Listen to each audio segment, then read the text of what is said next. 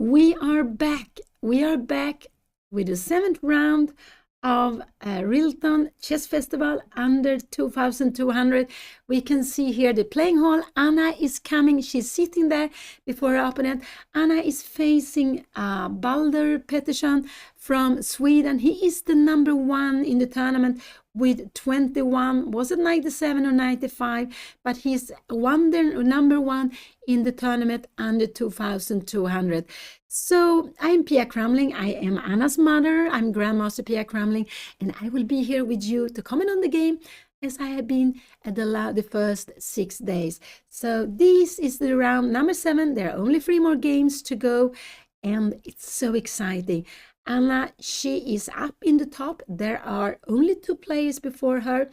There are 2 players with 5.5 out of 6. Here we see also Balder is coming. He's coming to sit down, and they will soon start the game. And so there are 2 players with 5.5 out of 6, and then there are, I believe, 7 players with 5 out of 6.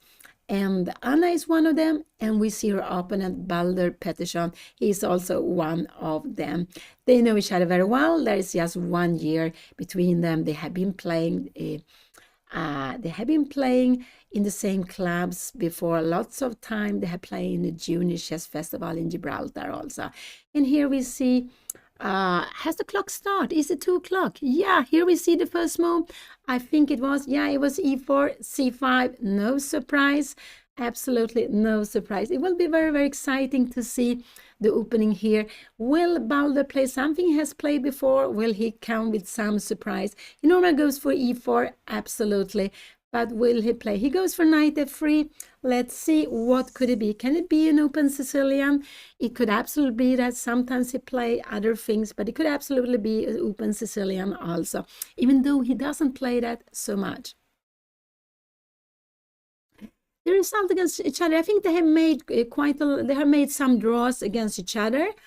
I think they played some classical game, at least maybe 2. I think there were 2 draws, if I remember correctly. Here we had Anna play exactly the same. Knight f3, knight e6. Thank you. I think there were some subs here. Thank you so much. And we see he goes c3. So he goes c3, playing against, he playing the Alapin. And that is not what he normally does. It's a very solid opening. It's a very solid open to play c3, and normally he doesn't do that. But so this is a little bit of a surprise, I would say. Oh, I think there's another sub. Thank you so much.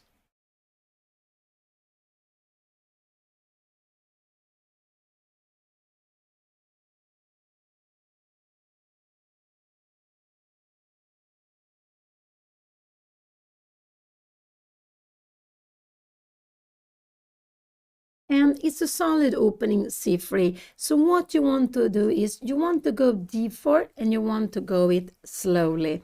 You want to go d4, and you want to go it slowly. So you want to have this pawn here on d4, and you will get the center. And normally what black does, the most normal move is either to go knight f6, you attack the pawn, or to go d5. So before white get the pawn to d4, normally black attacks it. Also because the knight is here on c6. You can even go a move like e5 if you want to. But that is not considered so good, I guess. No, but it's also possible. It actually will give, after e5, if you go something like this, we will actually have a kind of a position. You need to go bishop e7, and after knight f6. And now it looks more like e4, e5.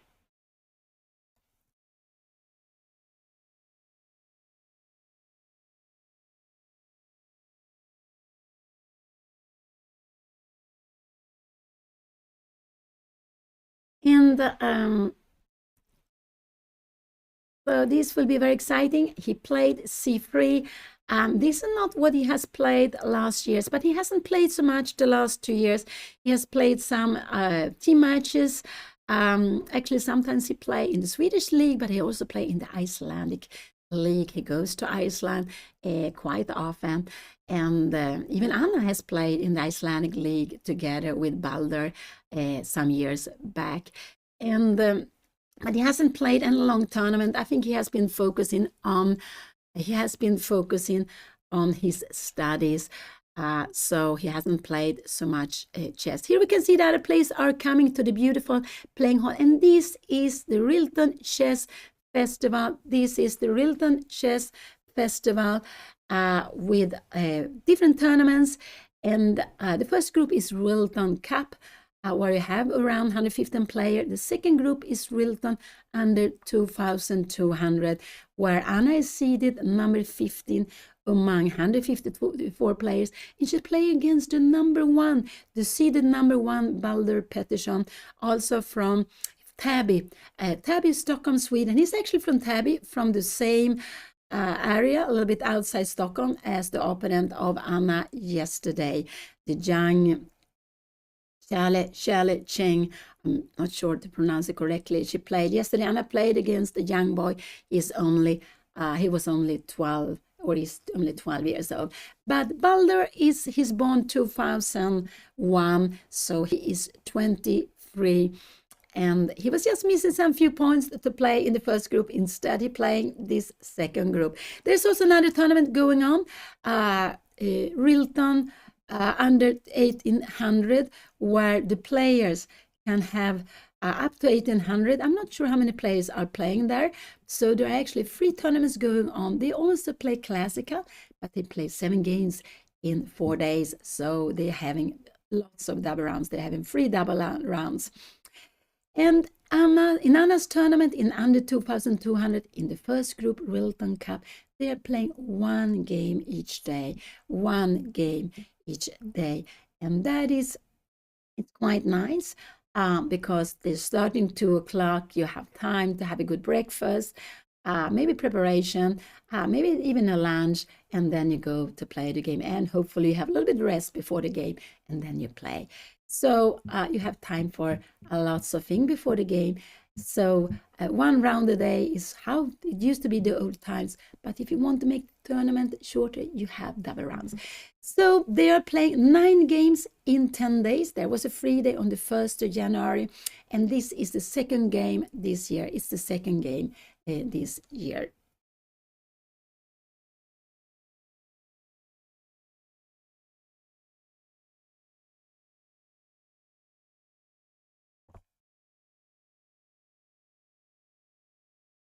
Yeah, Anna is playing with black. This is a bit of a surprise. I was quite sure Anna was going to be white, but the 2 players with 5.5 out of 6. They play against each other. Is one young player, 18 years old, from Singapore. Was it Jiping? Something like that, against Tabak. Tabak, who was the one, I think his name is Stefan Tabak. He beat Balder yesterday. So Balder actually started with 5 out of 5, but he lost yesterday. And now he play c3 against the Sicilian. Anna hasn't made up her mind what she will play here now. She hasn't made up her mind what she will play against it. But it's quite, I would say, d5, knight f6 are the 2 most common moves. You can go move like e5, but go in d6, no, it's not good. Go in g6 is not so good either, with a knight here on d5. Because you will come here, and now you don't want to go bishop g7, because d5 you will just be pushed back and you lose time. So with a knight on c6, knight f6 or d5, these are the absolutely main move to be played. Maybe e5 is also possible, but one of these moves should be played. I forget, no, you can go e6, of course. You can e6, d4 and d5. And if now you can take here, you can decide to take with the queen or with the pawn, open up. You play with an isolated pawn, but your opponent can also, in a position like this here, go e5. And all of a sudden, we don't see a Sicilian position. This is a French position, the closed variation with e5. So let's see, Anna hasn't made up her mind. I think Balder surprised her here now. He went c3, playing this move already here, and it's a way of getting the center slowly. It's quite solid to play, but it's absolutely also a way of playing for win. I know some players who always go for this. So if you don't want to go for open Sicilian with d4, Anna's young opponent yesterday, he played d4, you can go c3. You could also go bishop b5. You can also go b3. These are ways of, or you can go d3 or g3. These are a different possibility white has to avoid the open Sicilia, which is more where you need to know more theory.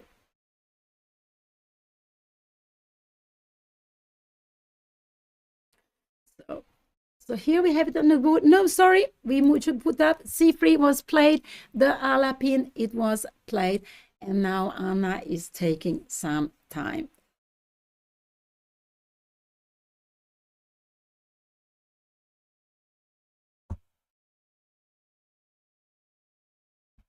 So there are 2 plays, 5.5 out of 6.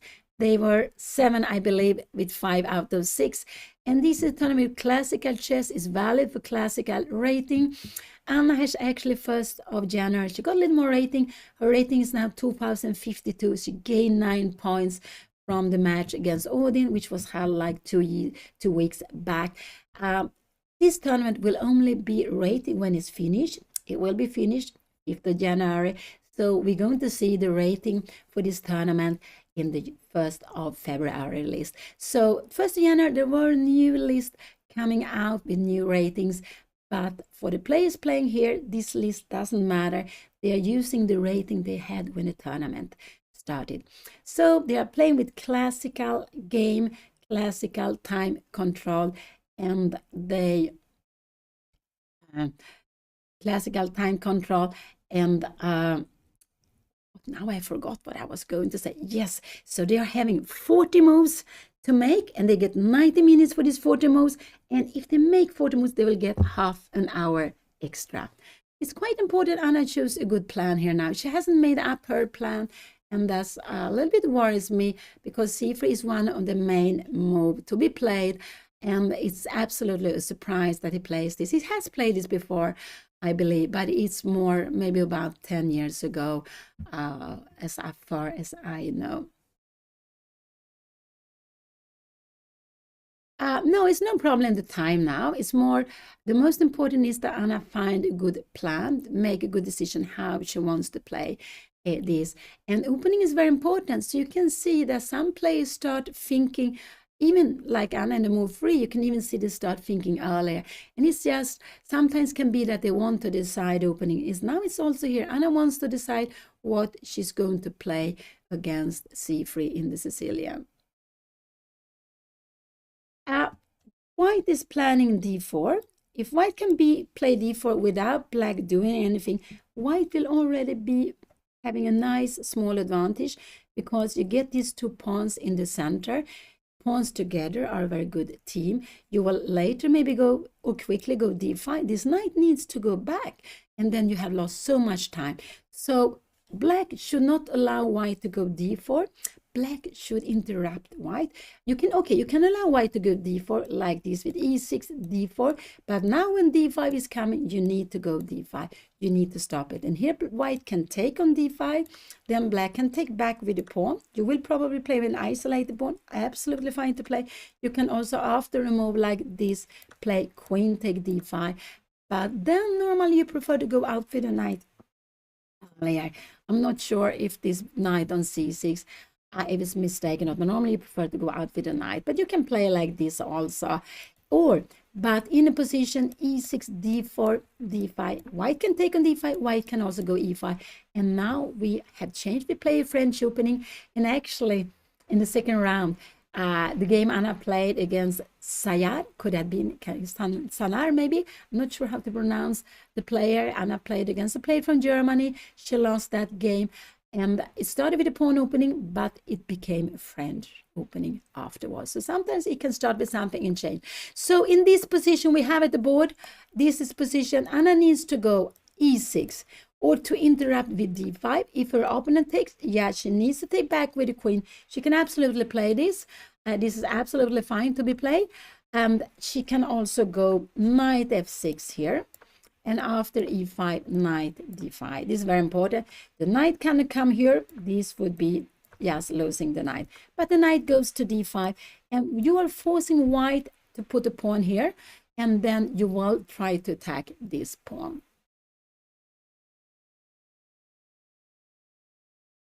So here we have the position. c3 is played. Anna is spending more than 10 minutes here now. It's nothing wrong to spend it, but it really shows that she didn't expect this, and that she hadn't made up her mind how she will play it against c3, Sicilian.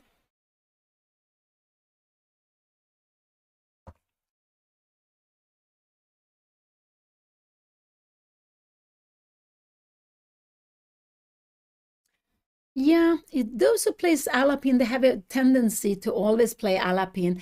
Some players play Alapin depending on, we can see that here we have the position. You can go Alapin here now, but it gives black more options. With going knight f3, you're waiting for white, what black will do. If you go d6, yeah, you can still go c3, but we have this knight f6 move. We're not threatening to take it because you have queen a4, but if you go d4, yeah, now we can take the pawn. There is no, if you go d5, threatening to take it, we just come back, we win a pawn. So that's, so some players, they go e4, c5, knight f3, depending on what black does, you go Alapin. And here we see the Alapin on the board here now with c3.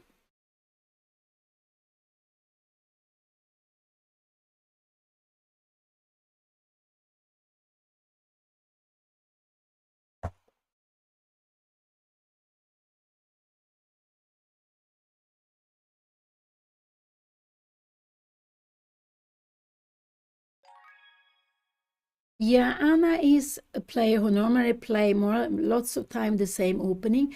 It's advantage and disadvantage. One disadvantage is, of course, your opponent can prepare. Balder, he knew that Anna was going to play Sicilian, put a knight on c6 and c3, so he had prepared this before the game. He wanted to get it out to this position. He knew that it's very, very big chance this will come. What is good when you repeat playing the same? Anna go knight f6, and this is the move I expect Anna to play. This is absolutely the move I expect her to play here now.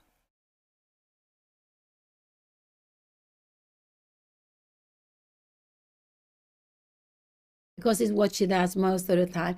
And now, yeah, you can defend this. You can make a move like d3. This is absolutely possible to play if you want to. You can also go bishop d3, planning bishop c2, and then d4. This is also a way of playing this, absolutely. You can do that. But the main thing is to push the pawn to e5. That is absolutely the main thing, the main move. And this is, Anna doesn't play this all the time, but she has played knight f6 before also. I think this is the move she chooses most of the time. And here we have it, e5.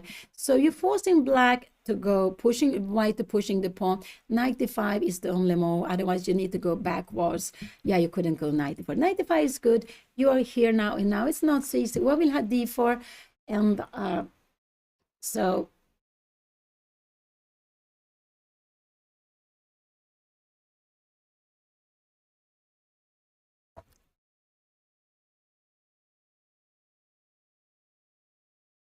And Anna takes on d4, it comes quite quickly. That's quite natural to do.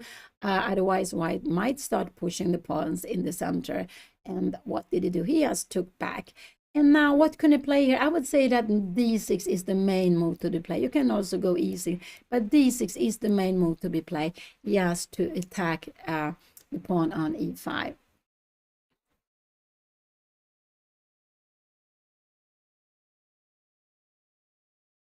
So we see an Alapin here, and she goes for Sicilian. This is the third time she plays Sicilian in all the games when they played e4 in this tournament. I guess in most other tournaments too, and I go for the Sicilian.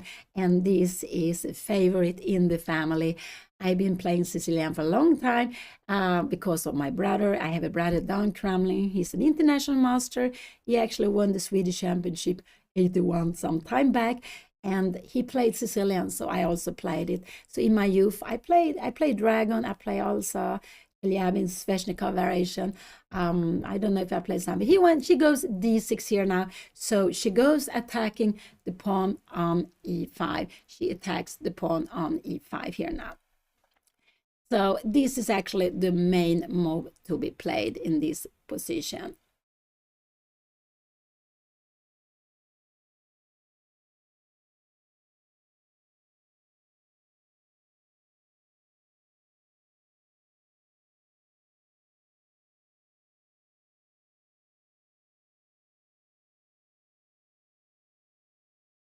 So Anna took some time, but now she played quickly these moves. And yeah, when you go knight f6 after e5, yes, knight has to come here. And we can see we are having a grip here now. So now Anna is planning maybe to take on here, but she's putting pressure on this one. She might even, but maybe not yet. If she had castle, yes, bishop g4 would be a move. Maybe not now, because there are some things with queen b3, taking on b7. But I think actually it could be that bishop g4 in this position will be possible. But normally it's a bit slow. But of course, after black play d6 is white to move. White will not go a move like this. Doesn't look so good here. No, we will actually like this. We will take on e5. You take back, and now we take here. What are you doing? You take like this. But this will absolutely be a little more convenient for black. Maybe bishop d7. And why is more convenient for black? Because look at the pawn structure. We have 1 here, 2 and 3. Black have 1 and 2. The pawns are connected. They are together. This is an isolated pawn. This is an isolated pawn. Yeah, you can go rook b1, put pressure here, but the knight defense here, you are absolutely fine. You will go maybe bishop c6 later, bring the bishop up. You will go rook c8. So this is a little bit, maybe it's about equal, but it's a little bit more convenient to play for. Maybe we go bishop e7 castling, and we are going to bring in our rooks. And maybe we go, I don't know if we go b6, probably, no, we will probably go a6 later on. So this very far away is not the game, but I just want to say knight c3 is not a good move to be played here now. What is the most common move? I think is bishop c4 or taking here. These are the main low move, to go bishop c4 or to take on d6.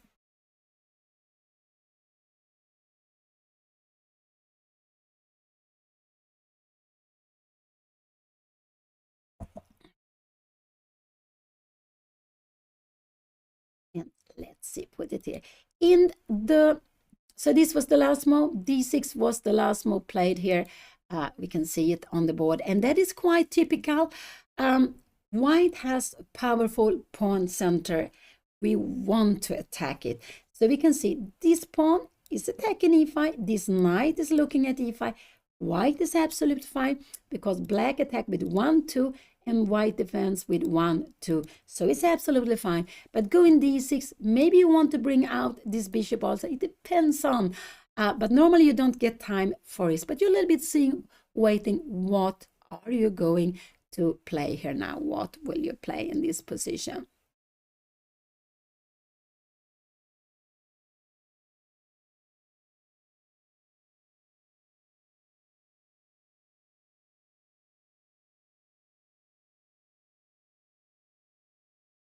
And he has played. What did he play? He played bishop c4. Oh, I'm sorry, I'm not awakened. He played bishop c4. I could see he was thinking so much, and this is the main move. And what can you do? I guess e6 is the main move. You can also take here, and you can go knight b6. These are the moves. e6, knight b6, and take on e5. These are the moves you can play. Actually in this position. So it will be very exciting to see what Anna does.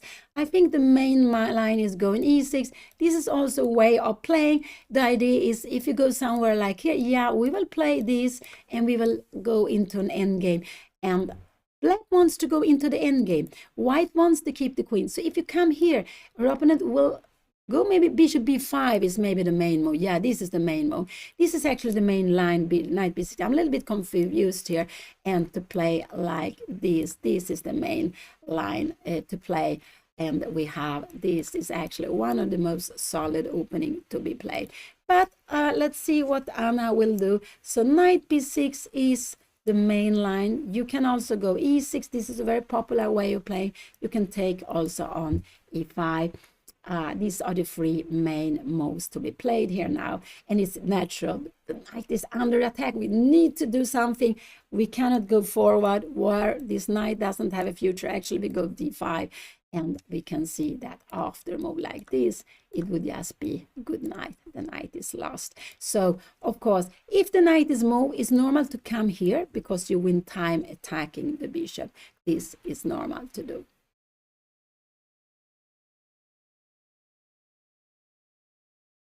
So, yeah, that's true. Here you don't have f4. F4 not so common to play in the Alapin, but I remember a game I played. It was in Velef Malaga. I think it was 86. It's almost 40 years back. And my opponent played Alapin with c3 very quickly. I played the Sicilian. Already then I played it all my life. And he later on played with f4, and it was quite unpleasant. I couldn't find a good way.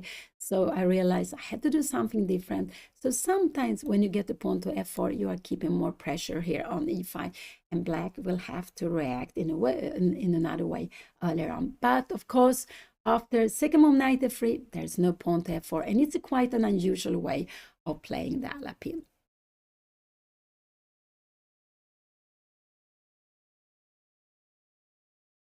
And yeah, there's so many ways of playing against the Sicilian.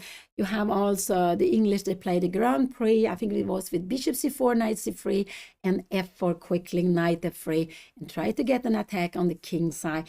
That became very popular during some years, but I think it's quite a long time back ago. So let's see what Anna will play here now. Let's see what she will play. So this is the Alapin. We have c3 is one way for white, a quite nice way for white to avoid the open Sicilian. You see, we have the pawns here now, and now here in the center, black is attacking them, and black can choose to play in different ways. So Anna, she has 5 out of 6, exactly the same points as her opponent. And there are two players with 5.5 out of 6. They play against each other. A young player from Singapore. I think he was only rated 1775, or was it 1875? He is low rated. He's not so high. I think it was not, yeah, he's low rated, and he's 18 years old. Was it Yipeng? Something like this. And he's playing against, I think, Stefan Tabak, the player who beat Balder yesterday. So 2 players and 5.5 out of 6. And then we have 7 players. 2 of them we see at this board. It's Anna and Balder. They are having also 5 out of 6 together with 5 other players. And the players around Anna and Balder, I don't know. I don't think they have the same points, because Anna is always playing there at the same table. It's easier with the camera. But it looks very nice. You can see how the players are sitting there. Some are almost maybe a little bit tired also. But you are allowed, of course, to walk around in the playing hall. And the playing hall is quite big, and that is nice. So you're always allowed to walk around in the playing hall, go to the bathroom, go to take something to drink. You will need that. And you can also, yeah, so that, and you can also look at other games if you like to do that. We are all different. Some likes to move a lot during the games. Others like to sit a lot. And Anna is one of those who like to sit a lot when she plays.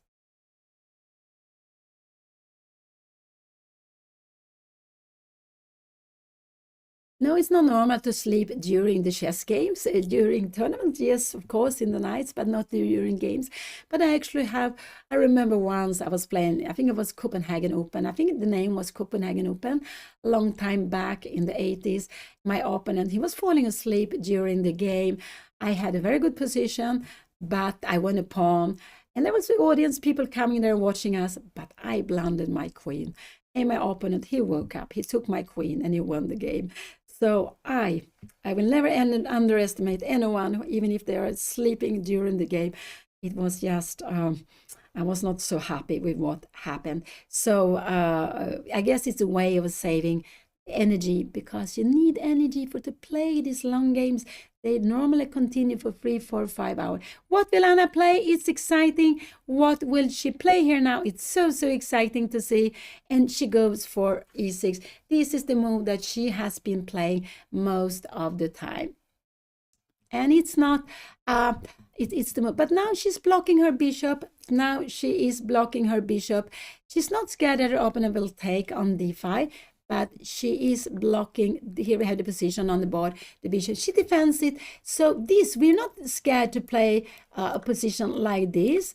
Like here, we will go, yes, bishop e6. We can even castle. You don't really want to come here. We are going something like here. Where are you coming? If you go bishop e3, we will start having some pressure. Oh, look here, you can't castle. Now this will be good for you. So, and after knight e2, we will have some checks here. This will be just getting very, very good. So no, you're not worried about this. You don't. So her opponent will absolutely go castling, and then I expect Anna to go bishop e7, and we will have this position where white can always take on d5, giving black an isolated pawn. But most normally is to move away the queen. If you go knight c3, we will be very happy because we want to change queens. We always want to change queens. There will be no danger with the king. But white wants to put pressure. So after e6, the plan for white is normally to go castling. We go developing and queen e2 and here. And now you can go rook d1. You can even go knight c3 now. And we have this position because now when we take, there is no queen here. And white will try to go, you can go queen a5, queen c7. But white will absolutely try this plan, bishop d3, queen e4, and play against the king side. So this is absolutely quite the way white plays. And black will defend against this. Black will try to play on the open d and c file in what we saw. But let's see how her opponent will play. He will not go knight c3. Will he take on d5? I don't know. No, I don't think so. For me, he can also go queen e2. He play castle. Yeah, that was very natural move to be played. I think Anna will go bishop e7 here now. This is quite natural. Yes, to develop, not to make any decisions here now. Because if Anna takes here now, she can do that. She can come knight b6. But then her opponent will probably go bishop d7. Can we go knight b4? Yeah, we can play like this. Again, we want to play this. We would be happy because we would absolutely go queen d7. And the endgames are always fine for us. The endgames are always fine. So black wants to play endgame. So Anna can actually now take on e5 and go knight b6 if she wants to, or bishop e7, which is the most common move to be played. She played bishop e7. This is what she played. And I think this is the way Anna has played most of the time. So I don't think her opponent is surprised. Not at all. I don't think so. I think we will see queen e2 here now. And then Anna will go castling and knight c3. This is what I expect him to do. He can also go move like this here. But again, if you go here, we take, and you take with the bishop, we can again go for playing this endgame. We're not... This is absolutely fine to be played. Maybe even, can we go b6? No, I'm not sure about b6 because bishop b5 might be a little bit worrying. But okay, we have knight b4. I just wanted to show you that this here would be just very, very bad. Now we get into huge problem. So it's not possible. So the endgames, black wants to endgames, white wants to keep the queens here because white wants to go and attack h7 with the queen to e4. This is the plan, queen here, and bishop here to attack h7.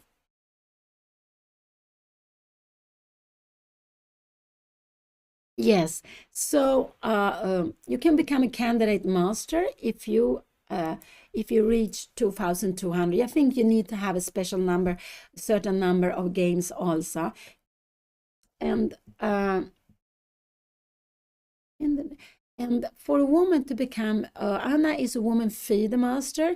She has passed 2,100. So then she has become a woman FIDE master.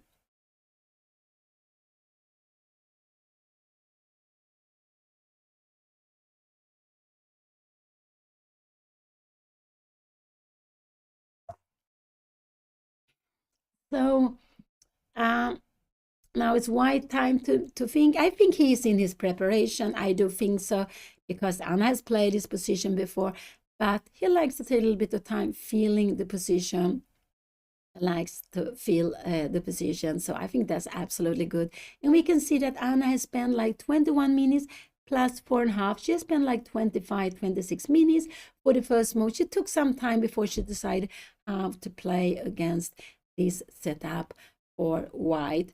And so it will be exciting to see how he will play. But I expect queen e2. This is what I expect. If you go queen here, rook e1, the rook is maybe, yeah, we can go castling. You go here now. Now we can play in different way. We can even go knight a5. We can even go b6 if we want to. But then maybe this will be coming. So maybe we can even go knight a5. After a move like bishop d3, we have knight d4. If you're coming here, we will go d5. You have to come back. And remember, this is the strong bishop. This is the bishop we want to exchange. So this one is behind here. But with the pawns on e5, d4, they are in dark squares. This bishop is not so strong because the pawns are the same color. This one is also not so strong, but we might come out here. But the main thing is we have exchanged white's good bishop. So that's also a way of playing this for black. And now he played, what did he do? He went queen e2. Yeah, he went queen e2, the main move. And I'm a little bit, this is a position which is one of the main positions to play, but I think it's a little bit scary, this position actually. I think it's a little bit scary. Could Anna make a move like knight a5 now? I'm not sure if this is so good because you have bishop d2, you have not castled yet, and you will need to come back. This is a problem because you haven't castled yet. So now it's not time for this. So queen e2 was played. He's absolutely in his preparation. He's absolutely in his preparation. Anna will probably go castle. That's the main way of playing here. Can she do something else? Could she play a move like this? It looks a little bit strange, but after a3, d5 here, bishop b5, this poor knight has to come back here. This is not good. No, this would be completely wrong. So you can go here now if you want, but then you will see bishop d3, and now you could go bishop b4. This is possible, but you have also this in-between move, queen d6 and bishop e4. So actually, knight b6 is possible to be played here if you want also. Going after the bishop, now you can come here, but now you can save the bishop like this, because when we take, we don't get the queen endgame we would like to have. No, the endgame without queens, we don't get the queen exchange I wanted to have here. So this is also possible to play. So if Anna wanted to go knight b6, she should have done it one move earlier. Maybe not here now. So I expect Anna to go castle. She's spending some time here now. She is spending some time at the board.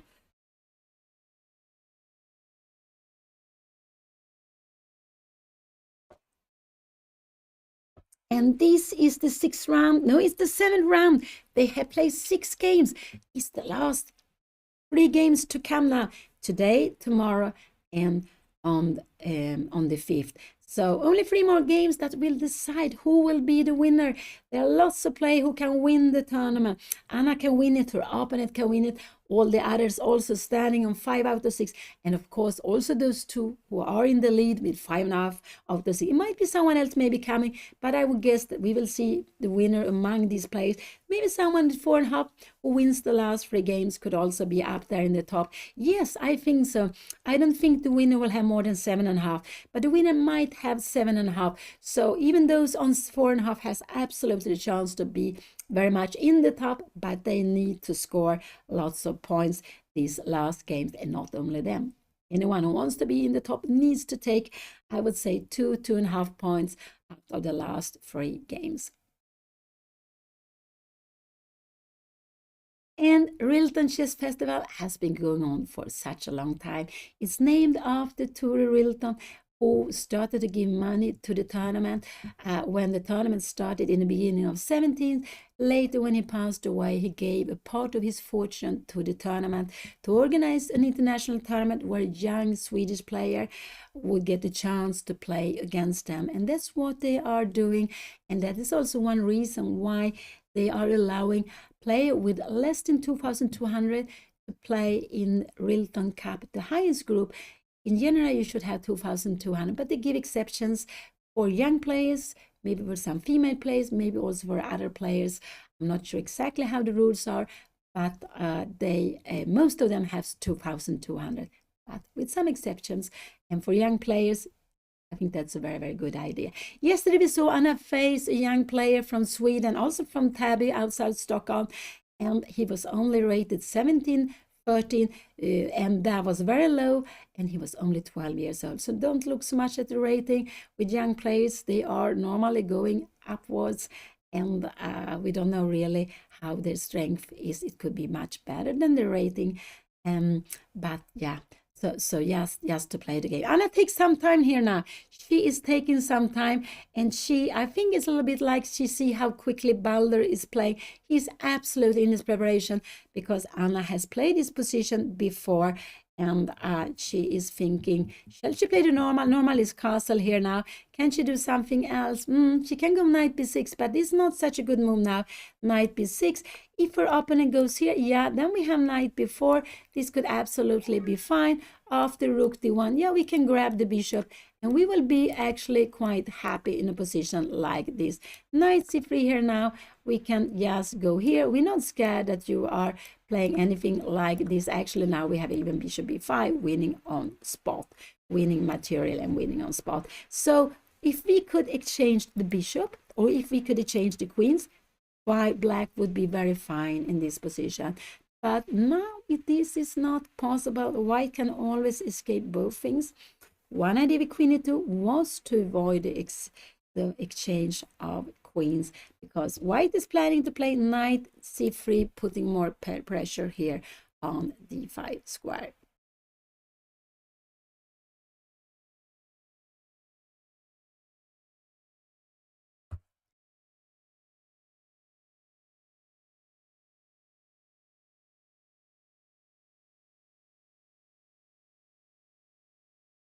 And actually, I think we can see Anna's opponent from yesterday sitting there to the left. This is him.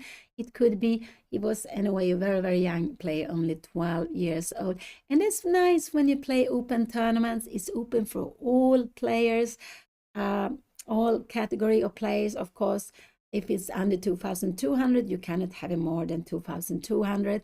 And tournament with up to 1,800, yeah, you need to be below 1,800. But otherwise, we can play there, we can be young, we can be older, from different countries. So it's just very, very beautiful, I would say. That's really very beautiful. It's to play. And I believe, I don't know how young the youngest player is. There was a player who is only 9 years old starting in the tournament, but I don't know if he kept on playing. But there are some very, very young tournaments playing in some young players playing in the tournament.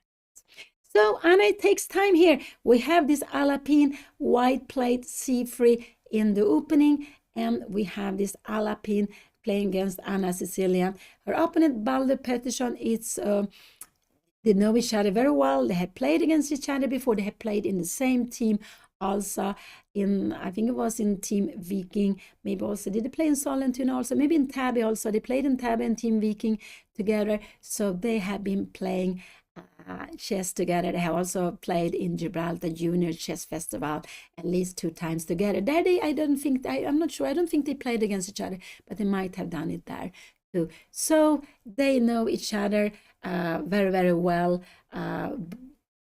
Anna and Balder. So Balder is also from Stockholm, but he's from Täby, just outside Stockholm.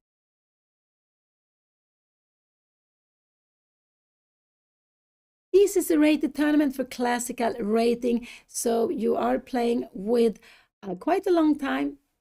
They get 90 minutes, 1.5 hours for 40 moves.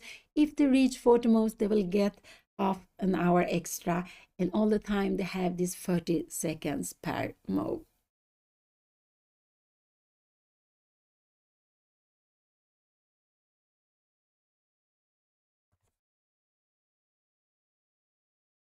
So it's rated for classical chess.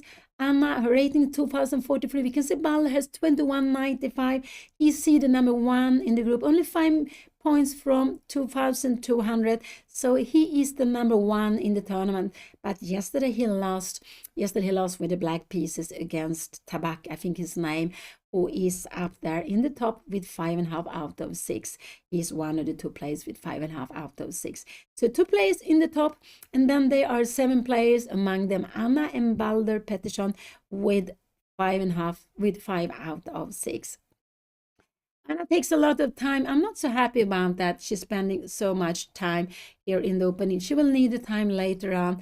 So it's a little bit worrying me that she takes so much time here now.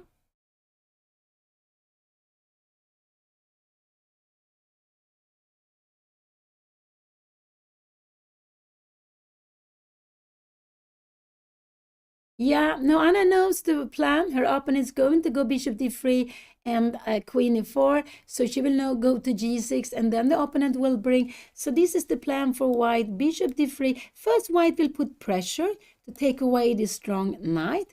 So white will start with knight c3 like this. Also, the rooks are connected. So this is what white is going to start with. And because after move like knight c3, we will need to play in different ways. I don't know really.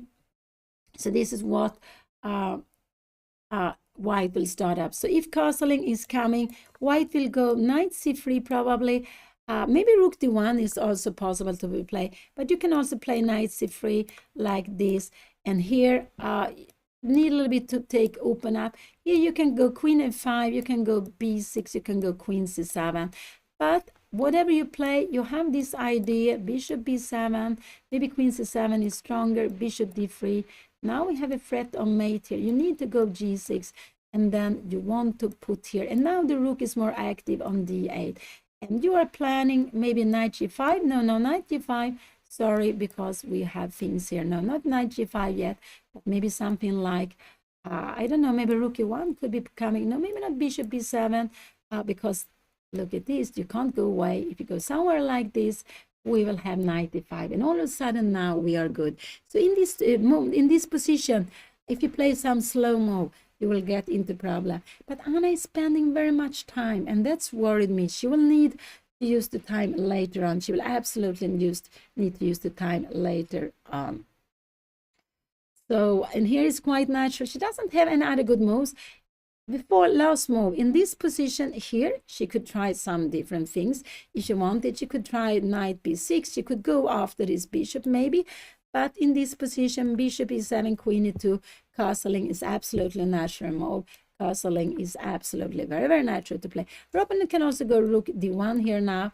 And if Anna goes b6 here now, can you go knight c3 here now? But maybe this is not, maybe this is fine. You go in bishop d3 here now, and we are taking, and we go queen c7. We have this queen e4 and again g6. But now we have some nasty threats here, so you will need to move away. So maybe queen g4, something. No, you can't do that. Sorry, I'm losing a pawn like this. So not so happy Anna takes so much time on the next move. Castling is what she needs to do. She can take on d5 if she wants to, but I would actually and go b6. Well, yeah, she can do that. Rook d1, bishop b7, knight c3. Now she gets into problem because it's a check here, so she needs to go castling here now. And after knight c3, she has this in-between move. This is no danger because we take the queen and we take the check. We would actually be so happy. What would we have won? A whole rook? Yeah, no, that's just winning. So she can play move like b6, but I think that this is what we will see on the board.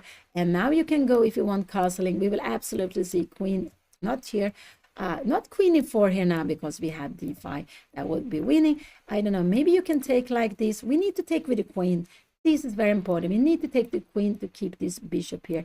But Anna is spending so much time. She is spending very, very much time. And that is what worries me in this position. The moves I can see here is castling. You can take on e5, but I prefer to wait with this and maybe go b6, but it doesn't make so much sense to go b6 here before castling. So these are the three moves. I would say one, maybe take on e5 too. To play this no now is not so good because we go bishop b3. We will not be able to catch the bishop. You go here now. We can play this absolutely d5, knight c3, but we will play position bishop d7. Maybe here we prefer not bishop c2. Let's get to go in castling because you have queen d3. Look at this g6. Can you come here now? Maybe you start with a move like a3. And maybe now we have f6. But these positions are always a little bit unpleasant here. for black to play. You get a little bit cramped, but now it's getting, maybe it's getting okay. Rook e1, and we grab the pawn. We need to take it back, and we are a little bit cramped here now. Absolutely a little bit cramped in this position. Let's go back and we play with this bishop, which is very passive. Let's go back. It's not the game. So I'm wondering what Anna is thinking. She's just not so happy with the position, and she can see that her opponent is well prepared. And then she's looking for a way to either maybe she's thinking, shall I go castle or shall I take on e5? I think this is what she's considered. Taking on e5, going castling, but it's actually the same. Her opponent, if she goes castle, he will not take here, because you can easier, look, if you do something like this, we can go knight f6. We are defending the king side. So this is why you want to have a pawn on e5. This is very typical in the French. We see it now in the Alpine, Sicilian. We can see lots of position. You have a pawn with white on e5. After that, you want to bring the bishop here, and you want to attack h7. And this is what it's going to do. But it wouldn't work without the pawn on e5, because this pawn restricts black.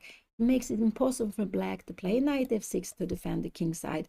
And remember that the knight are very good attacking pieces, but they are also very good pieces to defend the king. And that's why we often started out with knight f6. It's so good to have the knight close to the king, defending the king, and also make it work in the center. But with e5, this knight has been pushed away, and white is planning to exchange it with knight c3, and then you don't have any knight to be close to your king side.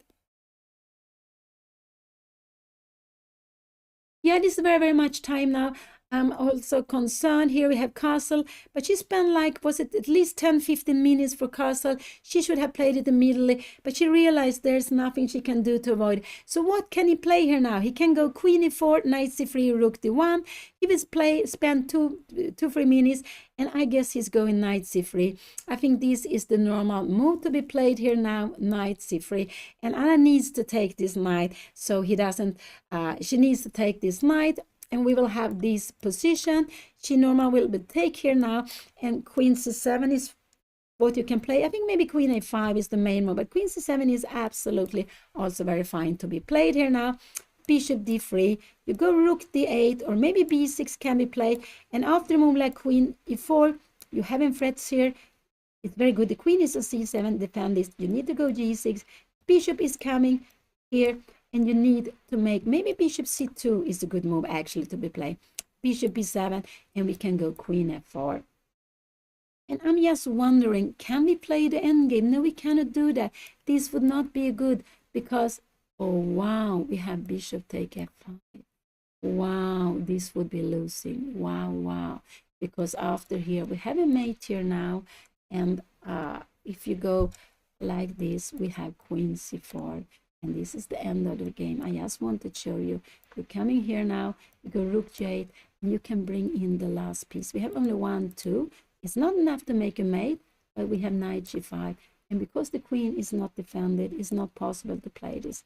We would just grab, and we would win. So f5, I wanted to see, would just be losing. I think we will see knight c3. I think he will play it quite quickly. He has lots of time. He knows Balder is not such a slow player. He's normally quite practical, I think, at the board, but he was also well prepared for this game. And he surprised Anna with his opening, playing the Alapin, something he hasn't played, I guess, in a long time. But he is also the higher rated player of them, so Anna can in that sense be relaxed. Just to play, she's playing with the black pieces. Unfortunately, she had to repeat colors, and it's because when you are paired, they were probably not another good player because to found for Balder. He's number 1 in the group. I think for Anna, it's number 4 out of the 7 players. So that's why they're paired against each other. Both of them should have had white today, but it is the higher rated player who changed color. And as Balder was black yesterday, Anna was also black yesterday, but he's higher rated color. So he changed color first. And that's why he's playing with white against Anna, and that she had to repeat black today. That was not what you really want to repeat black. But it's like that. Some players love to play black, but most players are a little bit more happy with the white. So what will he do? He takes a little bit of time, but I think he knows what he wants to play. I think just he wants to feel the position, and in some few minutes he will play his move. I expect knight c3. You can make a move like rook d1 also if you want to. Rook d1, maybe I like b6. I'm not so worried about this. Knight c3, we will just go bishop e6. We keep everything under control. Aha, we have this move here now. Rook c8, and we can grab a pawn here like this. We can take here now. You don't have time to take here because, wow, this is a pin. It would be very good, but you would just and then take back, and I'm not sure how this position would be, but I think it would be some compensation for black with a pawn less. So let's see. It's exciting what he will play. I expect him to go knight c3, but rook d1 is also a move to be played. If you go rook d1, bishop d7, and now go knight c3, how will this be now? I guess this will absolutely also be fine. The bishop is a little bit more passive here. Do we have time for this now? Rook fd8, queen g4. We have these threats here now. Maybe we go something like this, and we go bishop e8. Maybe we start some h4 coming here now. And maybe now, what do we want? Maybe we go queen a5. We put some pressure here. Maybe we had queen d5 coming. And I'm not sure. Yeah, if you go rook c1 here now, maybe we start doubling the rooks here.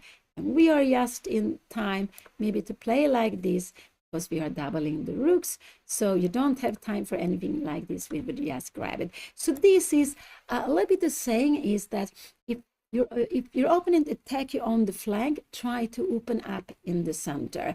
And this is a little bit the strategy that black might try in this game, that white plays on the attack. I expect there will be, it could be queen d5 already in here. This is not a good move because we would go knight b4. This would be very good for Anna now. She would be very happy. Even after this queen d6, you're coming here. We can even thinking b6 is good move. Bishop a6 is coming after the move. Maybe knight c3. Can we go rook d1? We will come here anyway. Or maybe we will even go f5, or maybe bishop a6, but this will absolutely be fine here now for us. Absolutely. We can go bishop a6, queen a1, and we can even go f5, and we are absolutely happy in this position. I'm not sure really what's happening here, lots of tactics, but let's go back. So let's go back. So this position, bishop d3 is not a good move because we would start. He took on d5. He goes for the most solid. He goes for the most solid. He's not going to play for an attack.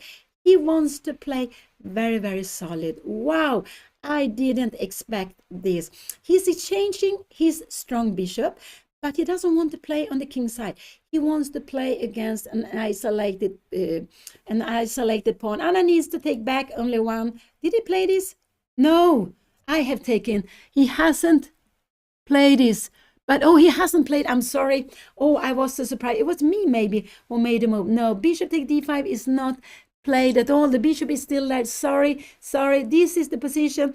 I moved around. It was maybe me who made it. No, I wouldn't expect him to take on d5. But he takes a little bit of time. That a little bit surprised me. I think he still is in his preparation. So I guess when I was moving around. So this is one move. He can also go queen e4. No, to take here, this is the most solid. You give black an isolated pawn. You will also have an isolated pawn. And it's a pawn on the same square as the bishop, but you take away your strong bishop. No, I don't think so. This is not a common way of playing for white. It's not a common way of playing for white. But it looked like it was on the board. But when I look at the players, I can see that this is not the position. So Balder takes a little bit more of time before he decides, but he has spent like 12 minutes plus. They have played 9 moves, 12, like 16, 17 minutes. So he's thinking of his 10th move. Now they have played 9 moves, and I spent quite a lot of time. She has been hesitating. Maybe to see if she should play something different, but we have this position on the board. It's one of the main line, I would guess. I think so, in the Alpine, where you force white to put upon an e5, so you get this beautiful square for the knight. But we can say that this bishop is passive. So if black could exchange a piece, we take away the bishop on the board, and if you could choose which one, we take away this bishop, which is very strong. So we would really love to change this bishop, the light square bishop, against white's light square bishop, because this is the attacking bishop with bishop d3. But as I said, this would not be a good move. After here, we will go d5. If you go back, we will just grab it, and we're very happy to play this position. Maybe we go a5 and b6 here now, and we will get out with the bishop here. But we have, more than anything else, we have exchanged white's good bishop. So here we have the position. This is position at the board, and now white is taking some time. Yes, Anna has some new merch, some new items, so you can always go to Pia Cramling. You will find more about it. There are some hoodies, there are some, I think, mugs also, some kind of hats also. So there's some new items in her new in her collection, so you can go and look at her homepage.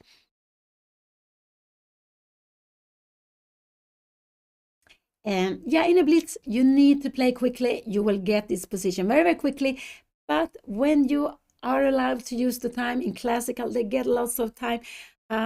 We start overthinking things. We're also planning on, do we want to do this today? Do I want to play something else in this game? So we have lots of different thoughts, and then the time is running away. So Anna has spent 40 minutes 40 minutes to get to this position. It's quite a lot because they only made 9 moves, but she has been hesitating how to play the opening. And now we can see that white is taking some time. And but I think but Anna has had this position before on the board. She has played this position before on the board. So after 40 moves, if they reach 40 moves, they will get half an hour extra. This valuable half an hour, so important. You can go have a little break, maybe go up, go to the bathroom, take something to drink. But this half hour after 40 moves is very, very valuable. And we shouldn't forget that it get something so important. This half minute after each move. So if you have a winning position, but you don't have any time on the clock, you will at least get these 30 per move.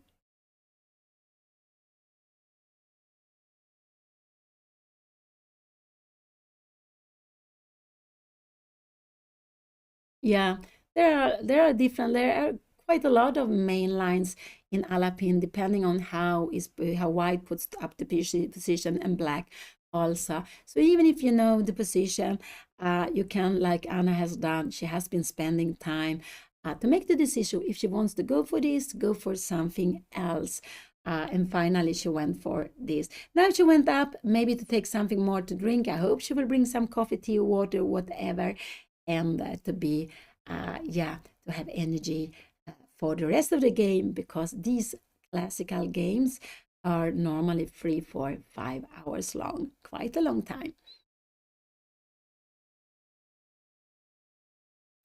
For to be in the top 3, you will need to make at least, you will need to win today to be in the top 3.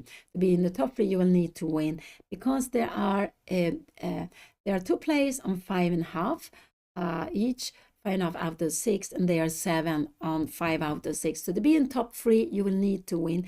A draw, you will probably drop out. You will be something like shared 3/4, something, maybe shared 3rd. No, I don't think so. I think you will be shared 5th, 6th, something like that is my guess. I don't know.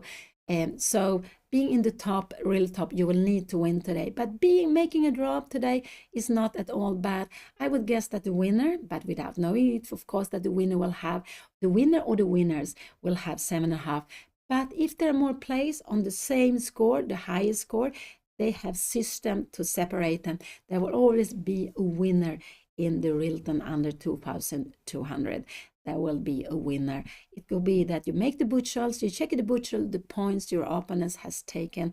Then you can make butchers, maybe taking away 2 of your opponents. You have different system, and you can go and see if you play against each other, the result between you. And there are lots of different ways. And sometimes if there are tied all the time, you can go and look at the colors. Has anyone played with more blacks? Yes, that could be a reason of winning a tournament. So yeah, there will be absolutely a winner in RILTON and the 2200 and RILTON Cup, of course, also.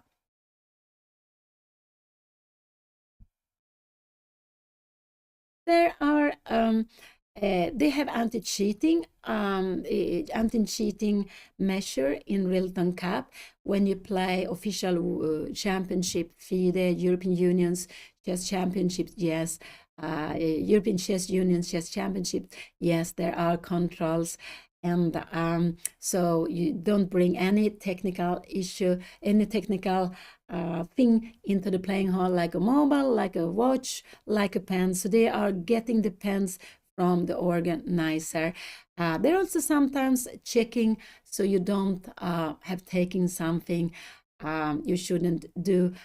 So a long time ago when they started this, because chess is trying to become an Olympic sport, and then chess needs to follow the rules for Olympic sport, I believe. So sometimes they have been checking on what you have been drinking, eating, but it's normally when you qualify very far in the world, maybe World Championship is some official tournament. In an open tournament like this, no, you don't have it. But in the World Championship, yes, they are checking also that. Not for everyone, but for some players.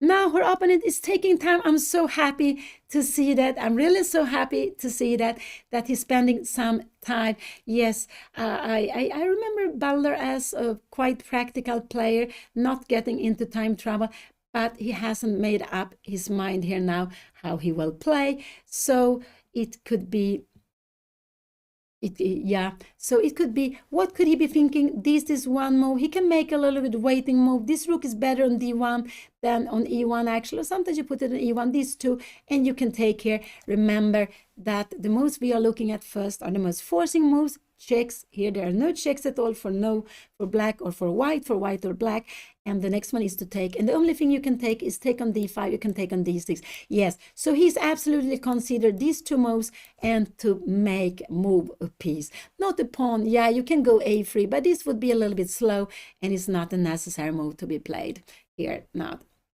I remember when it started with drug testing, people were worried that it couldn't drink so many coffees during the game. They were saying that if you drank maybe 10 coffees, it will be positive, and you could not do that. So there were a little bit things like that, but I don't think anyone has been stopped because they have taken too much coffee during the game.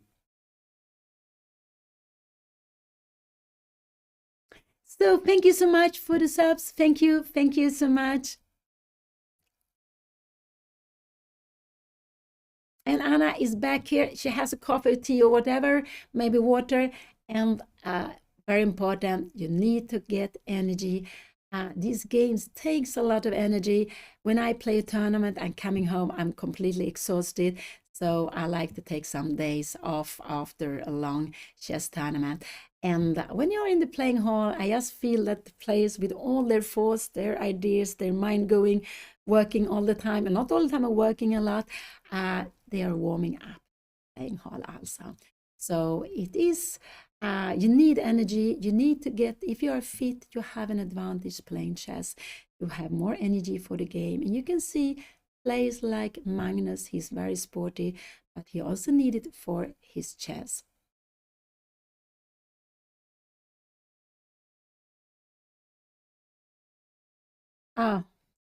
Oh, favorite play. There are lots of very strong players in the past.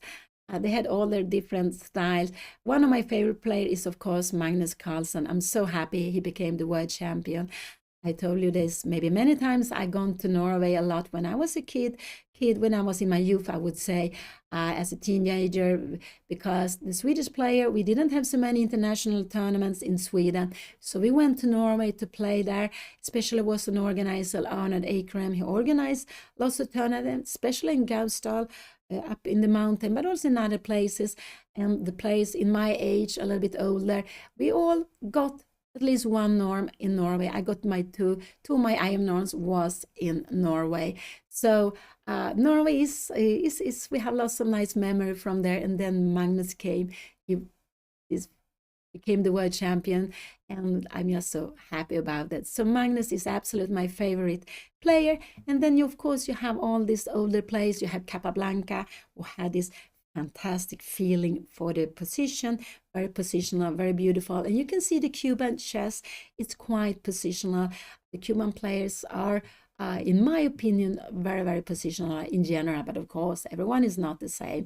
But I see the Cuban school as positional chess. He was also good in the end games, of course, and became world champion. So world champion always needs to know all the phases of chess. Alyoshin had more this brilliancy in his games, but was also a fantastic player. And you have lots of others, of course, Kasparov with his energy, everything. And yeah, there are lots of players during the year. Michal Tal, also again, brilliancy and so on, but winning the working very, very hard. And he was also world champion for some time, also defending his title. There are lots of them. We had also Vasily Smyslov, again, very positional. He also have made some beautiful studies, very good in the end game. Yeah, there are lots of them. And they were, of course, if you become world champion, you are a very good player. I think Duda is a fantastic player. I have never played him, have seen made fantastic results. I'm very, very happy for that because Poland, I have some friends in Poland. I haven't played there only the last years, now twice, and I enjoyed it very much. I see it's a chess country. So yeah, it's very nice to see them see Duda. He's become such a strong players. And we see there is strong players in lots of different places, but I'm very happy for the Polish chess. They have lots of tradition in chess and some very good players. Their pairing system, so before the first round, when they decide who will be black or white, they're putting up the players after, oh, he's down now. He has been thinking like 20 minutes, Balder. He hasn't made up his mind here now. He hasn't made up his mind. So before the tournament starts, to know everyone who has registered for, let's say, under 2,200, they put them up after the rating, 1st of December, in the rating order, and then the pairing make a lottery. Will the first board be white or black? And in this tournament, the first board, Balder, he was white the first round. It means that everyone with uneven number will be white the first round, and everyone with even number will be black the first round. And then after the pairing system is looking, here we have it. He played A3, but that is a little bit of a slow move. It's not the necessary move to be played. So what can Anna do here now? She can play different. He played a slow move, A3. He's showing, he's going, he planning bishop D3, queen E4. I'm just wondering, can Anna go B6 here now? Is this an issue? Is this something to be worried about? No, I don't think so. Bishop B2. Do you dare to take this pawn? No. Knight A5. Look at this hole here. No, you don't want to do this. Oh, this queen has to come down here now. And we will just take on D5. If it takes back here now, we can go bishop D5. Oh, wow. No. Sorry. No, this is not possible. So B6 is a possible move to be played. And I can also go queen b6 to put some pressure. But then we could see a queen f6 coming. We have this knight a5, bishop d3. Now there is a middle threat, queen take h5. But we don't have to go g6. Here we can go f5. You take, and we can go knight take f5. You're moving away the queen to h4. Do we have time for knight b3? I wonder, do you have time for this now one? Knight take here. If you go bishop take f6, we can even take back. After a move like this, we are running away here. So you will need to take with the queen here, king f7. And if you come here like this, we will just run away and we will have an exchange more. It's not such a big problem here. This is far away. He played a3. This was a slow move. It's a move I actually think helps Anna. So what can she do? What I would probably, maybe b6. You can go bishop d7, but he's going to go this move and queen e4. This is his plan. You can also go queen b6 here now. This is absolutely fine. I'm wondering, is this anything to be worried about? No, it's not. You could go a move like queen b6, but I think this looks like a little bit an odd move. But the idea with queen b6 is that you're planning to take here, you're putting, so if you come here, and now we go knight a5. We want to annoy you. If you come here, we will just drop this bishop here, and if you take here, we have our dream. Remember, we want to exchange the white light square bishop. This is what we want to do. So this is explanation of queen b6. It's a little bit a way of putting pressure on d4. But after a move like this, yeah, you can go queen e4, but I like knight a5. Now this, no, we go queen b3, and we're winning the bishop because there are threats against the rooks. Only way to save the rook, you will need to take here, and we are very happy to play this position. This is the piece we want to exchange. We want to exchange this bishop. So Balder play a3. This is a slow move to be played here now. So what can Anna play? Anna can go bishop d7 if she wants to. If you go queen e4 here now, we can go knight a5. If you're coming here now, we can go bishop b5. Look at the rook e1, and we can go bishop c4. This bishop, there was a pass, and now we're changing it. So bishop d7 is also a nice move to the play. If you're coming here, we go knight f5, you go bishop d3. This bishop is good here because we have time for f5. Take. You're coming away now. If you come queen h4, I don't know if you dare to do this. You have knight b3 here. This is absolutely fine to be played. This is absolutely fine to be played here now. So probably in a position like this, yeah, so bishop d7 is actually the move I would like to see here on the board. I think bishop d7 is a good move. I wanted to go bishop b6, bishop b7, but I like the bishop here because if this plan is coming here with bishop d3, we always have f5. So I like the bishop here on d3. So bishop d3, if you go queen e4, we can come here. We're not scared that you take here. This, if you take here now, we will go, you can go bishop e6 also. Or bishop e6 is also fine to be played queen here, and knight b3. What are you going? Now we have d5. So maybe in a position I like this, we will take here now. If you take back, wow, this would be the end of the game. You're moving up here, and we have a double threat. We are winning a piece, but we are also having two pieces attacking the rook. We are winning material. You need to go, and we are just going out with a knight, with a piece up. So bishop d7 is the move I would like to see here. I think this is better. This looks a little bit strange to me. I said something like b6, but I prefer the bishop on d7, defending e6 here now. Thank you so much for the sub. Thank you so much. Have they played? Have they played? No, I don't think they have played. It's Anna to think here now. It's absolutely Anna to still thinking. And but I like this idea. I like this bishop defending e6. It means that you can go f5 sometimes. Not now, but when you make f5 with tempo. When the queen is on e4, the bishop is behind. Yes, then I like to go f5. We cannot play f5 when the bishop is looking here because e6 would be falling. We would lose the pawn. It would be too much pressure against the e6. But with the bishop on d3, yes, then we can go f5. So Anna has played quite slowly.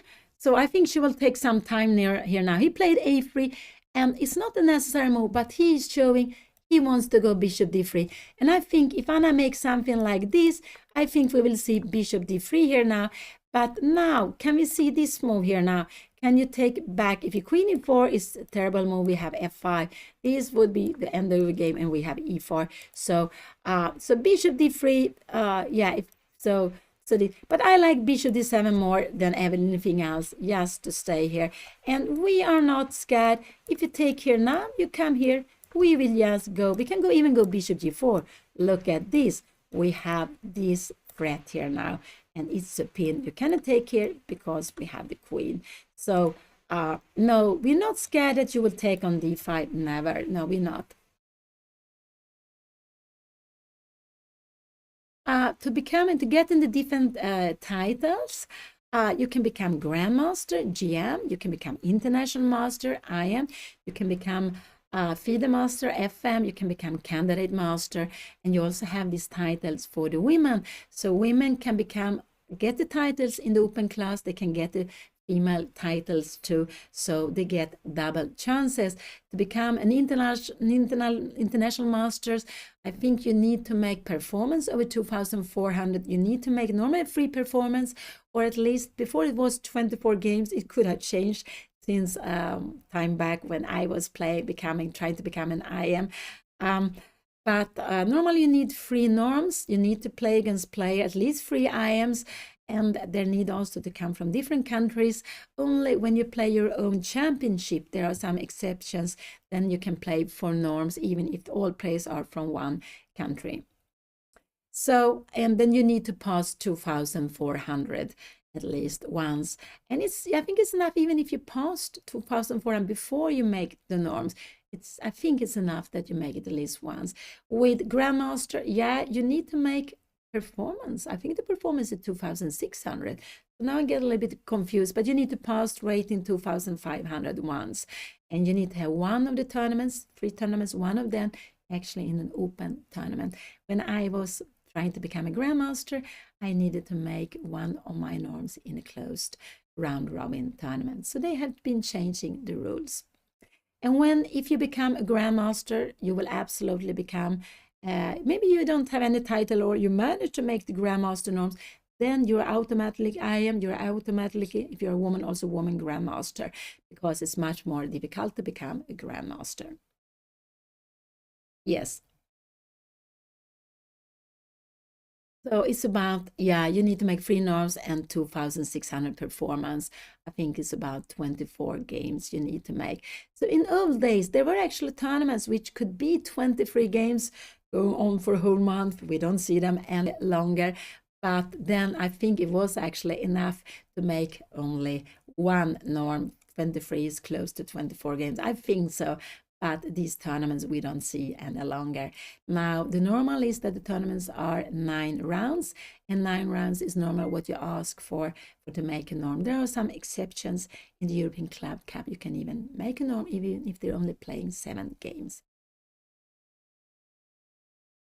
Yeah, Anna is down to 45 minutes. She is a little bit fighting to find plans here now. So she is using lots of time. I'm only worried about the time. I'm not worried about the position. And I saw that Balder, he played this a little bit slow, move A3. He could play the same without it. But he doesn't want to go knight c3. We can see that then, because then he would have played it. His plan is he will go whatever Anna played. We will see this move. And in position like this, can Anna go knight a5 here now? Then maybe we have a move like this.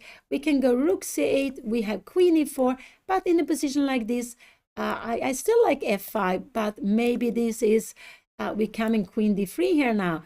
I'm not sure this is such a good move. We may have maybe a6. No, not a6. Knight c3 is coming. So maybe this is actually getting fine here, because here we have knight c3. We have knight g5 actually. This is a little bit scary. So in a position like this, f5 is not the right. Oh, this is difficult. So if Anna go bishop d7, her opponent will play bishop d3, not queen e4. And bishop d3, I think, is a more flexible move.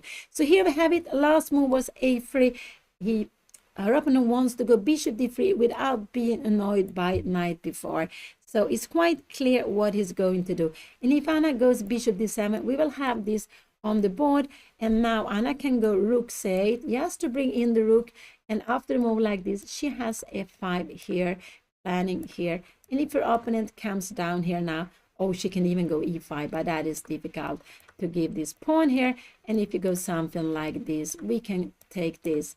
And wow, yeah, but this is very, very difficult to make this decision, to just give a pawn. It's because all her pieces are ready to be played. Maybe rook c5. No, but this is not possible to see, to realize. So bishop d7, bishop d3, rook c8, queen e4, and Anna can go f5, g6. Yeah, then you get this typical grip here. Now maybe you can go f5 and you take with a knight. You bring it away here. Rook f7, but why? No, we have knight g5. No, you don't have. We give some exchange. Oh, so tactical, so tactical. So not at all easy to play, but we know white's plan. a3 was played. Next move will be bishop d3. Put the bishop looking at Anna's king side, and after to go queen e4.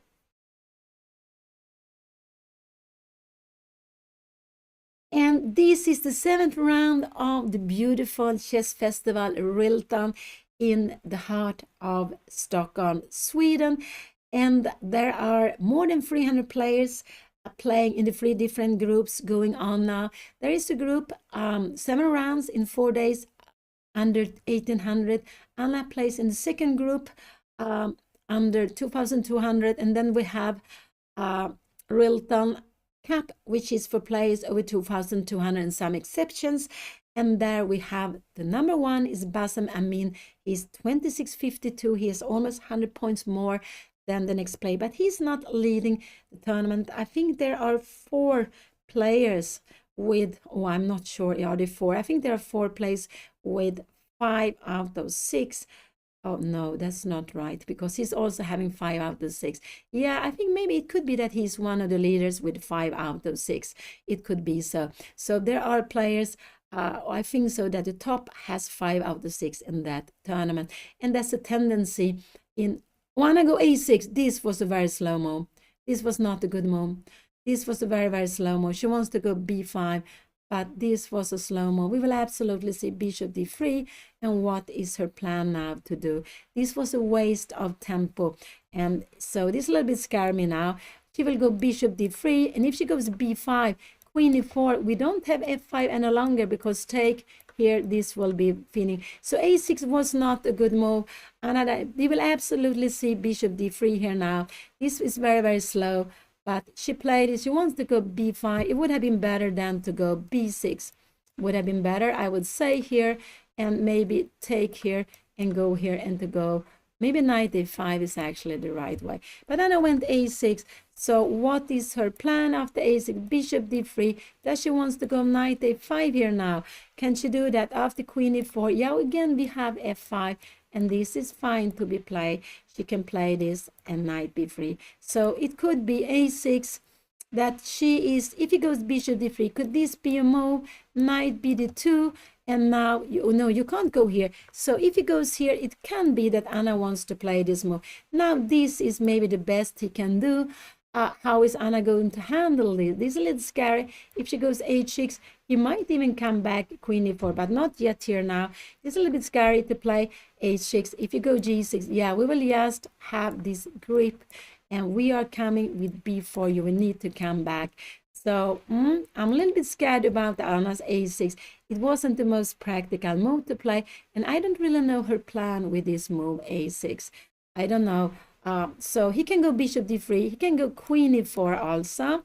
After queen e4, will we see knight a5, bishop d3, and now we can go f5 here. And this is absolutely fine to be seen. So after a move like this, maybe he needs to go bishop a2, and Anna goes b5. Finally, we have an idea after b4. Yeah, we will just, do we drop in here? We can even go here. Yeah, we can just block this one. We're not worried that we play like this, something like this. We will just keep a fantastic pawn here, and we take away a strong bishop. So a6, no, I'm not so happy about this move. The strongest move he can play is bishop d3, and I think this is what we'll see on the board. I think absolutely this is what we're going to see on the board. What is the idea of a6? I think the idea is actually to go b5, but then she should have played b6, bishop b7 instead. This is a little bit slower way of playing, because this bishop anyway wants to come to this diagonal. It wants to come here to attack the king. So this bishop, and so a6, yeah, I don't really. It could be that Anna, are she worried about something taking on d5? No, I don't think so. I don't think so. I think a6, I think the plan is to go b5 for Anna here now. Yeah, Anna played also slow move, and white is going to build up an attack. Now it takes a bit of time, but he has 1 hour, 2 minutes. Anna is down to 41 minutes. She has made only 10 moves, and we can see that Anna is keep on spending time. Also, this is the first move I don't like in Anna's position, but the position is a well-known position. But I don't like this because it's slow move. Her opponent played a slow move, and Anna answered with a slow move. So now he can get a pleasant position with something. If he goes queen a4, I actually like this idea, knight here, and of course he can go here and b5. Can he goes knight bd7? But we have bishop b7 here now. And we are, can you go queen g4 here now? but maybe you're taking back here. I'm not sure, maybe queen c7 should be coming. Do we have knight e4? We are threatening bishop h6. This is getting a little bit scary. You need to go out here. This is a little bit scary. This is actually very, very scary to play against this position. Maybe we can block this one, but you are getting another one here, and we will, I don't know if we go here, we might even be able to, oh, this is very scary. This is absolutely very scary. So I would say that this position is scary now for Anna after a6. Queen e4 or bishop d3, but of course are both very, very good. And I expect him to play, I expect white to go bishop d3 here now. This might be the best move to be played. Because bishop d3, if Anna go bishop d7, she wastes the tempo. This is not such a good move. We have f5, this is fine. So, but is this move b5 would be a mistake, because we come here, we cannot go f5. Remember, we need to take with the knight to defend h6, h7, but then we lose here. So yeah, so I would have preferred bishop d7. So a6, if he moves here, I do hope Anna will go bishop d7. Just play this slowly, but keeping the pawn on b7, not b5, because after b5, queen e4, g6, this is getting very, very scary. Can we move this one away here now? Now we might have some, do we have some tactics here with knight b4? No, you have bishop b4, and we need to come back. That would be just disaster. That would not be so good. So let's see, let's go back here. We have the position on the board. a6 was played, and a6, both a3 and a6 are not so important moves to be played, but a3 is a more valuable move than a6. It goes more together, because you will never be bothered by knight before. But a6, I understand Anna wants to go b5, but if she wants to move the b pawn, I would prefer to go just b6 immediately. So getting a little bit, but it could be Anna was concerned of something coming to b5, but there was nothing to be scared of. But it could be that she was worried. I think actually her idea is she didn't want to play this.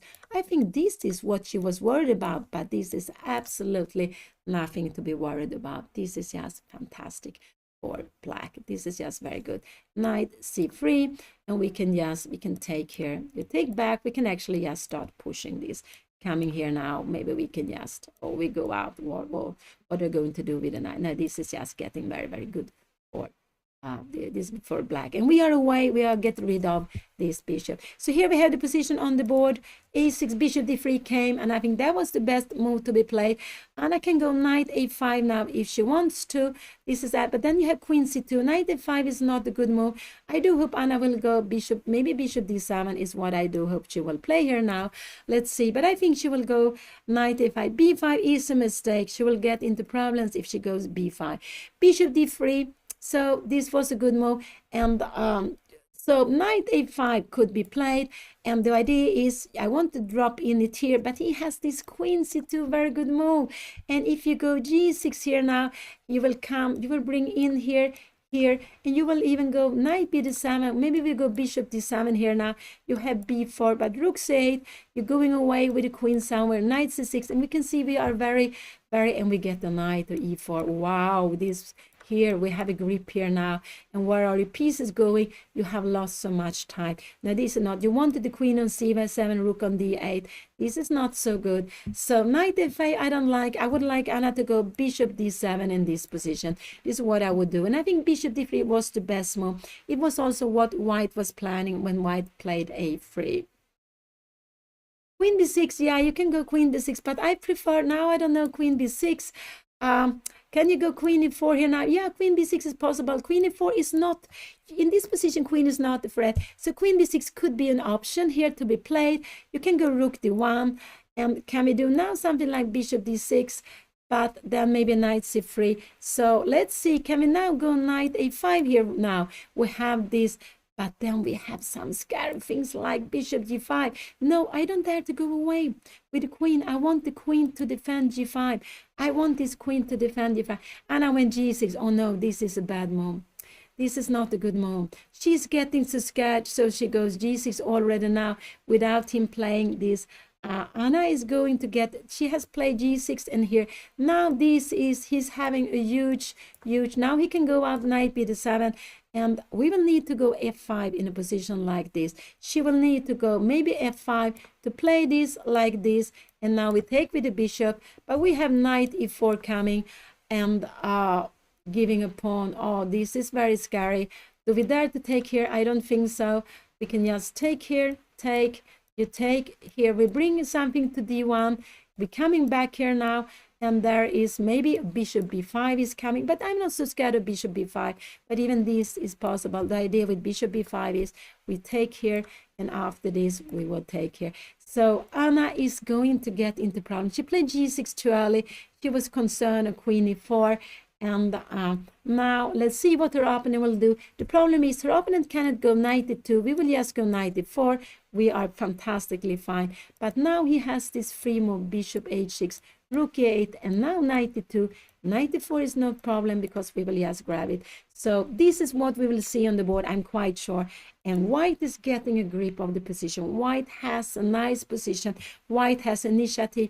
And Anna has played this slow move. It would have been better to have the same position with the bishop on d7. I'm really getting scared here now. So if it doesn't go, if it's Anna to move now, let's see he make a slow move. I don't know, rook somewhere here. Then we can go queen b6. Now I'm not worried. And after bishop a6, we have rook d8 is much more active here.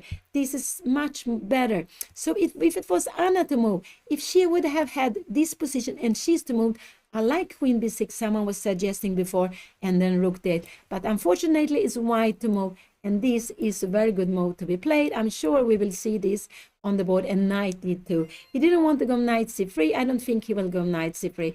And what can we do here now? We can come here. Can we go knight e4 here now? I'm just wondering, we're taking. We can go knight d4. This might be okay to play. We have some threats. If you go knight d6 here now, we can take this, and we play this position. Bishop d7, you go rook somewhere, rook d1, but we will, yes, we can even go bishop a4. This seems to be no problem here. We are just in time, and in the end we have queen f6. Wow, we have a queen defending everything. If you come here, we go here, there is absolutely no problem. We will just grab the next piece also. So just go back, this is very far away. So let's see. So maybe this move here, knight d2. I would love Anna to go. Can she go queen b6? But then we have knight c4. Oh, we have knight to d4. We have this, but how is positioned like this? And we have e take d6. Wow. Can we go bishop to f6? No, we have bishop e3, and we will jump in here now. This is getting very, very scary. Where are we going with the queen? We have in the end bishop e4, and we are getting, can we go bishop d7? No, we have bishop d2, and we are just trying to hide. This queen is actually going to be trapped like this at the end of the game. Let's go back. I was just playing very, very quickly, but it is a bit scary. And here we have bishop h6. Anna has only one move to do. She has only one move to do, and I think she played rook e8 immediately, but she's under pressure now. We will see knight b2. What will she play? It could be she will go b5 here, but we will have knight e4 coming. She will need to take this, go bishop b7, and now if you go rook c1, even knight c5 could be bothering, but we have queen b6 here now. And rook fd1, we will need to bring some rook to ec8. It's a little bit scary, but at least this knight remains here now. A little bit scary to play this, but we need to go one more move to get the rook to d8, where it's more active. Why black wants to change pieces? Black absolutely wants to change pieces as much as possible, because without pieces there's no attack here. But this is a very common move to be played, and this is why sometimes you like to have rook d8 and actually the bishop on e8 defending g6 a little bit extra. Oh, so scary. This was played. I think we will absolutely see knight bd2 here. Now I think this is what we will see, because he could have played knight c3 earlier. I think knight bd2. Can he go h4? I'm just wondering, can we play like this? Can we take this? This is actually normally, yeah, after this, yeah, we will kick away the bishop. This will be fantastic. D4 is hanging. But sometimes you can even play a move like this, just to get, just to be able to go and play on the h5. But this will actually be fine. So no h4 will be coming, not now, only if the pieces are away. White has an advantage here. White has a nice advantage here. It's getting close. I guess it's getting close to a big advantage because the pieces are not in the best places. The rook should be on d8 because when you open up here, you could also put some threats here. And sometimes this bishop go to e8. We see this is the problem. If we can exchange this bishop against any other piece, we would be so happy. Any other knight, bishop, whatever, we would be very, very happy now. Because this one had made a big work. It has got Anna to play g6. Now it's a little bit hitting the wall, but now this one has become strong. It's a little bit of wedge in Anna's. This is a wedge here, but it's also bothering Anna. She would be so much more happier if this bishop could be exchanged, but she would like to keep the dark squared bishop because there are two knights that can invade here, so it's scary. And this bishop is dangerous because later on, if you go something like this and you go h4, h5, you can start having some threats here. So he can also go queen e4 here if he wants to. This could be fine to be played. Can we go something like this, bishop f8? If you come here, yeah, we keep on hitting you. If you're coming here now, we have this beautiful move. Knight take e5 with a check. If you take here, we will take here. So you always have to be careful with the moves. I play this a little bit quicker. So what could we see? I think this is what we will see. This is the most natural move for me on the board. I think he will play it now quite soon. He is having like 15 minutes more than Anna. They have played 12 moves. Balder Pettersson is thinking of his 13th move. Anna has spent quite a lot of time in today. She hadn't made up her mind. She couldn't make up her mind how to play against the Alapin that white chose today. And here we see this is a position, but it's just not the perfect for black. Black would have loved to have this rook on d8 because you want to change pieces. You want to have, you remember when white is attacking here on the king side, we need to play in the center. We need to create counterplay in the center. So this rook would be better on d8, and then we also would have this defending idea, bishop d7, but now it would take an extra time. So knight bd2 is what I expect him to play. Otherwise, I think Anna will go queen b6. If he makes lamb, I don't know, will it make, this is not a good move, but I say, then I want to go queen b6. You can come here now, and now knight b here. If you go knight bd2, we might even, yeah, now we can take here like this. We can play this knight c4. We're having some threats, and after this we would have this terrible here. Now we would actually have knight take e5. This would be terrible. And how are we defending? This would just be, I guess this would be, we would have bishop take g6. Winning. So let's go back. So if he plays slow-mo, I think queen b6 is coming here now, but we can see that a6 was not a useful move. If bishop d7 would have been much better, maybe queen b6 would have been better, something else, but she was scared of a piece to g5, so that's why she wanted to go g6. And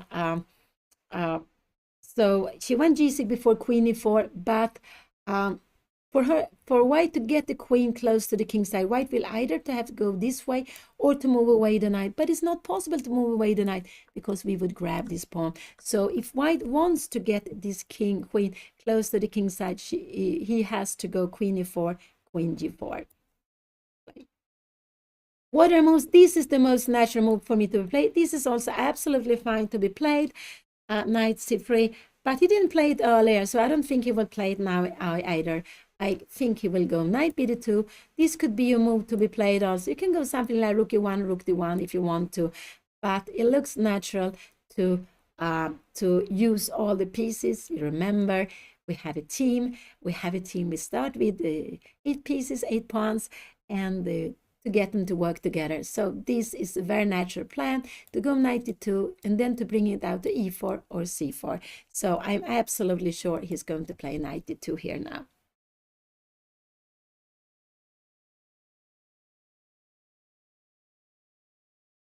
So Anna has played both of them. He played rook c1.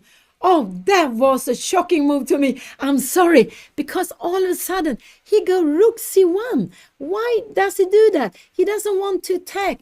He wants just, now I like queen b6 because we're putting threats here. We are put, and the idea with rook c1, I think, is only to avoid Anna from going b5. He stops Anna from going b5, but this rook would be better on d1 or e1. It's here, but where is this rook going? So rook c1, no, he doesn't want to attack. He wants to play more positionally. Rook c1, now I like queen b6. I'm putting threat here. So what can you do? You can go queen e4, and now we can go f5, take, knight take f6, and where are you going? You can come queen f4 here now, and now we can do something like this, coming here. Do you dare to go queen g3 here now? After this, we would have, wow, we would have this, and bishop take g6. It would be the end of the game. This would be losing. Okay, because after this, we change, and in the end, we pick up a rook. But rook c1, that was a slow move. That was not the move I expected. I like Anna to go queen b6 to put pressure. I also, bishop d8 is also possible. Maybe this, but I like queen b6. Now there are no danger with the piece coming up here, and we are putting pressure on d4. So rook d7 needs to be played. What could Anna play here now? She could be taking, can she play knight a5? No, this is not good because the bishop has come out. You come here, but where is this knight going? You're going to lose tonight. No, this is not a good idea no longer. Knight a5 is not good any longer. Can Anna go knight a5 here now? But I don't think so. You have knight b2, and we don't have any future. You're forcing this good move. No, I don't like knight a5. I like queen b6, but then we're forcing the rook to better square. I like also, maybe bishop d7 is fine, and then we have knight b2. But maybe queen b6. Rook d7. Can we now come here? But now you have probably knight b2, and no, now we can take here. We can take here. This getting tactical, but this is the move I like. Queen b6 to make some activity. We have some threats against d4. We're a little bit looking at b2 pawn, but I think we'll never go and take the b2 pawn. So queen b6 is the move I like. What more can she do? She can also take here if she wants to, and then go queen b6 if she would like to. But then maybe can we start some a4? I'm wondering, can we play like this? But this is not a good move, because now all of a sudden here, we are bringing in the rook. Wow, this rook is coming here, or we go f5. Maybe we start actually with h5. This is getting very, very scary.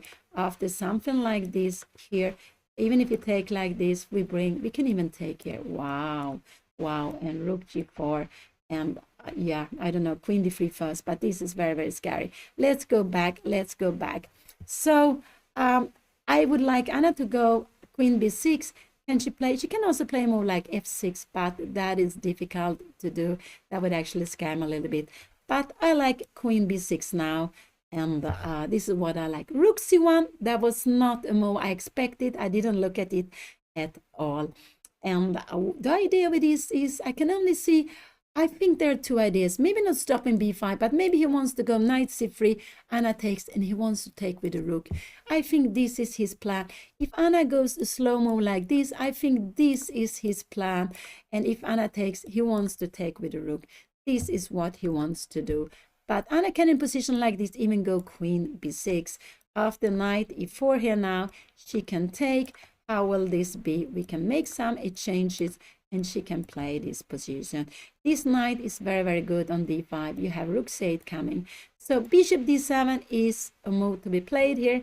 I like queen b6. These are the moves I'm thinking. I don't like so much to take on e5. No, I don't like it. I prefer to keep the tension there. I prefer to keep the tension. Because if you take on e5 like this, we have rook c4, and we are bringing in the rook. So I don't like to take on e5.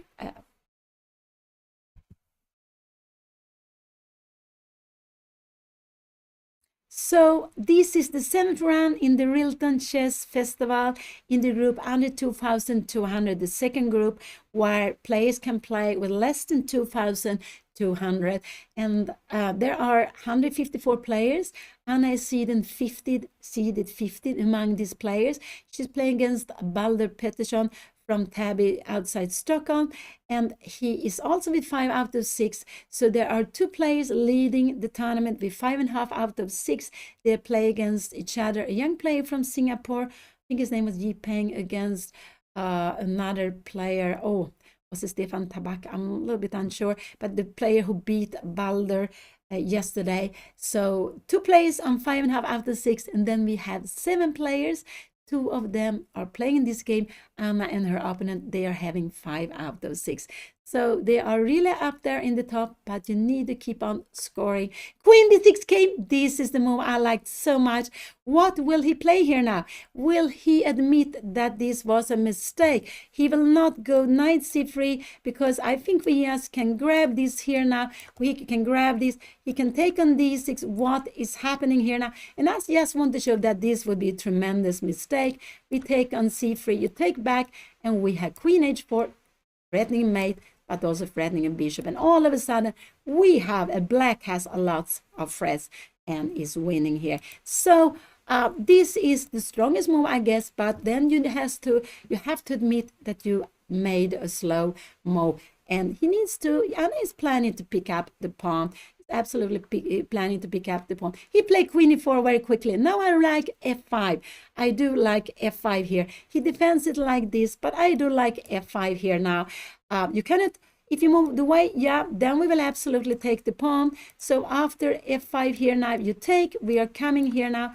If you go something like this, we can go knight d5. Yeah, you can go bishop g5 here now. But then we have this beautiful knight take d4. This is a very beautiful move to be played. If you take here now, we will just take on g5. We take here, you can go bishop take g6. We take here, queen takes, but in the end we have king f8. And you are not in time to bring a rook. And remember, one piece alone is not enough for to win the game. There's no way to bring in this rook. Actually, a move like this, we can take it, but we have also made in one. So let's go back. The best move, I like f5 here now very much, and then not like this, because after f5 we take like this, we will get a very weak pawn. If you want to go f5, you have to play this in this moment now. And Balder played his queen e4 very quickly. Now I like f5. Anna can also do this. She can take here and go queen take b2, knight bd2. And now she needs to go f5. Otherwise, knight c4 is coming. This is getting a little bit scary. Could she go some b5 here? Rook a b1, taking here now. And, oh, it's a piece hanging. It's a piece hanging. Rook takes c6. Bishop b2. No, you don't dare to play this. This is coming. We have knight c3. Wow, what is happening here? We have knight take b1. There are lots of pieces hanging. This is a lot. This is actually, it's absolutely possible to be played. And you have two pieces for the rook. And what is this? These 2 pawns.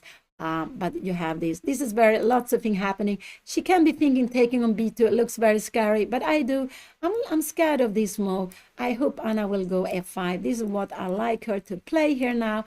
What if he goes queen e3? She can go queen d5, and her opponent needs to go back. So here, if he wants to keep on going, he has to play like this. He can go queen d3 here now, but Anna can actually play this because after bishop d2, we have this fork.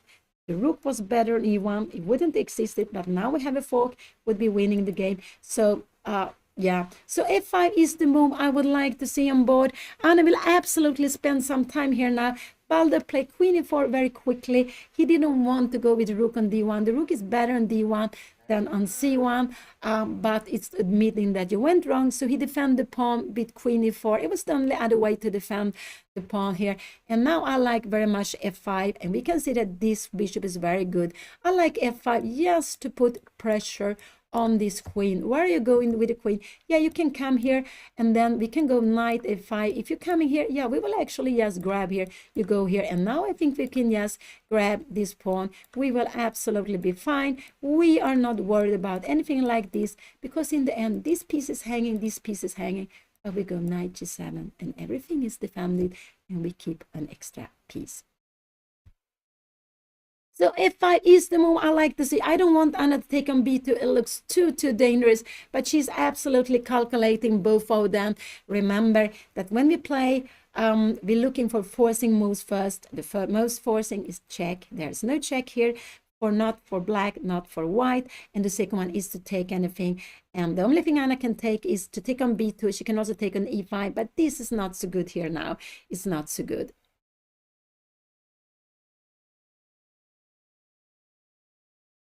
So, yeah, and this is quite typical. If you want to play a move of f5, you want these pawns to be together.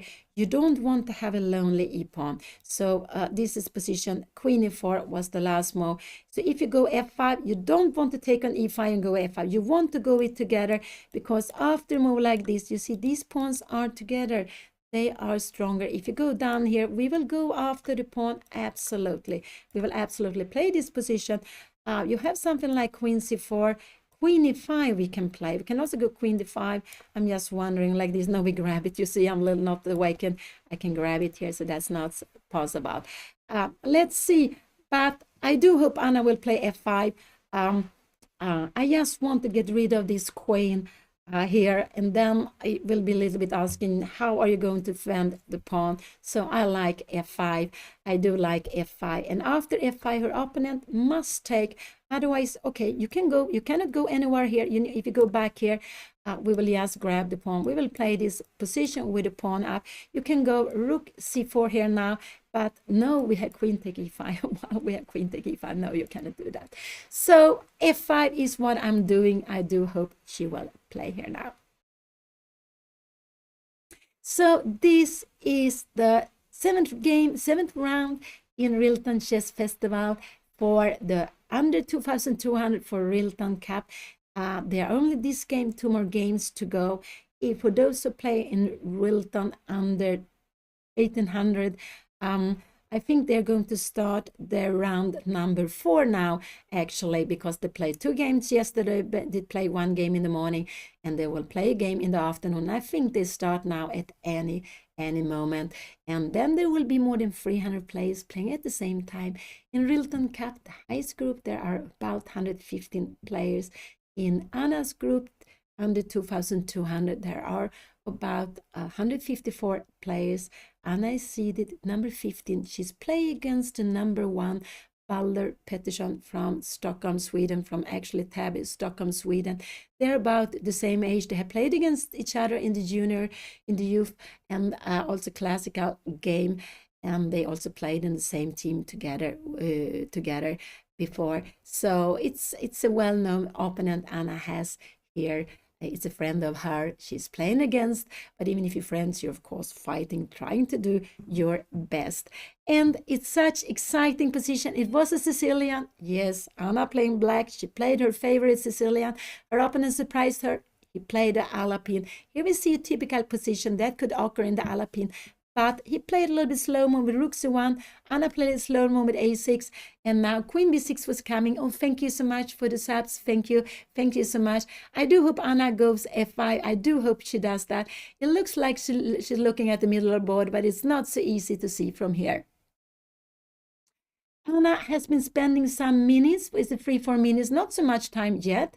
Anna played queen b6 after some time fought. I'm not so sure how much she spent on queen b6. And then her opponent played queen e4 very quickly. It was one of 2 ways defending the pawn. And now I would like Anna to go f5 here. I really would like her to go f5. Maybe it's about 5 minutes. Thank you. And it could be 5 minutes. Yes, that Anna has been spending 5 minutes. I don't mind so much she's spending if she goes f5. Taking on b2, that scares me very, very much. But she's absolutely looking at that also. But that looks so scary. Her opponent has only 1 move to do, but he will absolutely do that. He will go out with his knight, connect the 2 rooks. And then what is her queen doing there on b2? It looks so scary. It looks so scary.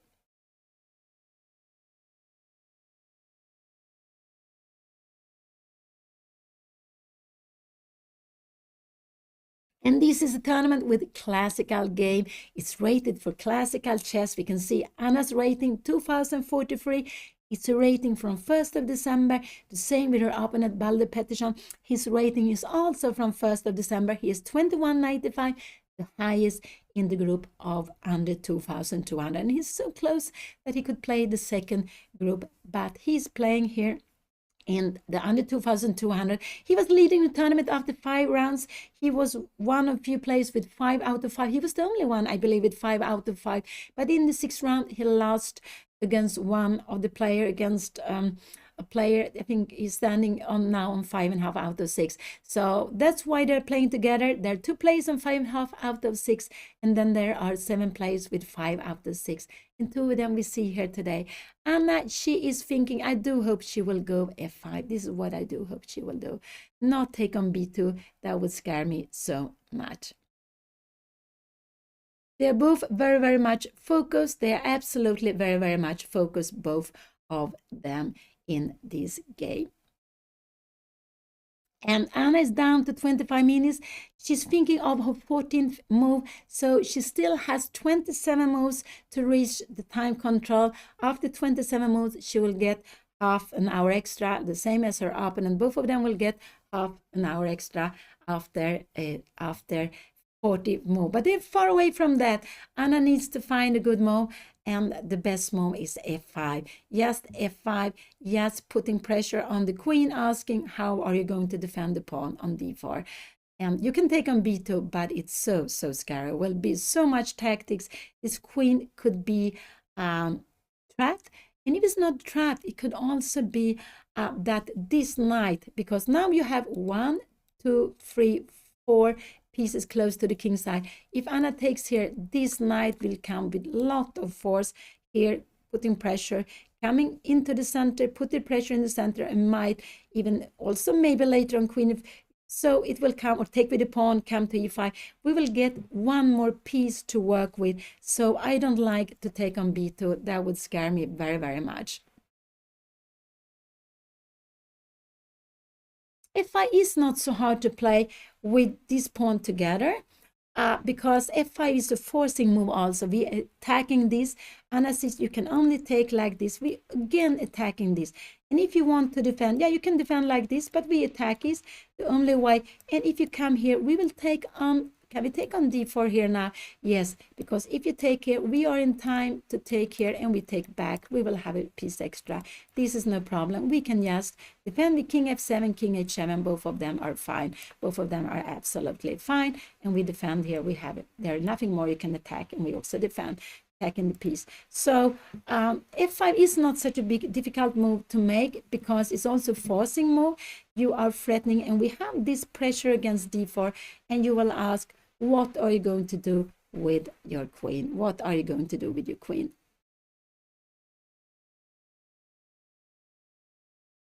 So yeah, and so exciting.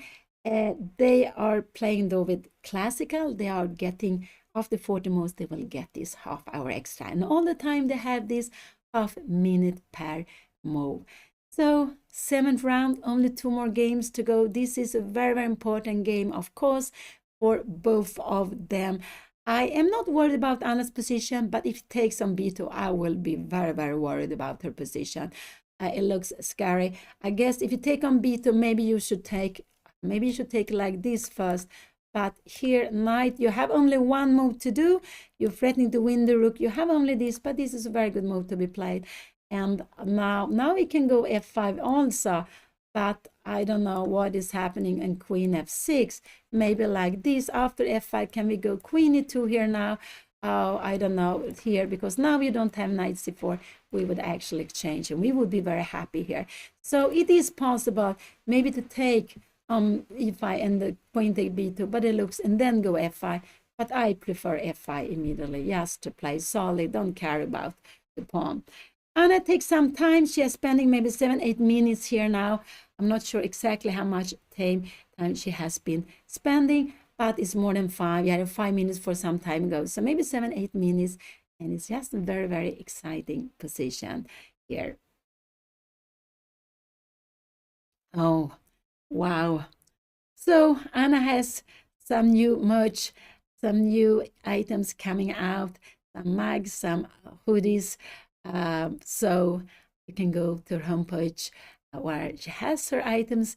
Anna Cramling, AnnaCrumb.com. I'm not sure actually, but you can go there and you will find out more about it. Yesterday, Anna was playing with her hoodie. Not today. She has changed, not today. But yesterday, she was playing with her hoodie. I don't think F5 is such a difficult move to find because these pawns are together. It's a positionally fine move because if you take a look at the pawns, you have 2, 2, and 2. This is absolutely fine. White has 2, 1, and 3. This is isolated pawn, and this is something. And after here, you can go knight d5. You can also go knight h5. You are coming queen d4. We are kicking you, or we can even kick you with e5. Actually, this would even be better. This would actually be even better. Knight f6, and now we would be improving here now. So let's go back. So I like f5 very, very much. And it's down to 20 minutes. She has 26 moves to do in 20 minutes plus the half minutes. So she has 33 minutes for 26 moves, a little bit more than 1 minute per move, but it's not so much time. But it's one of these moments which is quite important. And I just wish that she would play her move in at least 5 minutes from now and that she goes f5. This is what I really do hope she does, because she's getting a little time. Go and take b2 will be very, very scary. Actually, it will be very scary.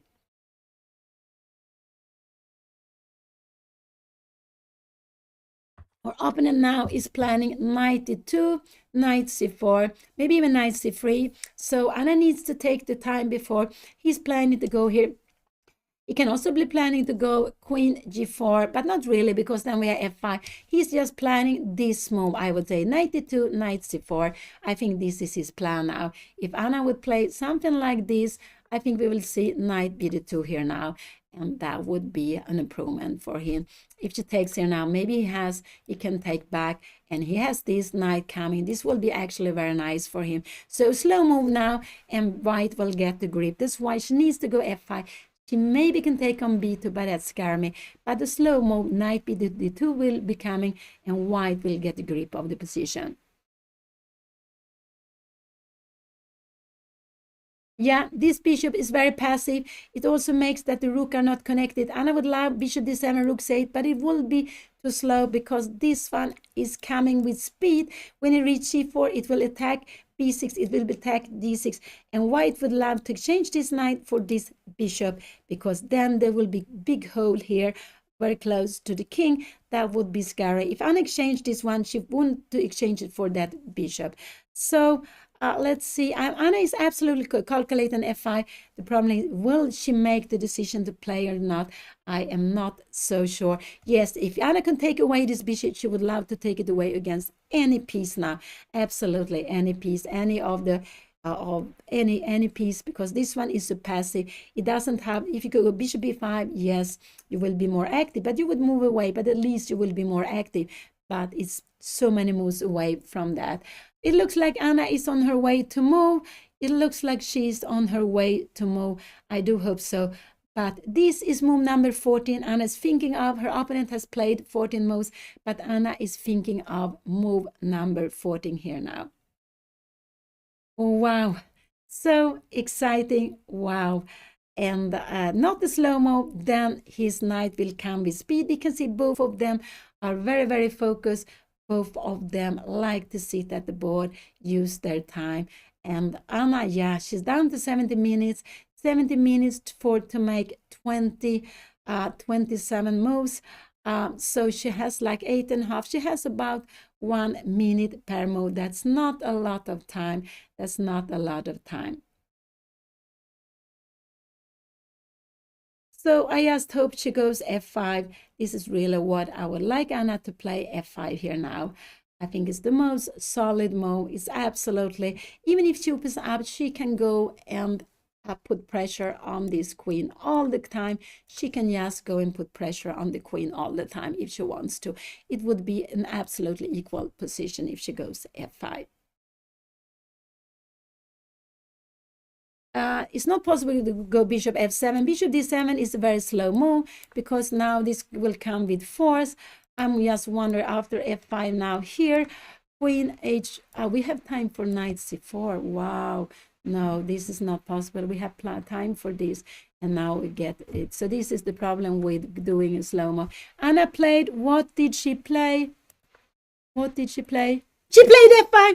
She played F5. Sorry, I got so excited, but it was the best move. Now her opponent will need to take the pawn, otherwise he will lose. If he wants to then defend d4, he doesn't want to take it. He has to come back, but then we will grab this pawn. We will be very happy. And if you come here, we will go here. And if you make something like this, we will have this tremendous threat. Actually, not like this. We will start taking here, and queen h4. We will threaten mate on h2. We will threaten bishop. So f5 she played. That was absolutely a best move. What will he do? Now he takes a bit of time. But the only thing he can do is to take it. Otherwise, he will lose d4 pawn. I don't think he wants to lose d4 pawn. He didn't want it the last move. Why would he want it now? So she played f5. I'm so happy to see it. She took some time before she decided to go for it. It's the best move to be played. And the reason is that you're going to kick the queen.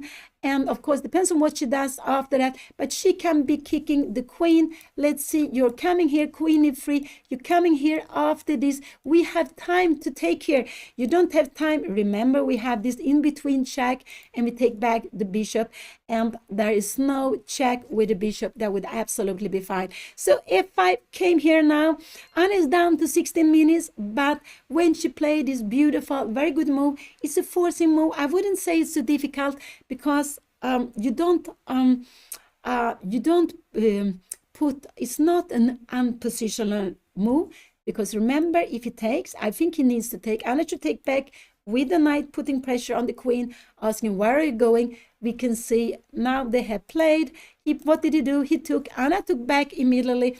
Where is he going to go here now? Where is he going to go here now? If he goes, he needs to, there's a threat here on the queen. Where will he go now? He can go to different places, but not so many. He has 1, 2, and 3. He has only 3 moves he can play. If you go down here, Anna will absolutely grab the pawn. She will absolutely be fine grabbing the pawn. Even if you have rook c4 here now, we can go queen e5. We can even go back, and you see this was not possible. I showed that before, but this is not possible. And in a position like this, we can even go queen a5. You don't have time for this, because there is a mate in 1.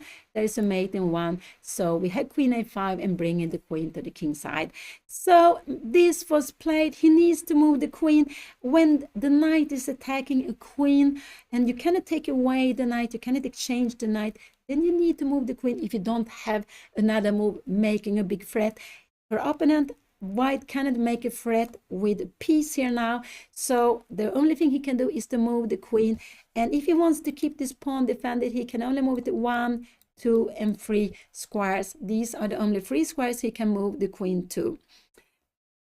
So let's see what will he do here now. Let's see what he's going to play in the position. I wonder if you go here, can Anna come here? Queen, no, then we have queen e3, and we cannot put up here. So if you go queen e4, Anna, if she wants to put pressure on the queen, she needs to go queen d5. Queen h5 would have become, knight f5 would have been a mistake. But this is absolutely no problem. After a move like here, we have bishop h4. Wow. We have, and after you give a double check, we take it. This is no mate, because we can grab it. So we have bishop h4. So this will be very exciting to see what he will be playing.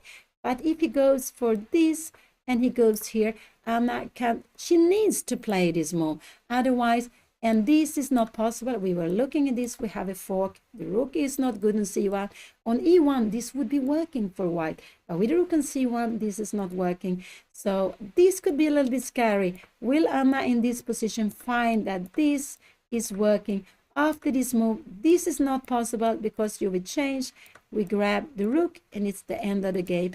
But in a position like this, here, knight take d4, take, bishop g6, this would be winning.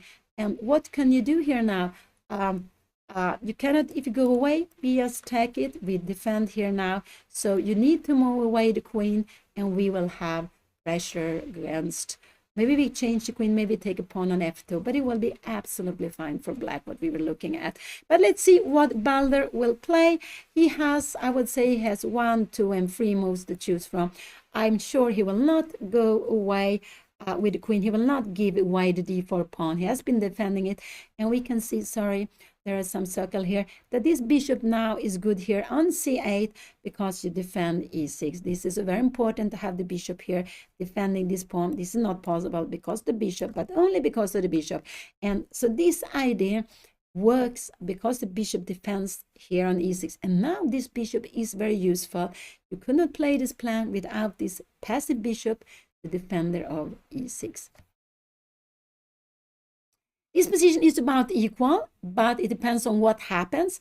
If one of them will make a mistake, I would say if you give away the pawn, it will be a little better for black. You don't have so much compensation. You were planning something like this, rook c4. We can even go queen e5. We can even go and exchange queens.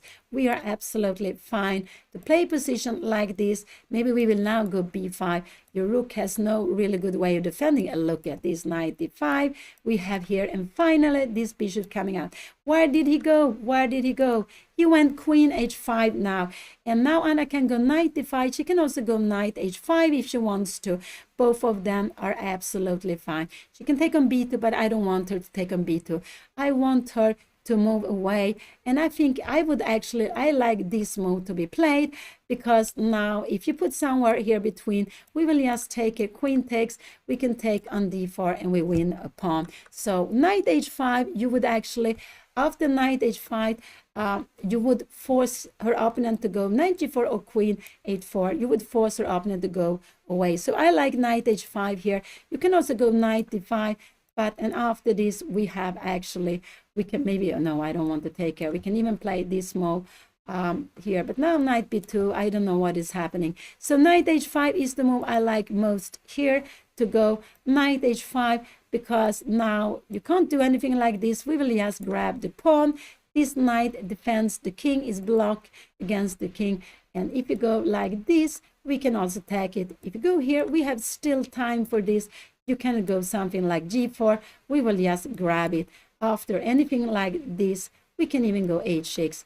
This is no problem, and we will in the end go queen to g6, and we will grab the knight. So let's see, knight h5, was this played? Was knight h5 played? Yes, this is the move I like most, and because you are given less options for your opponent. If her opponent will go, her opponent can now, he can go queen d4, but after queen d4, he has to be careful what will happen here. Check. Anna will go away. Does it dare to play something like this? No, this could be absolutely a big mistake, because bishop f8, you cannot defend it. This would actually be losing the game. This would be losing the game. So no, he cannot play like this. So where is he going? I guess he will go, if he goes queen e4, Anna can come back. She can also go d3. She can start playing a position like this with bishop f6. I don't know, g4, knight g7. We have pressure on d1, knight c3. I don't know what will happen. After this, we will have knight d5, maybe. No, the rook, no, is defending. Oh, whoa, is defending. I'm going a little bit quickly. So what can you do? He will not put anything between, because then d4 pawn will be going. He is thinking here now, knight h5, where will he go? He will need to move away. If he goes here, yeah, then Anna can go e5 actually. She can go e5. What he's going to do, he doesn't want to go g4, this will be, now you can go knight f6, and we are having some terrible threats here now. No, you don't want to play this. So let's go back, This is the position. There is the threat of taking the queen. He cannot take here, of course not. We take it back with this, or we take it back with the knight, of course not. If you put something between, Anna can just grab it. He can play like this here, and she can take on d4. Does he dare to play like this? And then Anna needs to take, he can go like this, and now Anna, can she go queen take d4? Yes, she can play a position like this, and rook c7. This is about equal, but but we have rook b3. What are you doing with this rook? Oh, I don't know what is happening here now. Maybe this is getting, is this getting good for her opponent? Maybe it could be getting good for her opponent. Bishop take here. Now bishop d7. We have a check here now coming. Can we, oh no, we need to go here. King h8, knight d7, and now this is actually getting very good for white. This is a little bit scary. This guy, so he can go bishop g5. He can go bishop g5. Will he do that? This is a little bit scary of playing bishop g5 here. Now taking here, and now the best is actually for Anna to go bishop d7. But oh, this is difficult, I think. But will he play this? I don't expect him to go bishop g5 to play this. Here he needs to take with a knight, and after this move to play and rook c7. This is actually a good way of playing, but it looks very, very scary here. Can he come here now? Maybe rook d8 is better. If you go bishop d6, maybe we can go rook d7. You take here, you take on h5, and now we can just go king take h7. And it will be, you have to go away. And a position like this, you can actually make a perpetual on the rook. So very far away, very, very far away. But it means bishop g5 is a possibility to be playing, because you will get a rook to 7. It is a possibility to be playing. Otherwise, he needs to go with his queen somewhere. We are having, but unlike the move Anna played, I think this was absolutely the best.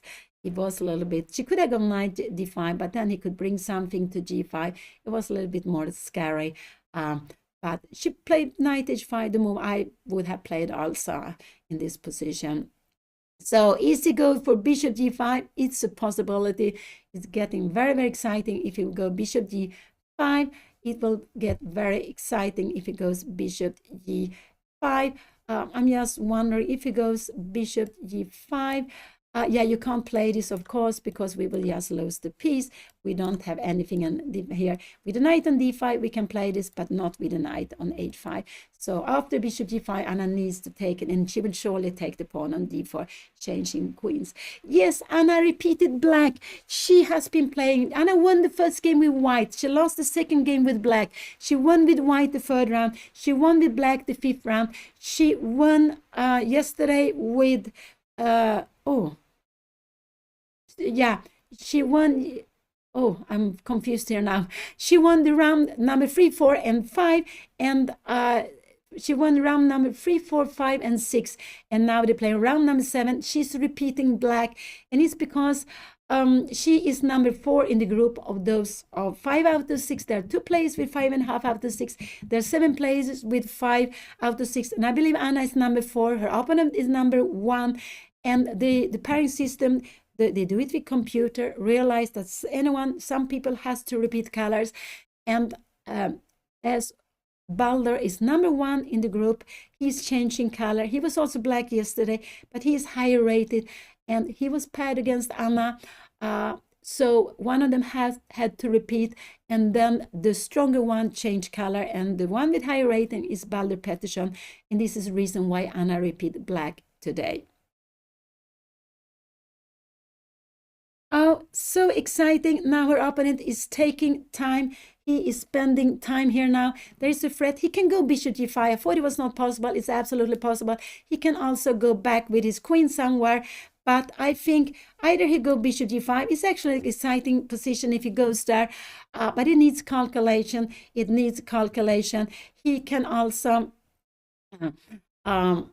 he can also move the queen. These are the 2 moves he can do, of course, either to put something in between or to move the queen. Very, very logical.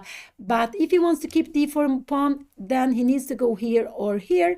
If he goes here, Anna can go both e5. She can also grab the pawn. Both of them are fine to be played. Let's go back. Let's go back. Has he played? No, he hasn't played. He has lots of time here, 40 minutes. He's thinking of his 17th move. So Anna, they have played 16 moves. There are still 24 moves to go to get to the control. Anna has about 1 minute per move. She has this 60 minutes plus half minute. She and her opponent, everyone is getting after each move they are doing. This is such important revolution to chess, that you get half a minute. You get extra time for the most. When they're playing blitz, 3+2 is the official blitz time, and then they are playing with 3 minutes plus 2 seconds. So that but so they also get extra time. That's the official blitz time that they're using in the word, I think in the word championship, also in the word blitz we saw recently. Yes, so these to have extra time per move, and it of course only works when you have a digital clocks, so the extra time can be added to your time. So very much happy to see this on the board. It's such an exciting moment here. Is White going to try to get out of these frets? Is Anna going to keep on fretting the queen, or is she going to do something else? I don't know. She is down to 16 minutes. We will see if he moves the queen. He can also go bishop g5. I thought that was a mistake, but it's not. He can absolutely play it because he gets the rook to the 7th.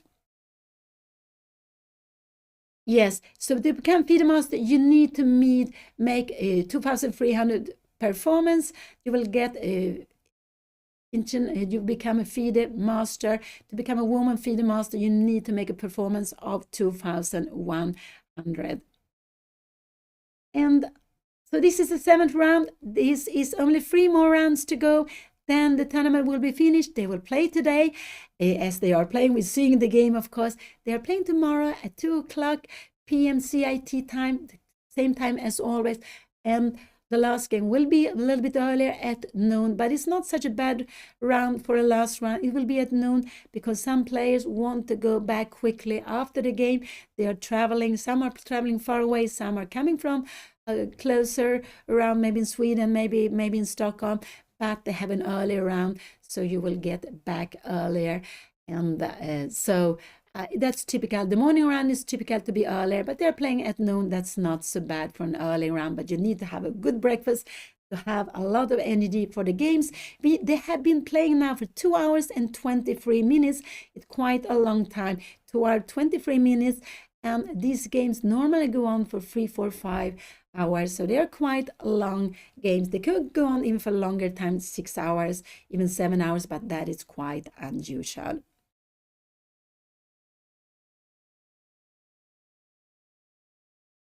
So let's see what White will play.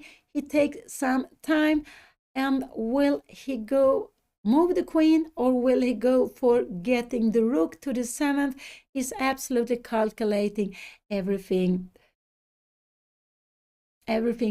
for he's calculating everything before he will make up his mind. Such an exciting moment to play. So Anna is playing chess because her parents, me and her father, we are both chess players. She was brought to tournament when she was very young. She has been traveling to lots of tournaments since her childhood, and in the end she decided that she also wanted to make chess, and she has been playing. So we see queen e4. This is what the move I expected. Anna can go d5. She can go back with a knight to f6. What will she do?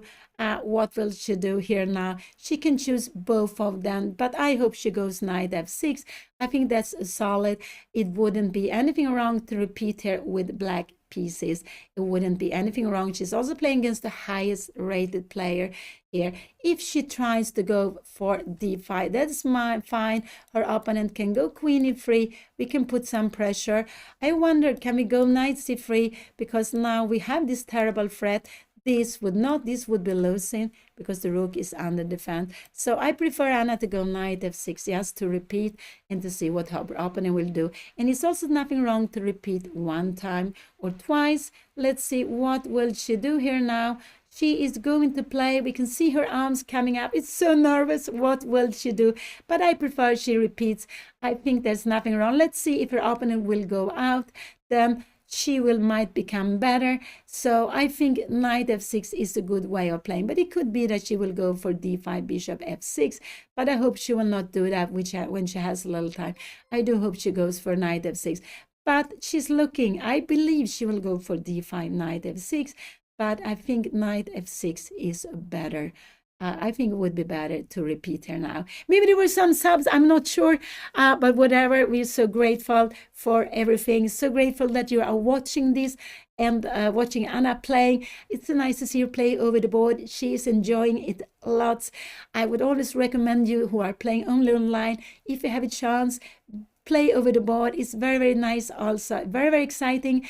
And how it's just, I do hope Anna will go knight f6. She's down to 14 minutes. She's down to 14 minutes. She still has to make 24 moves. So I prefer her just to go for repetition to see, a little bit see, are you going to go for repetition? Let's see what you will do. So I would go knight f6 in this position.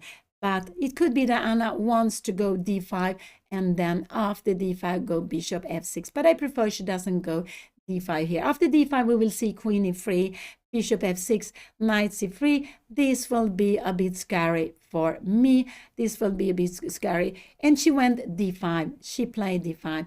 She wants to win the game. She's going for the win. Now this will not be a draw. This will not be a draw because if he goes, he can only go queen f3. Now there's no more repetition. Anna will go here now. What will he go? Knight c3. Anna will take here. You don't have this because we take the queen. So Anna will have to give her bishop. She's going for the pawn here. Bishop f6. After g4 we have this move. After knight c3, can we take like this here? I'm wondering. Oh, after a move like this we have king d2. Oh wow, this is very scary here. Wow, this is very scary. e5 and knight take d5. Wow, but we have this, we check at least. Knight f3, but white will be better. No, I'm not so happy about d5. He can only play queen e3, but Anna wants to keep going. She see the pawn here, but after this move, bishop f6, can you go rook d1 here now? No, we have knight to take d4. Can we put the king away? Knight d1. No, we have knight to take b2. We have lots of threats here now. So this will absolutely be fine. We can absolutely play this. If you take here now, you go something like this. We will just defend with knight f7. We're defending everything. But this is very scary. He will absolutely go queen e3. Anna wanted to play, keep on playing, but it means that it can be all result in this game. I think it will be a decisive result here now. But I'm a little bit scared because of Anna's time. It's absolutely fine to play this. I would have preferred Anna to go because this and here knight c3 a little bit scares me. Bishop take d4. Take here, we have to take with the queen here now, and we have to play a position like this. Can we take here now? Yes. And now this is actually a good move. And we need to come back. Now we have knight f4. And what you see, we have lots of dog. We have the dog square to play on.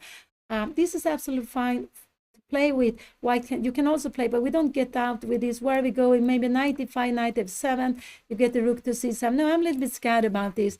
So I'm not so happy about d5, but Anna wants to go after the pawn. She didn't want to repeat. I would have repeated at least one time, but he could have repeated another way. So she's going after the pawn on d4, and this a little bit scares me because if she had a bishop on d7, this would be very good, but she lacks one move. If a6 was a7 and bishop d7 was played, this would be maybe better version, but then he would have had queen d4. Now you don't have queen d4 because we have e5 coming. We are winning, so he only has one move. Queen e3, he will absolutely go queen e3. He will absolutely go queen e3, defending, because he cannot go here, you grab it. He cannot go here, you grab it. Queen e4, we have e5, and Anna will be winning. You are just threatening in this. The queen is trapped. No, he will not play this. He has only queen e3. We will see this on the board. Anna will go bishop f6, and the move that scares me is actually this one. Maybe g4 is a stronger move to be played. Anna can only go knight g7, and now knight c3. You have some threats here. Do we have time for bishop d3? Yes, maybe we can play like this, but we always need to take this way.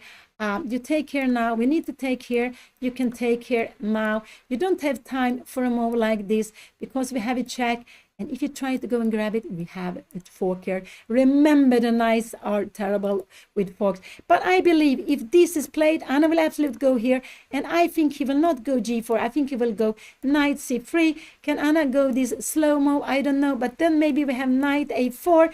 And if you come here, we have knight c5. This is very good. We need to come back. So I'm a little bit scared of this position, and maybe she will come here. You need to take here. We take here now. If you take here, no, this is no danger.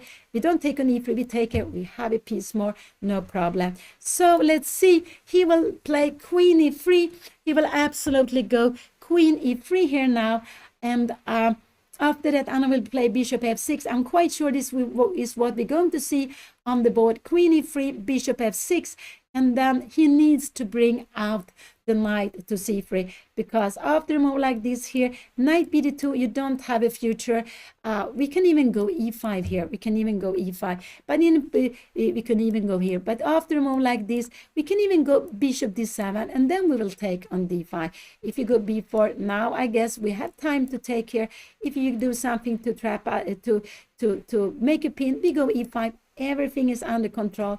This is fantastic. You take here, we take with the pawn, and this is defending. Everything is fantastic.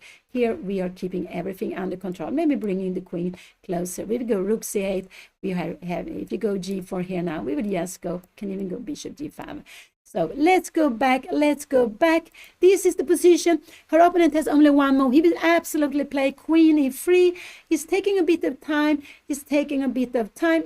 But he has only one move to play. He will defend the pawn e5, and we see this passive bishop is important. Queen e3, knight here, and also knight here. We will go bishop f6, and e6 is defended, not take on d4. I'm sorry. Let's put up the board. He is, I think I can see that he's moving. He's going to play at any moment. He's going to play at any moment. So Anna, she wants to keep on going. She could have kept on threatening the queen, but she wants the game to be going, and she wants to go queen e3, bishop f6. And then the problem is with the bishop in d7, this would be fantastic, but now we have knight c3, and you don't have time for this, because this would be winning the game. After this, we take like this, and there is not possible to take here. It's a mate down here, this, and we have this in between move. We get the bishop pair. You take him back like this. We can come here, but the bishop, maybe a rook here coming. Okay, maybe now we have a rook c6, but look at this now. This is so scary. This is really scary to be played. You have to fight here to survive, but we have a tremendous bishop, probably bishop e4 here now. We need to come something like this. Rook c7, we need to come something like this, and we will always be better in all this endgame. We are equal pawns, but we are better with white, with the bishop, with pawns on both sides. So let's see. Queen e3, only move. He will absolutely play this. He has only one move to do. Everything else will be very good for Anna. And Anna is going after the pawn on d4. This is why she played this. And yeah, Anna's king is a little bit weakened. And this is what happen when you move away the f pawn. And there is a move opening, Dutch opening, d4, f5. You go with f pawn, and it's absolutely fine to play, but you are putting the pawn on f5. Without the f pawn, the king is weaker. It's absolutely a bit weaker. But we can see queen d4. You're having some heavy threats here. Anna has e5. You cannot take on here now because there's a knight between, and we see this queen is trapped. He wants to go with the queen to g4. It's not possible. It will be trapped. So he has only one move. He's a little bit taking time here now. He's a little bit taking time, but Anna, she goes all in now. She goes all in. She doesn't want to repeat. I would have preferred her to repeat. She wants to go for the d4 pawn. Lots of things can be happening here now. And this bishop f6, it seems like g4 is the better move, but I'm more scared of knight c3. Anna needs to go for this position. Queen takes d4. After bishop takes here now, can he go queen e2 here now? No. Can he do that? No, we had time for bishop d7. And after this is no problem. It defended. And so let's see. He played now. He played queen e3, bishop f6. Anna played it immediately. This was her plan. What will he do now? I think he will think a little bit of time. I think he will use like 3-4 minutes before. but I believe he will go knight c3 directly.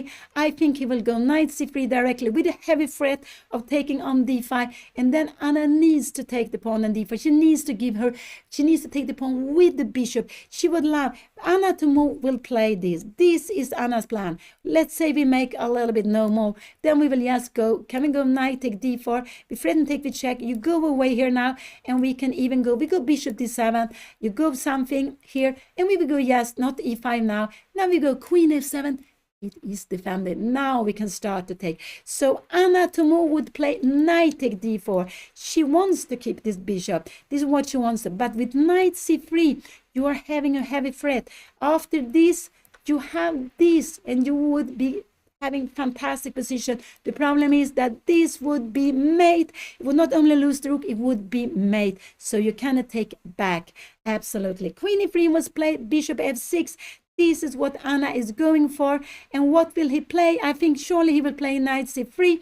If he goes rook d1, Anna has time for knight take d4. If he goes here, we will have check. Here he needs to take like this, but then we takes back, defend everything. It's not possible. And so rook d1, we will absolutely take here. Can you go here? No. We just take on f3. We check. That's so important. Can he make a move like this? This could be possible. Can we take like this now? No. Knight c3 would be winning. So king h1 is a possibility to be played. After that, maybe Anna can take here. She can go even e5 if she wants to. She can play like that. She can also go bishop d7. And after knight c3 here now, again, not knight take d5 here, because now we have some g4 coming.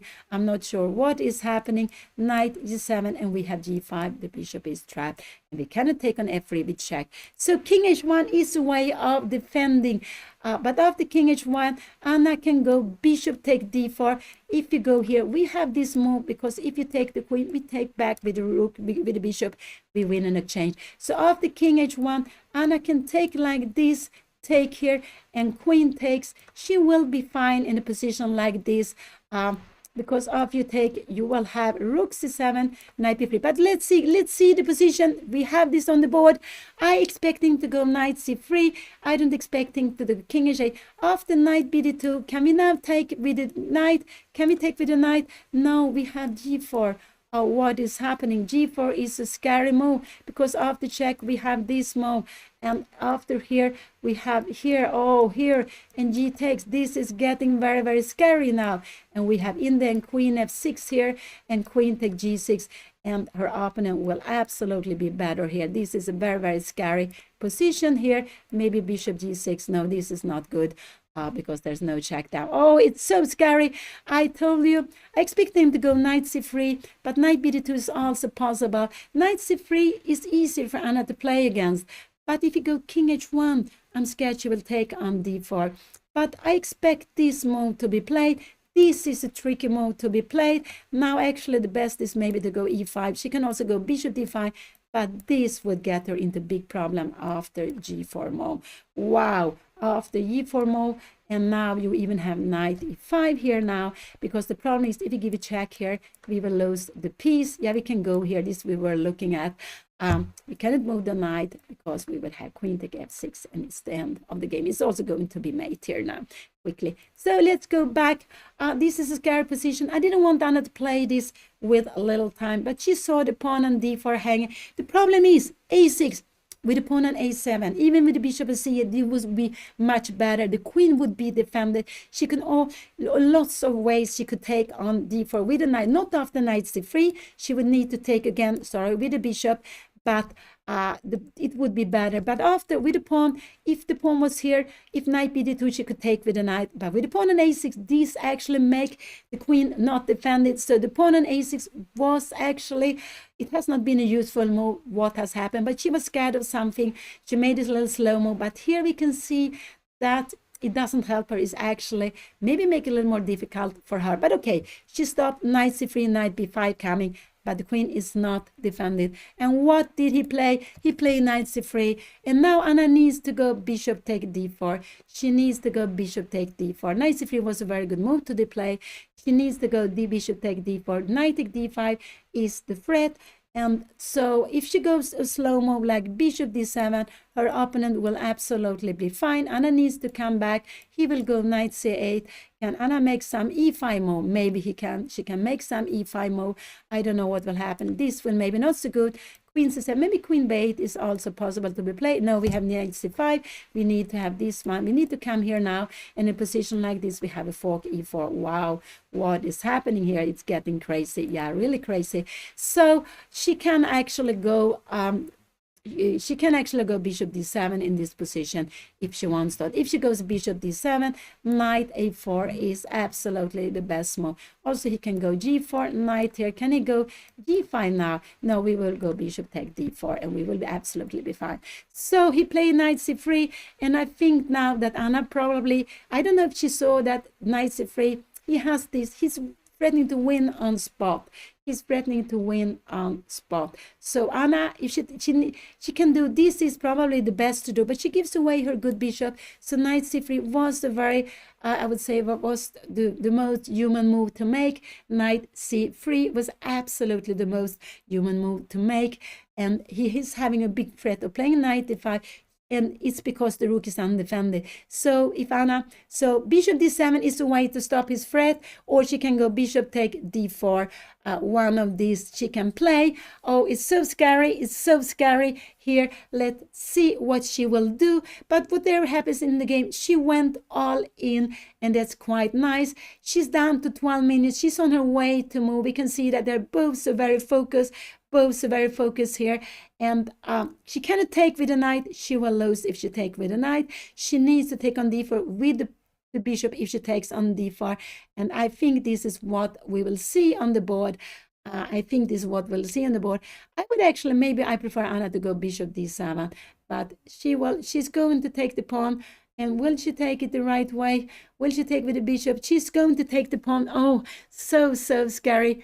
And here we see it. She took it with the bishop. This was the only piece she could take on d4 with. Her opponent needs to take back, because if her opponent makes a slow move, we will go yes bishop d7.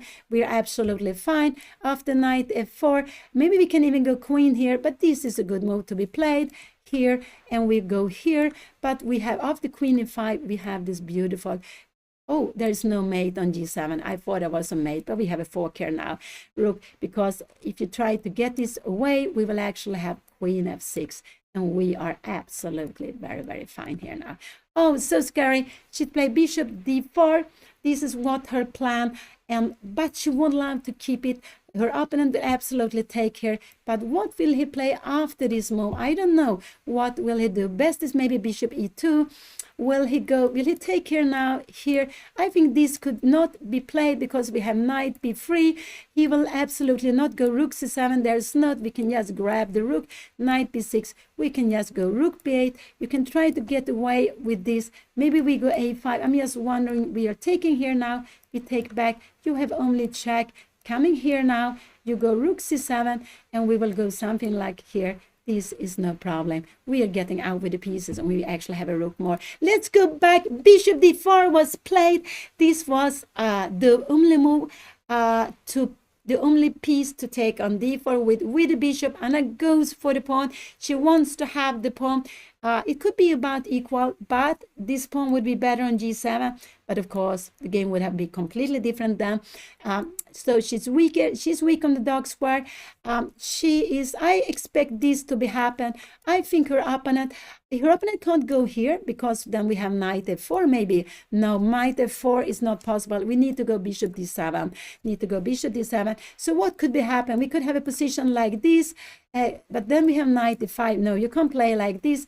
And if you come here, we will have absolutely, we will have e5 coming, maybe e5. So this could be played, and queen e2, and now bishop d7 is a good move to be played. After that, we can start to do things. We cannot go e5.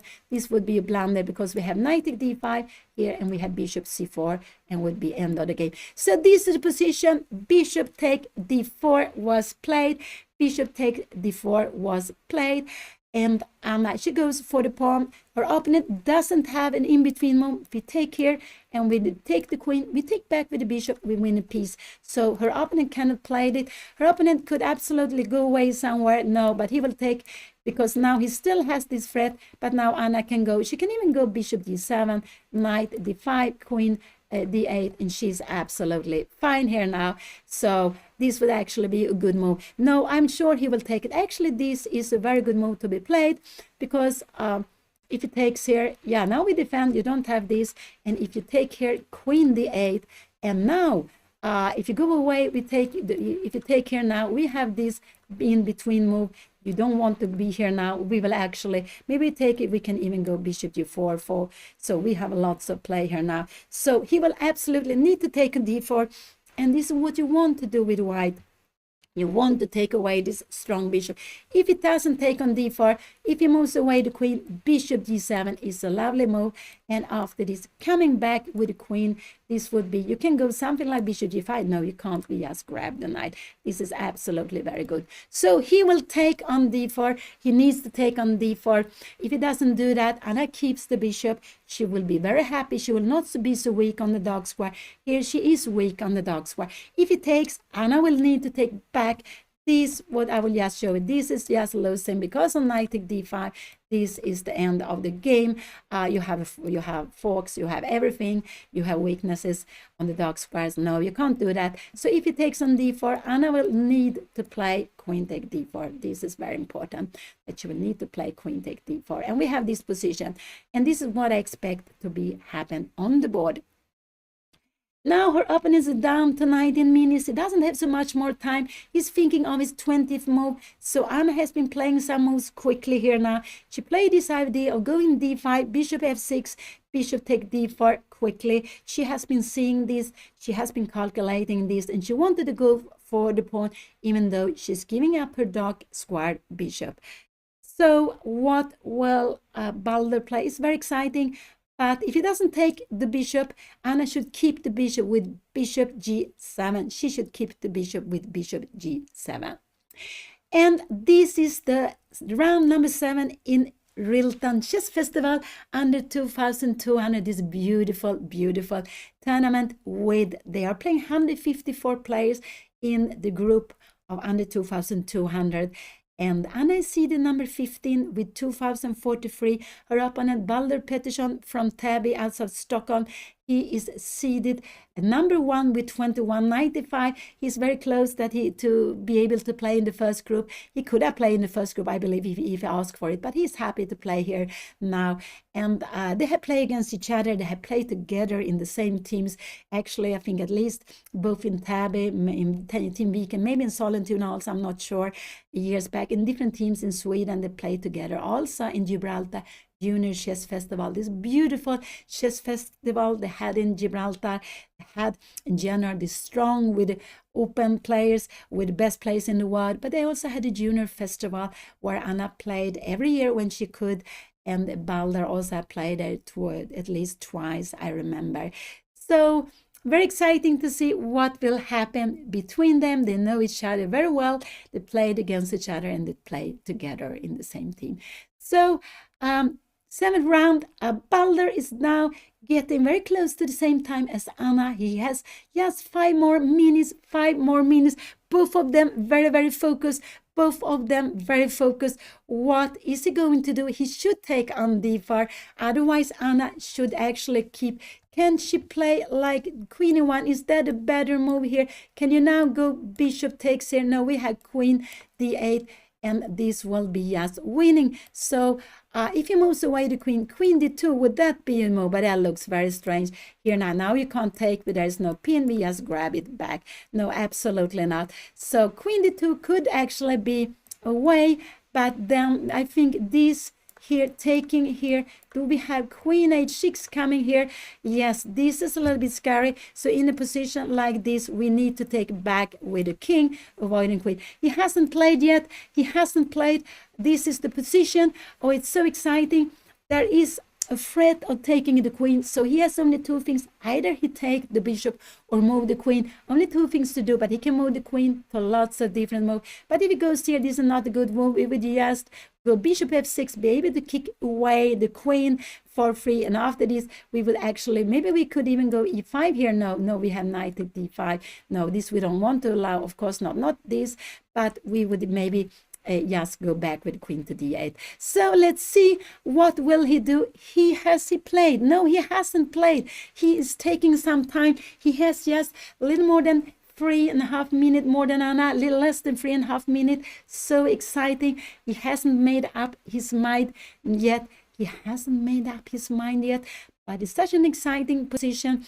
Anna, there was a repetition before, but Anna went out of it. She wanted to keep on playing. She wanted to win the d4 pawn. And here we have it. She has won the d4 pawn, but she have to give up her bishop, her strong bishop for it. So it means that white is having compensation.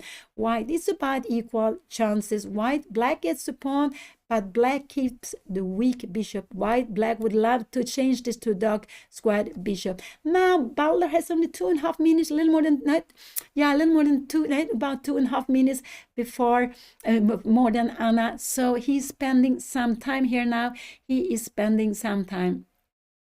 They get, from the beginning, they got 90 minutes to make 40 moves.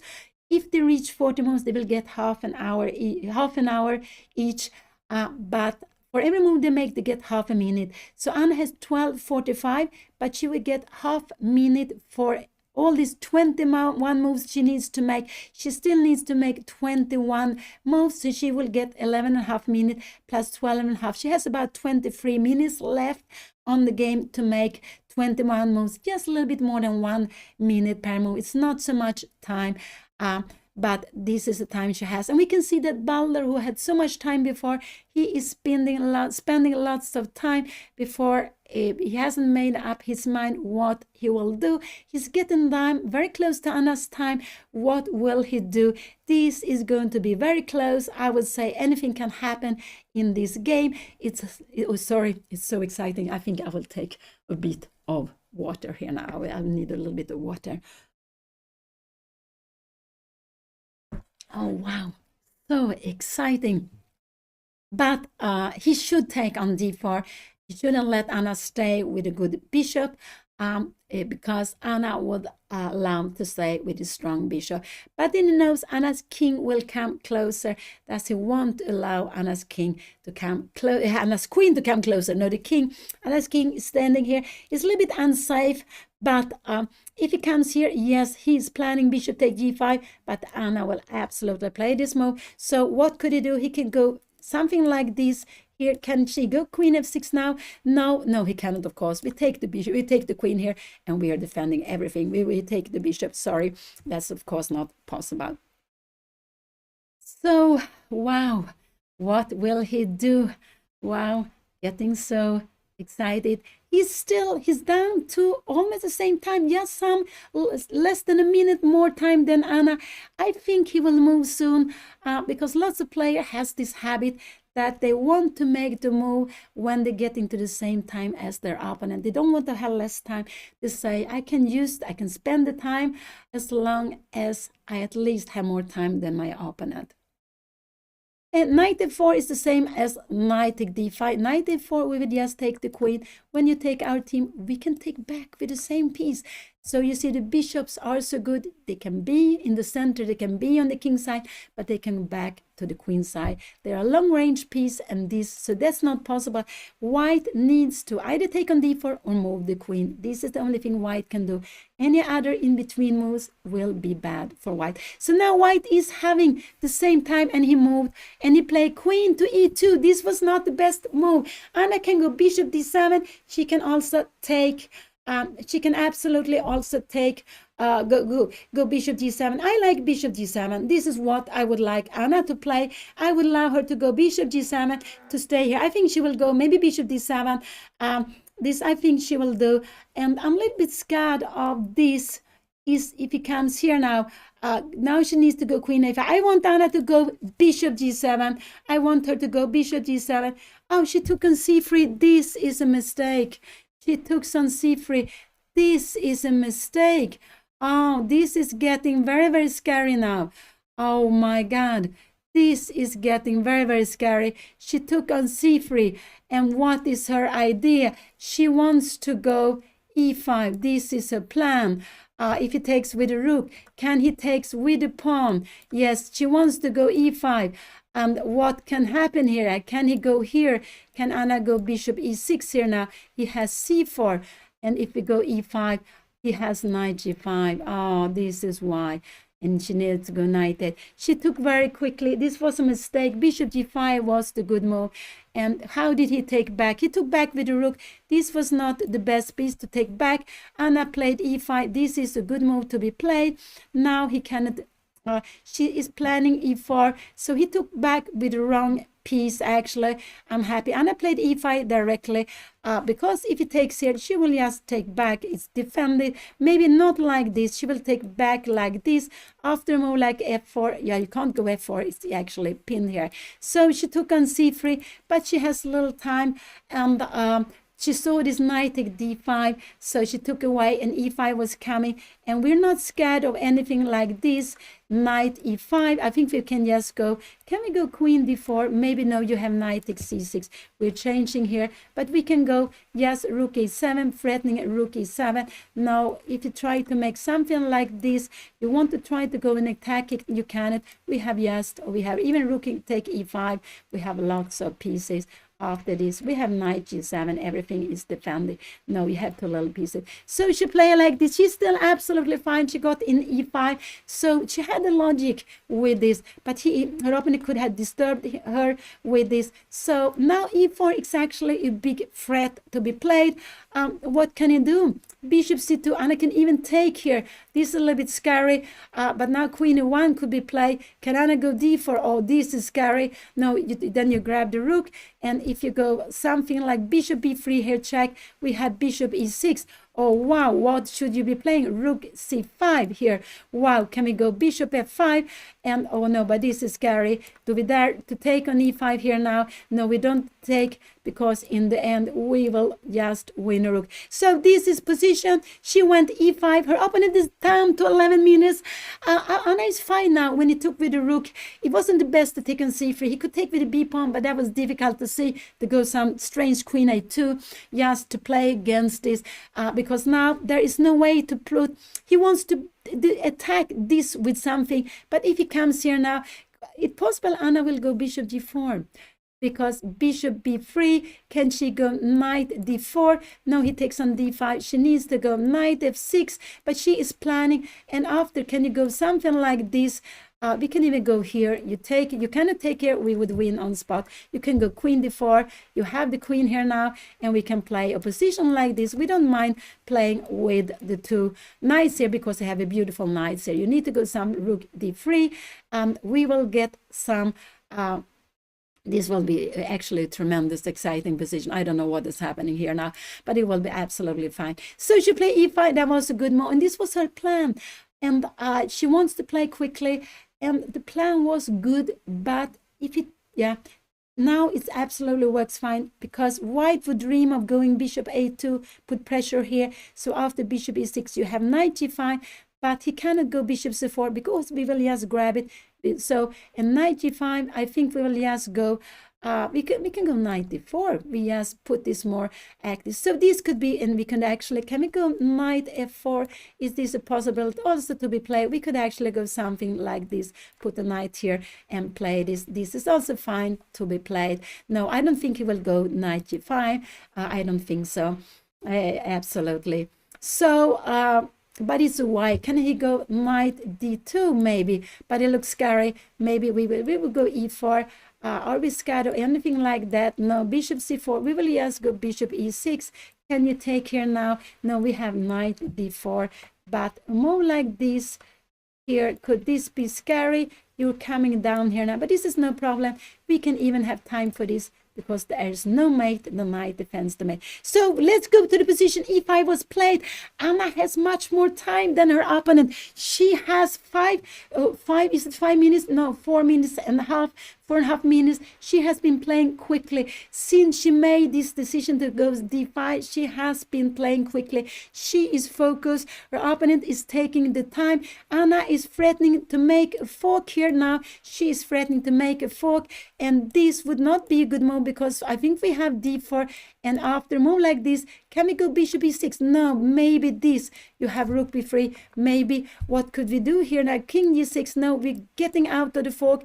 We are going here somewhere, but the bishop needs to go, I don't know, somewhere, and we can start making lots of threats here. And how is this? We are just putting lots of threats. Let's go back. It's getting so crazy. But if I was a good move and there are some threats, will he move away the bishop? Will he move away the knight? Some of these two moves will be coming. This is actually also a possibility to be played. And what is the best? I don't know. d4 looks such a natural move. He can't go even rook b3 here now, because after taking here bishop c4, we can even take like this and bishop e6. He has played. What did he play here now? He played knight g5. I think that was quite a good move to be played, and I expect Anna to go knight f4 here now. But maybe the best for her is to go bishop d7, yes, to get out with the piece.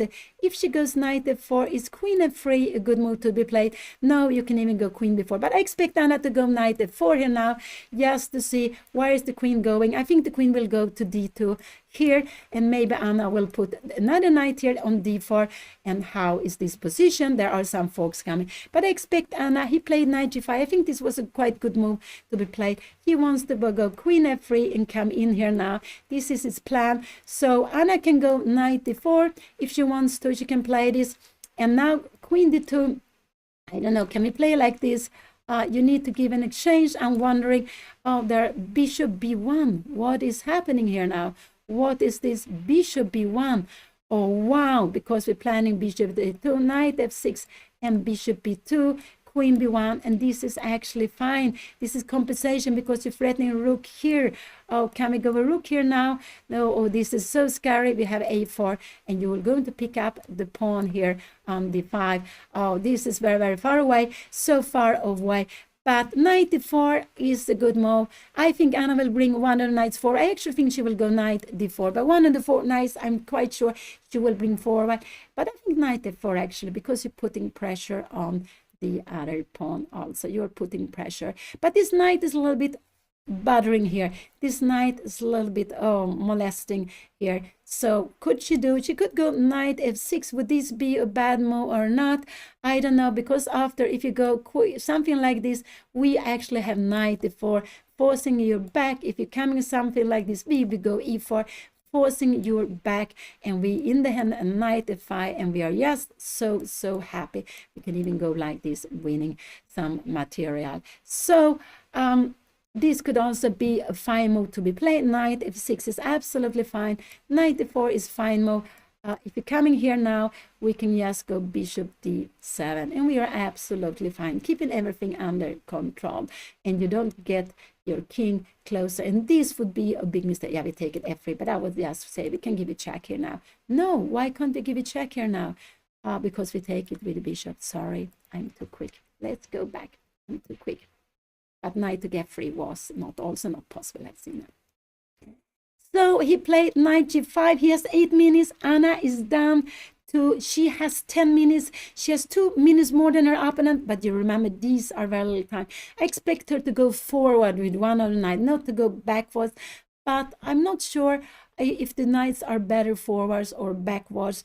So if she comes here, this move could be played. But, and then I actually like maybe a move like queen d6. This looks like very, very nice to be played. If you go rook c1 here now, we have knight f5.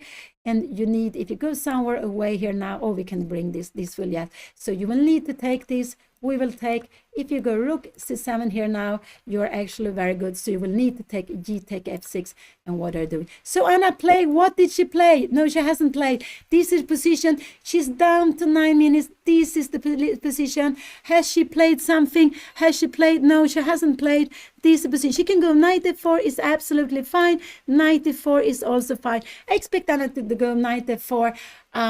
actually, because the knight on the rim doesn't look so good, but maybe I prefer the knight in f6 later on. So I would actually prefer knight d4 in this position. This is what I would prefer. And after a move like this, I like queen d6, coming with knight f5, playing against the bishop. This is what I would like to see on the board, but let's see, that's not so easy here, because it's so many knights to play with. Anna has 2 knights, but she has an open king here now, and I would say anything can happen. This still has, Anna has, she has 18 moves to be made, no, 19 moves to be made in like 8 plus 8.5. She has less than 1 minute per move, so she doesn't have so much time. This is getting scary because of the time. Not the position is absolutely fine. This is a bishop d7. I think you can play bishop d7 also if you want to, but I'm a little bit scared. No, can your opponent go here? Now this would be very strange to be played. No, then I think we can just play this endgame. I think we can play this endgame, but actually this endgame is getting a little better. Or why is this? This is absolutely fine, because you have rook f1 and you're coming in here. This is scary. This is a little bit scary. So let's go back. Queen e3 could be a plan for him to be playing after bishop d7. This is a good move, queen e3, but I would say this is impossible. And remember, this is not possible because you have this and you would be winning. You have king here and knight f7 and the king, and you would just go maybe to grab. Maybe this is about equal, but I don't want to see this on the board. No, that would be too scary. So Anna is down to 7 minutes. She looks like she's on her way to move. I think she will go with one of the knights. I think she will go with one or knight. This is the position. Knight f4 looks like she is playing. I prefer knight d4, but she will go knight d4, and this is the move I like most. Sometimes you have knight f5. What will he play? He will absolutely go this or that move. One of these he will do. Will he go? I think he will go queen e3 to pin Anna, and then she can go bishop f5. And if you take here now, we take the g, take pawn, and look at this. This is a tremendous threat. You need to go back. Where are you going? But then we will go f4. If you grab here, we can just grab back, because after this we can even grab back. This is defended. So knight d4 of the queen e3. I think we will see bishop f5, but now the best your opponent can do is to go here. And what can Anna do now? Is this is a good move to be played? No, maybe we have some. Do we have some rook d1? Do we have rook c1? No, then bishop d7 and knight d5 is coming. Oh, this is lots of things coming here now. So scary. It is just very, very scary position. Knight d4 was good. I think actually Anna is planning to put something on f5. If he comes here, will she go? Now this, can she go bishop f5? If you take, yeah, we will go g take f5. We have this problem of f4, and you need to come here now, but this is just, you're coming bishop h6, and we will start playing knight f5. You have a rook here now, but we probably come here. You can go with a rook to c7, but we are just grabbing, and there's just one lonely piece, and after something like this we will just pick up the queen here. This is very far away. Knight d4 is the move I like most. This is the most active move, and take away queen f3. You have some plans of going bishop f5 afterwards, and to take back with the pawn. It depends on if you go bishop e1, maybe can we go bishop f5 now? Maybe knight f5 is a good move, because if you take, we will take g take f5. You don't have any counter of against d5. Maybe you can go queen d1. We can take here. You are giving a check here, and now we have bishop e6. We are defending everything. You take, and we just take back, and we will stay with the piece more. This is absolutely fine. So Balder, white is down to 5:51. He has less than 6 minutes on the clock. He has less than 6 minutes clock. Anna played very, very nicely. Knight d4. She has 7:45, but still she needs to make 18 more moves, 18 more moves before the time control. After each move she get half a minute, but it's not so much time. And he played queen d1. This is mistake, but he wants to cut. I'm wondering, So maybe now I think knight f6 is actually a very, very good move, because you are planning knight g4. This is a fantastic move to be played. Knight f6. Will he go here? Because after this, knight g4 is not possible, but we should pin now. Knight g4 would be a blunder because we have this, but we should just take here. But why is a blunder? Because if we take back, we have this here, and queen take g4. We will be very, very happy, but in a position like this, again, we can take here, and it's about equal. So he played this. The best move is knight f6. I think Anna will go, but if he goes here, can we then take here now? Oh, yes, this is winning. This is just losing. So bishop f5 would be a losing move. He's attacking this, and he's attacking. Bishop f5 would lose on spot. I hope she doesn't go there. Knight f6 or knight f4. I think she will probably go knight f4, but knight f6 is a better move to be played, because after knight f6, you have some idea of knight g4. So not nothing to f5. A piece to f5, Anna would be worse. So not going to f5, but I think she will go knight f4. I think this is what we're going to see on the board. Is knight f4 is absolutely a fine move to be played. This is absolutely a fine move to be played also in this position. She take on b2. No, this is very scary to me. She take on b2. Knight, this take b2. Oh no, she took on b2. Oh my God. This is very scary. This is very scary. We have rook c7 here now. Now this is just very scary. She took a pawn. Rook c7 will absolutely be coming here now. Oh my God. This, she goes after the pawns, but what are she going to do after this? I have no idea. I have no idea what she's going to do. That she wants to play this, but we have bishop b1 and we are winning. We have bishop rook b1. No, I think actually now after queen take b2 that Anna is going to lose the game. After rook c7, I don't know how to defend here now. She wants to go bishop g4. This is what she wants to do. She wants to go bishop g4. After a move like f3, we have something like knight e6. Wow, but this is very, very scary. This is very, very scary. After rook c7, if you go knight e6, what can be happen here now? We can take here. We can take here now. And rook b1. Anna, can you come here now? No, we have rook b4, and we bring in the pieces. Anna, after queen a7, we have rook take b7. So after rook c7, Anna will actually... I think Anna will lose the game. I don't see. She has only one move to be played. And he played rook c7. He played rook c7. And now bishop g4 is the only move to be played here now. Anna took a pawn, but she's just bringing in his pieces. If he goes queen b6 here now, if he comes here now, we have queen take h5, and Anna is lost.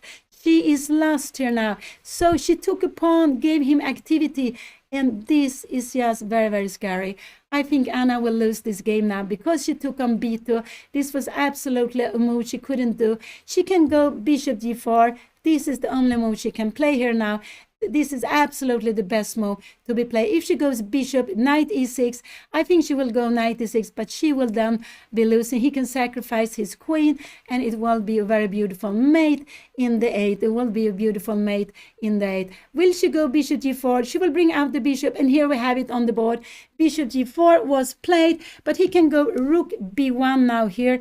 After rook b1, we have an endgame, and he takes here now. What Anna needs to go, can she go rook c8 here now? Can she do that? Then he will bring in the other rook. Can he go like this? But then can we go rook c1? No, we have knight take h7. Oh, wow, this is terrible. So this is very, very scary. The best move he can do is rook b1. Sorry, she played bishop g4. This was the best move, only move to keep in the game. If he goes f3, will Anna find knight e6? She can even go knight to f3. What is happened? G take f3, and she has queen b6 check. So this is her plan. If he goes f3, she can take here now. And if he takes here, she will go queen b6 and pick up. So f3 is a bad move to be played. He has only rook b1 in this position. He can also go rook c1, is absolutely fine to be played. Anna needs to change the queen queen. We have this. And can Anna go now? Rook c8. Yes, she wants to change rook. Her opponent can take here now. Anna needs to take, and she needs to go knight e6. What is happening here? She has knight c5. You're coming. Can we take here? Yeah, we can do that. Oh, it's so scary. h3. You want to go g4 and pick up, but this is just extremely scary. So the position is such a drama here. It's about equal the position, but they have only 4 minutes for white, 5:44 for Anna, plus the half minute. Rook b1 is a wonderful move. White will be better than rook b1. She needs to take. After this, she needs to go b5. And now we want to go some rook d2. I have no idea what is happening here now. And we have h3. Can we go rook e6 here now? No, because we win material. And this is very good for white. So, but she played a must move. To stay in the game, she played bishop g4. She's played bishop g4. This is the position at the board. I will not move around so much. This is the best move. Getting the rooks changing is not an easy choice. This is natural. This will not be a good move. After e3, I wonder, can Anna go queen b6 here now? No. Then he has this, and when she takes his, we will just take the next one, so he will be better. Now, the best is here, if he goes f3, is that Anna takes f3 with check. So he needs to go either attack Anna's queen or go maybe queen c1. What will he do? Rook b1 is a difficult choice, but he still has a rook here, and after this, b5 is a good move to be played. He can try some h3 move here now, but then Anna has a rook to see. This is actually the best move to go. Can we come here now? No, now we have some e4. I have no idea what is happening here. We are taking, you are taking here. Let's go back. He hasn't played. He's down to 2 minutes. Bishop g4 was a good move. It was a must move. The only move to stay in the game for Anna was absolutely must move. We have fire on the board, and with so little time, they still need to make 16 more moves. White is thinking of his 16 moves. White is thinking of his 25th move, I'm sorry. And he played f3. Now Anna has knight take f3 and queen b6 check. Will she play that? She has that. Actually, this is the best move to be played.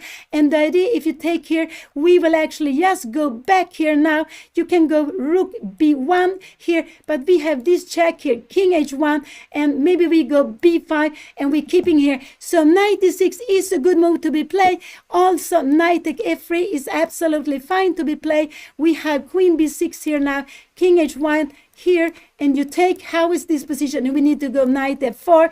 Oh, this will be about an equal position. Very crazy. What will she play? Oh, it's crazy, but this is not so good, because we will just go, even this is possible, and queen b6 to be played. If you go rook c1, I guess we will go knight e6, we pick up the rook. So even this is possible to be played. Wow. So she can go, actually, bishop takes.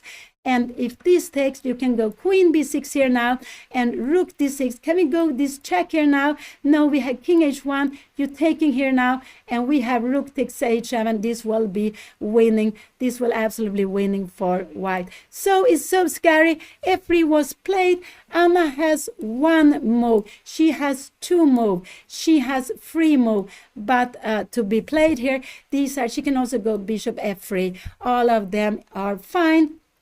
Maybe knight e6 is the best move to be played. He played f3, and I would say f3 was a natural move to be played here now. Anna is down to 4 minutes. This is going to be a scramble. It is already a scramble. Anna still has 16 moves to make in 3 minutes plus half move. So she half minute she gets per move. So very little time, and she has only 3 minutes, 3:43 for this next move. Will she find knight e6, the best move to be played here, but not at all easy to play? Will she find it? That's a fantastic move to be played, knight e6. But will she play that? She's thinking. I'm very happy that she's thinking, but she also doesn't have so much time, and that's what worries me. Only the time, not the position.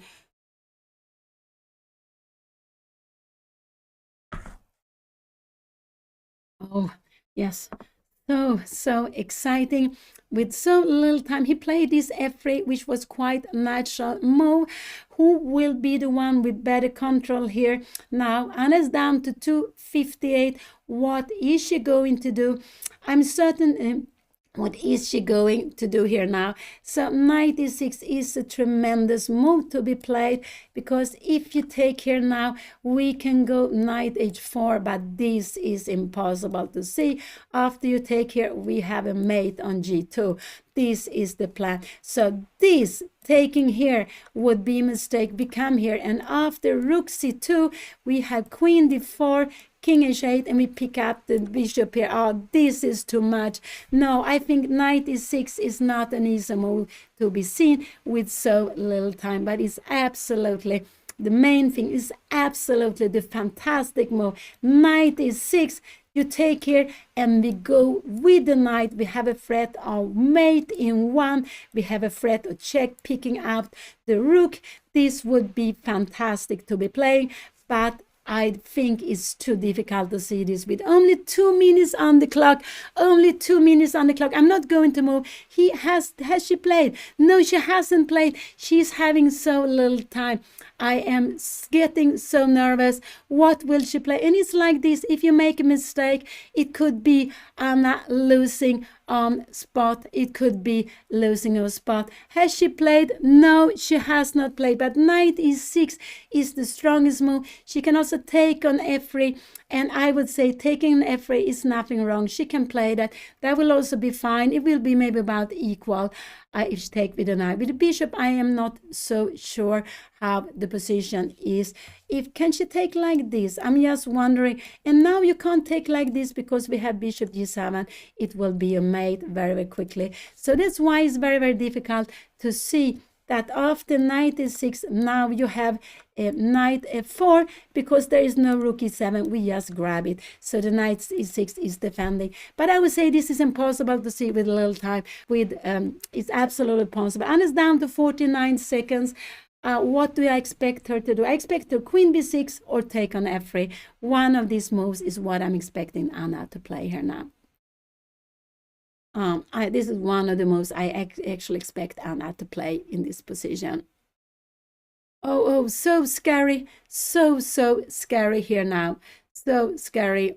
Queen b6, it looks like Anna is going to play queen b6, and she took with the knight. This is absolutely fine to be played. Her opponent needs to take back with the pawn. He took it directly.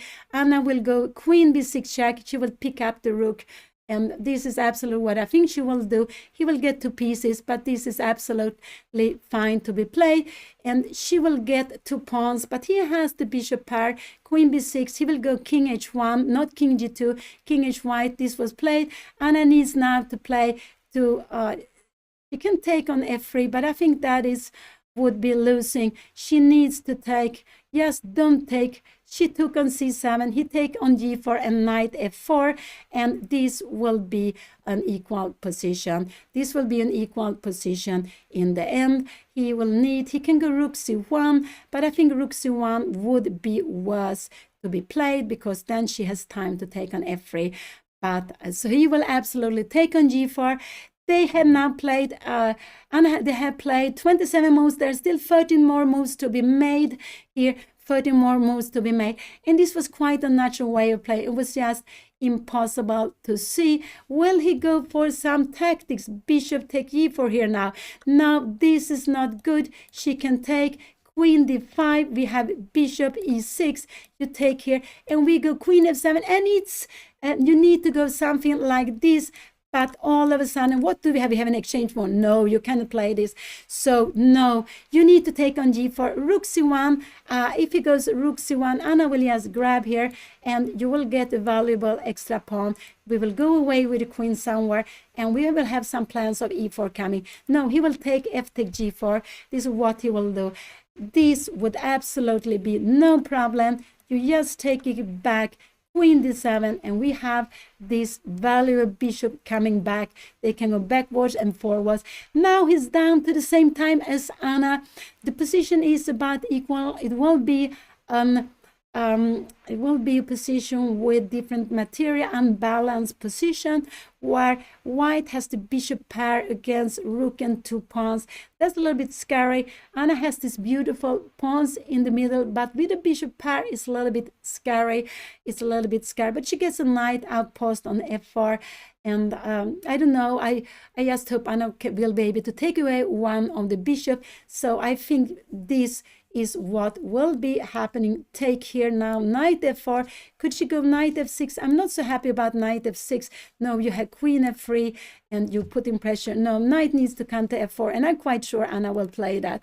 I think this is, did he take? No, he hasn't taken. He's looking to see, does he have some scary things here now directly, but he doesn't have anything. He doesn't have anything. Going bishop b5, we just grab the bishop wherever it goes. We have this coming back, and if you play a move like this, we can go knight f4. We defend everything. No, he needs to take on g4. He absolutely needs to take on g4. What will he do? I don't know. It's so exciting, so exciting. But he needs to go f take g4.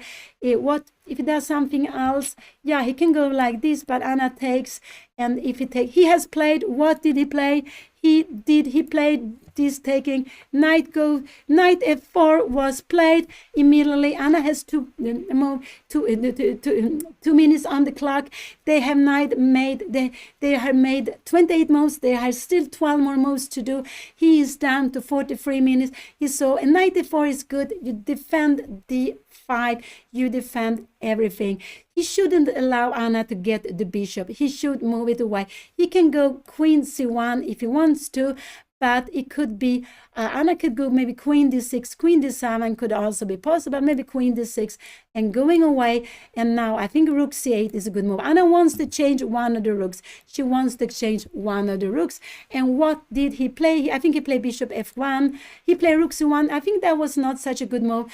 Anna should just move away the rook, and after a queen, yeah, she can go maybe queen d6. Will he go bishop e4 here now? But then you have rook c8. We want to change one of the rooks. So rook c1 was played, and has 124. He played his 29 moves. I like queen d6, queen e7. You can also go, maybe queen e7 could be better, but I actually like, so you go, and then you can put queen b3, but then I think we can go rook c8. Yes, and I want to change one of the rooks. So rook c1 wasn't such a good move, but it's just because Anna will go, she can go wherever she wants, and what she should do afterwards is just to put the rook on c1. Yes, moving the queen wherever she wants to will be fine. Is this a mistake? Yeah, this would not maybe be so good, but this is actually fine also. I prefer the queen, maybe queen d7. If you go somewhere like this, we will go rook c8. We're not threatening to take it, but we are starting soon to have some threats. So yes, move the queen. Yes, move the queen. And Anna's down to 32 seconds. She needs to move the queen in these 30 seconds. And here we have it. She go with the queen to b6. Now she can go, yes, she goes here with the queen to b6. And keeping everything under control. He can go queen b1 now. I think actually this is what we will see now. If she comes here now, maybe he will go rook c1 actually. So queen b1 wasn't really such a good move here, but I think it might be that he will kick her one more time, yes, to see, yes, to get some more moves to be played. Oh, he's down to 28 seconds and he has to make his move. Could it be that he will go rook b1 here now? Will he go queen c2? I think he will move away his bishop, maybe bishop b1, but this is not a good move. Anna is having queen f2, so this is his idea. If he go rook b1, will Anna then go queen b2 here now? And he has bishop f1. He is just, and she needs to go b5, not allow this coming inside here. Can she go? I'm wondering. No, she can't go rook c8. You will take it. She needs to keep this rook. If you go rook c1, we will come here, and that will be very, very good. So queen b6, she is planning the coming here. This is what she is planning. She's planning queen f2. This was her plan. So will he go rook b1? He has played, what did he play? He played queen c2 because this is what he played. He played queen c2. She can't go rook c8. It's a mate on the last rank. Anna has only some seconds left, and can she go? He wants to go queen, rook c7. That was a tricky move. That was actually a good move. Can he go e4? No, she can't move the pawns further. She cannot go down here now. But, oh no, there we take it. Can she come here? No, this queen e3. Has she played? What has she played? He wants to go rook here, and he wants to have some threats.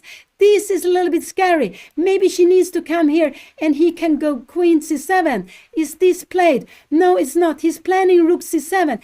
He can come here, but after a check here now, we needs to come here, and this will be winning. Can she take it? Oh, I can't see what is happening. She needs to go queen d8, and this will be. So rook e7 is possible. She has played. What did she play? She played knight take d3, and after queen take d3, he will be better. He played queen c7, and that was a mistake. He's going for the mate. He is going for the mate, but this is only a perpetual. This is only a perpetual now. So he is going for the perpetual. We still, is this only perpetual? Oh, what exciting. He played queen takes c7. Oh, Anna needs to play a move. He needs to play a move. This was so beautiful how he played. Oh, so beautiful. She needs to take. She took, and we have this. She got 30 seconds left. And in this position, she can go check. King here, and she can take here. And what can she? How can she get? She needs to go rook f8. This check here and here, check here and here, and this is no mate. She needs to go rook to f8. She needs to play rook to f8 to stop the mate, and after rook to f8, this position would absolutely be winning for Anna.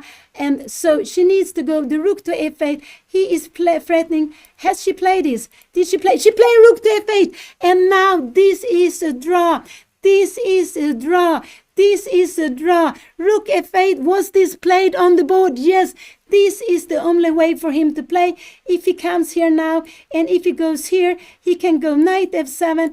But this will absolutely be better for Anna. You have no tricks. You can come here, or you can do anything, but this is just winning for her. So now this is a draw, and we have exchanged up. Anna is planning knight f2, knight g4.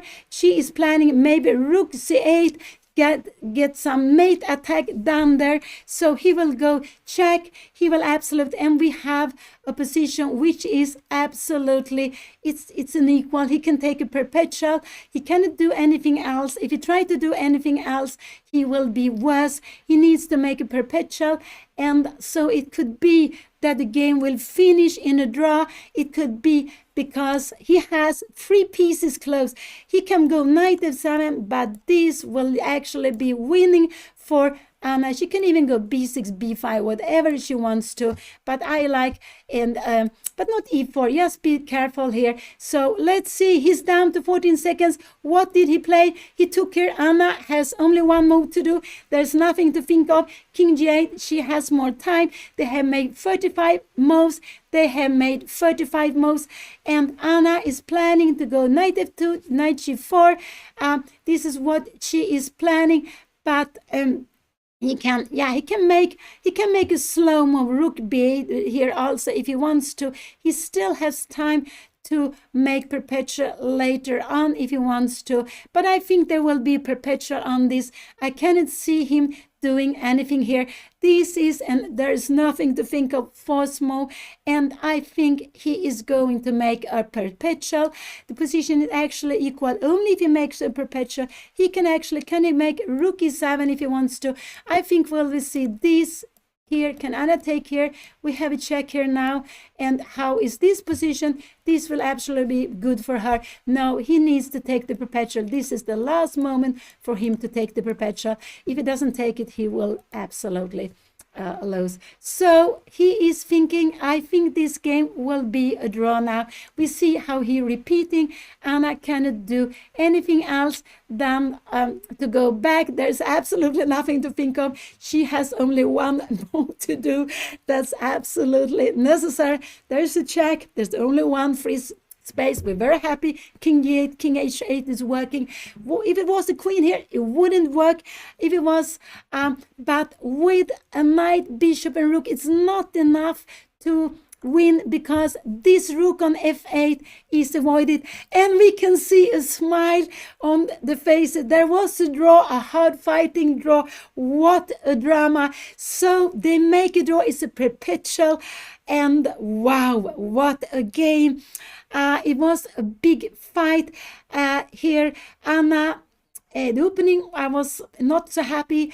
Her opponent was better, but then it was absolutely fine. Anna could go for perpetual, going for perpetual on the queen. She didn't want it. She went for a pawn. Afterwards, she was better, but with a little time, she went wrong and got this very exciting unbalanced position. But when she took on d4, her opponent should take back, and there would be lots of threats. She was actually in big problems in that position, but it's not easy to understand. But her opponent went down, and we saw this beautiful perpetual here in the end. So both of them are having now 5.5 out of 7. There's still 2 more rounds to go. I have no idea what happened in the other games. Still 2 more rounds to go. They are sitting and analyzing the no players on the next board. So maybe this is fine. They're not disturbing anyone, but they're sitting and analyzing. You see, they put up the kings on wrong square. The kings should be on e4, e5. It looks like they put that the white was winning, but the game was a draw, and we can see it. The game was a draw here, absolutely. So what a good fight. In the end, it was a draw. What a drama. And Balder, yeah, he saw this way that queen c7, the queen down there is so dangerous. He went for it, but it was very, very scary anyway, because he could have planned this in another way, getting down there. Anna needed to stay with the knight on f4, but not easy. She wanted to take away the bishop pair, and that was, yes, very, very natural. But we can see rook, knight, and rook, knight, and a bishop are very strong. If you don't have any piece to defend, it is just winning. Here was that he could get the exchange back, but Anna had so many pawns, so he didn't want to play that. That would have been very good for her. So he took the perpetual. What a drama. So 7 rounds has been played for them.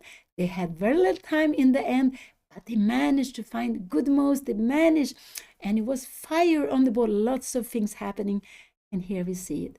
So wait a bit longer. Anna will come up here. Now we see the kings. They're standing against each other, and I played against Balder, who is seeded #1 in the current tournament. So she's getting a little more rating after this game, and both of them is getting half a point. So they're still there. I believe to win the tournament, you will have to have 7.5. I don't think 7 will be enough. I think there will be someone on 7.5, but with 7, you will absolutely get a good result. But to be there in the top, you will need to have at least 1.5 out of 2 if you are having 5.5, I believe so. Tomorrow, Anna will certainly play with the white pieces, and I believe she will play with high rated, but it's not clear. It is not clear at all, because there are some players with not so much rating up also in there in top with 1800, around 1800. I think there are 2 players with about 1800, quite high up. So lots of things can be happening. We have to wait for all the games to be played, and then the pairing will come up. But Anna will be certainly white after having blacks 2 days in a row. And here we see them. They gave the original score sheet, the white piece, the white paper piece, to the organizer, and then they take the yellow one, the copy with them, and which they both have signed. So Anna will come here at any moment. So yes, please stay a little bit longer. She will tell you about her thoughts. She was thinking, oh, was I winning? What happened? And she was doing very well. But it was impossible to see this beautiful knight e6, knight f4, mate on g2 completely, I would say, with so little time. Absolutely not easy. So she will be with you at any moment. And she is coming up here. Will be so nice to hear her thoughts. I will ask her, why did she go a6 in the opening? For me, this was a move I didn't really understand, but I think the idea was that she was scared of queen b5 coming in some moments. I think that was the problem. So exciting. Anna didn't want to have a draw early on. She went all in, but in the end, The game was a draw. It was a perpetual. White has to take a perpetual in the last position, and otherwise black would be winning with the exchange more. Even if black has to sacrifice the exchange in this final position with all these pawns, you have 2 pawns map more, black would have a very good position, so white took the perpetual. And I think when they have played against each other, Anna and Balder in classical, I think the games have finished draws also earlier. So I think this is absolutely not the first time they play a draw, but it has been hard fighting games, and this was absolutely a hard fighting draw, finishing with a perpetual. So this is the RILTON, the beautiful RILTON Chess Festival. Anna plays in the under 2,200. There are 154 players. Anna is seeded 15 among them. And before today, she was sharing third, ninth place, I believe, third, ninth place. And she will be around 4, 5, 6, sharing 4, 5, 6 with some other players. I guess with some 6, 7 players, because there were big players from behind coming up too. This is what I'm guessing, but we don't know before other games have been finished. But she's up there in the top. She still absolutely can win the tournament. Her opponent still can win the tournament. And it will be 2 very, very exciting last rounds to come in RILTON under 2,200. And this is a tournament with classical games, so it's valid for classical ratings. I think Anna is about plus 15, something like that, but she's plus here in her tournament. She's absolutely plus. She has made now 5.5 out of 7 games, and there are 2 more rounds to be going, and after that we will have the final result. And yes, stay a little bit longer. She will be with you at any moment. And here she is. Here she is. Let's see. We have both of you. Okay, very good. Both me and my opponent. Yeah, I will move here to the side. Okay. Oh, wow, what? I was never winning? I thought I was winning. I thought I was completely winning. No, it wasn't so clear, but you had a beautiful 96 move. Let's go back. What is this peak? I don't know. Okay, do you want to sit here or here? I can sit here and you can sit there, maybe. Okay. That's okay. Okay, everybody. So I'm here with my opponent, Balder. I've known Balder my whole life. And we played against each other a lot of times, but both you and I have kind of taken a little... Well, I'm playing some tournaments, but you haven't played a tournament in a little while, right? Yeah, 2 years. 2 years, yeah, exactly. So I was really excited to play you. No, same. Yeah. My mom told me before the game, she was like, Anna, it's so great that you're playing a friend, because then if you lose, you'll be happy for him. And I was like, no! What is this? No, I will not be happy. But yeah, oh wait, let's sit. My board is covering my face. Okay, alright, I think that's fine. Anyway, so yeah, let's look at the game. So yeah, I was thinking a lot in the opening because I got really annoyed. My mom has sent me some files and she was like, Anna, you always lose to c3. We need to look at what you do. And then she was like, Anna, never put your knight on c6 against this. And then when you did this, I was like, no, now I got tricked. Like, this is so annoying. And then, yeah, so I was like...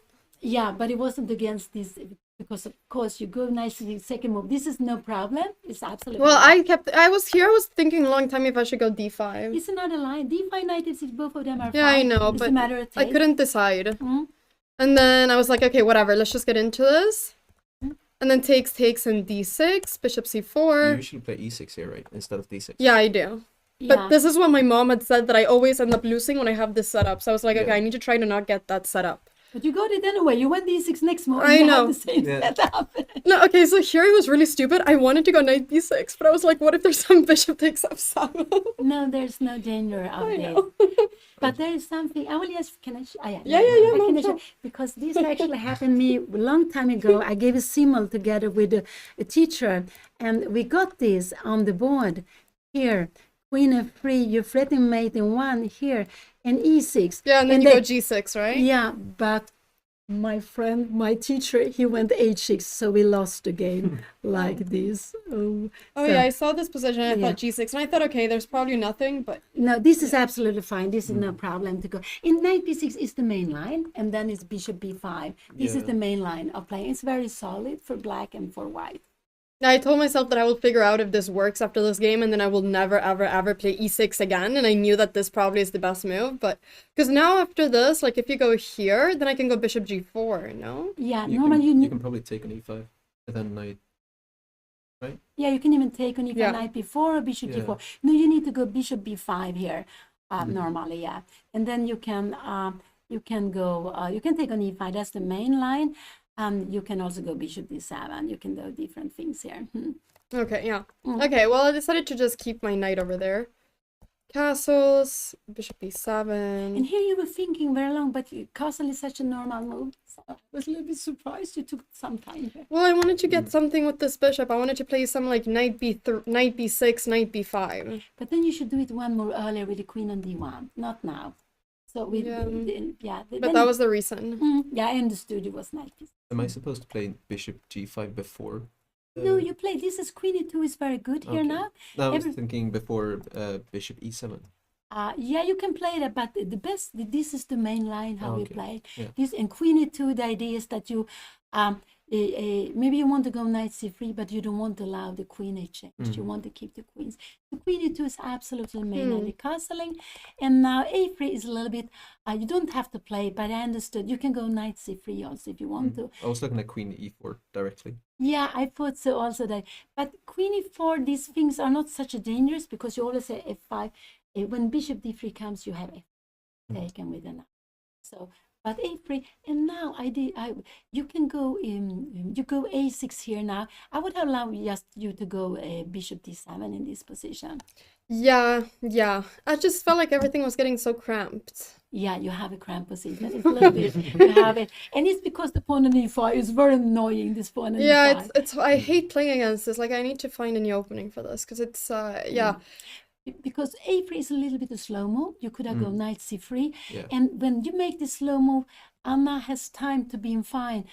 So if the main line is to go knight c3, you take, Anna takes, and she goes out with the queen somewhere, and then you start to put pressure on the king side. This is the main way. With a3, yeah, it's a little bit slow, yeah. Yeah, the Yeah. thing was here. Yeah, I played a6, and then I got really annoyed at myself for not playing queen b6, and that's why I saw the ideas of queen b6 later on. Because now queen b6 was on my mind, and I was like, oh, I should have just played queen b6 here, I thought. But he will go rook d1, and then... No, but rook d1, then I thought that there's knight here. But can't I do queen e4? Knight a5. Yeah, this is, this is fine to go. Yeah, he can go queen e4 here, yeah. Queen e4. And now you go bishop d7. Well, yeah. now I wanted to go knight a5 again. Yeah, this you can I play. can take on d5, right? Yeah, but you can't really No, take. because this, and then bishop e6. Yeah, Oh, no, yeah, you can't true. really take that. Often, yeah. So in bishop d3, you have f5 and then knight b3. Yeah, this is. So this I actually- saw during the game, and after I played a6, and I was so annoyed. I was like, okay, this was probably the best move, and then I got really annoyed at myself. And I was like, I'm spending all this time thinking, and I'm not even playing what I want to play. Like, this, what am I doing? But yeah, I saw this, because I just saw that this. I'm just gonna show chat. There is bishop here, and then after queen e4, knight b3. Yeah. But, yeah. But, yeah, so instead I played a6, which was, yeah, not such a good move, and then Bishop d3 was very good. g6, yeah, I now would, have, things... I would have preferred you to go bishop d7 here now. Yeah, I know, it's just, you know, I know. And I've always done this online as well. I always go g6 too soon, and I kept telling myself before the game, I'm not gonna do this setup. And then this is what happened. Because the idea of the queen e4, you go f5, like in the game, because the bishop, you just go f5. f5, okay, yeah, so I can always go f5, I guess. Then, with the bishop on d3, yeah, you can go f5. Yeah. Because when you go g6, bishop h6 is a very good move. Yeah, no, everything was so cramped, yeah. Yeah, it was really stupid. I thought that, oh, this is great. You can't go here because I go here, but then obviously you just go bishop h6, and then you can always go knight d2 as well. So there's no point for me going g6. You must have been pretty happy here, right? Yeah. No, Yeah. I was happy after g6. This. Oh yeah, and then you went rook c1. Yeah, I wasn't happy with that move. Yeah, no, that was a slow move. And then Yeah. Anna has time for queen b6. So if you go knight d2, a little bit, it gets it's tough for Anna here. Now. Knight d2, knight d4, knight c4. It just puts Knight a little d2. I was gonna go queen b6 anyways. But you have knight Knight c4. Knight c4 takes. You can take. Yeah, you can take. You can play this. Yeah, so you can play this. You take. You need to take, and you take on d6. Yeah, you can play this. Wait, Mom, where we take? Okay. Knight c4. He will. Take Oh, knight that. c4. Yeah, Yeah, yeah. knight c4. Yeah, so you can play this. I think white is a little bit better, but you can play this. Yeah. Yeah, so I was looking at this, but then I thought, okay, queen e4, now this is coming, and then... Now you go f5.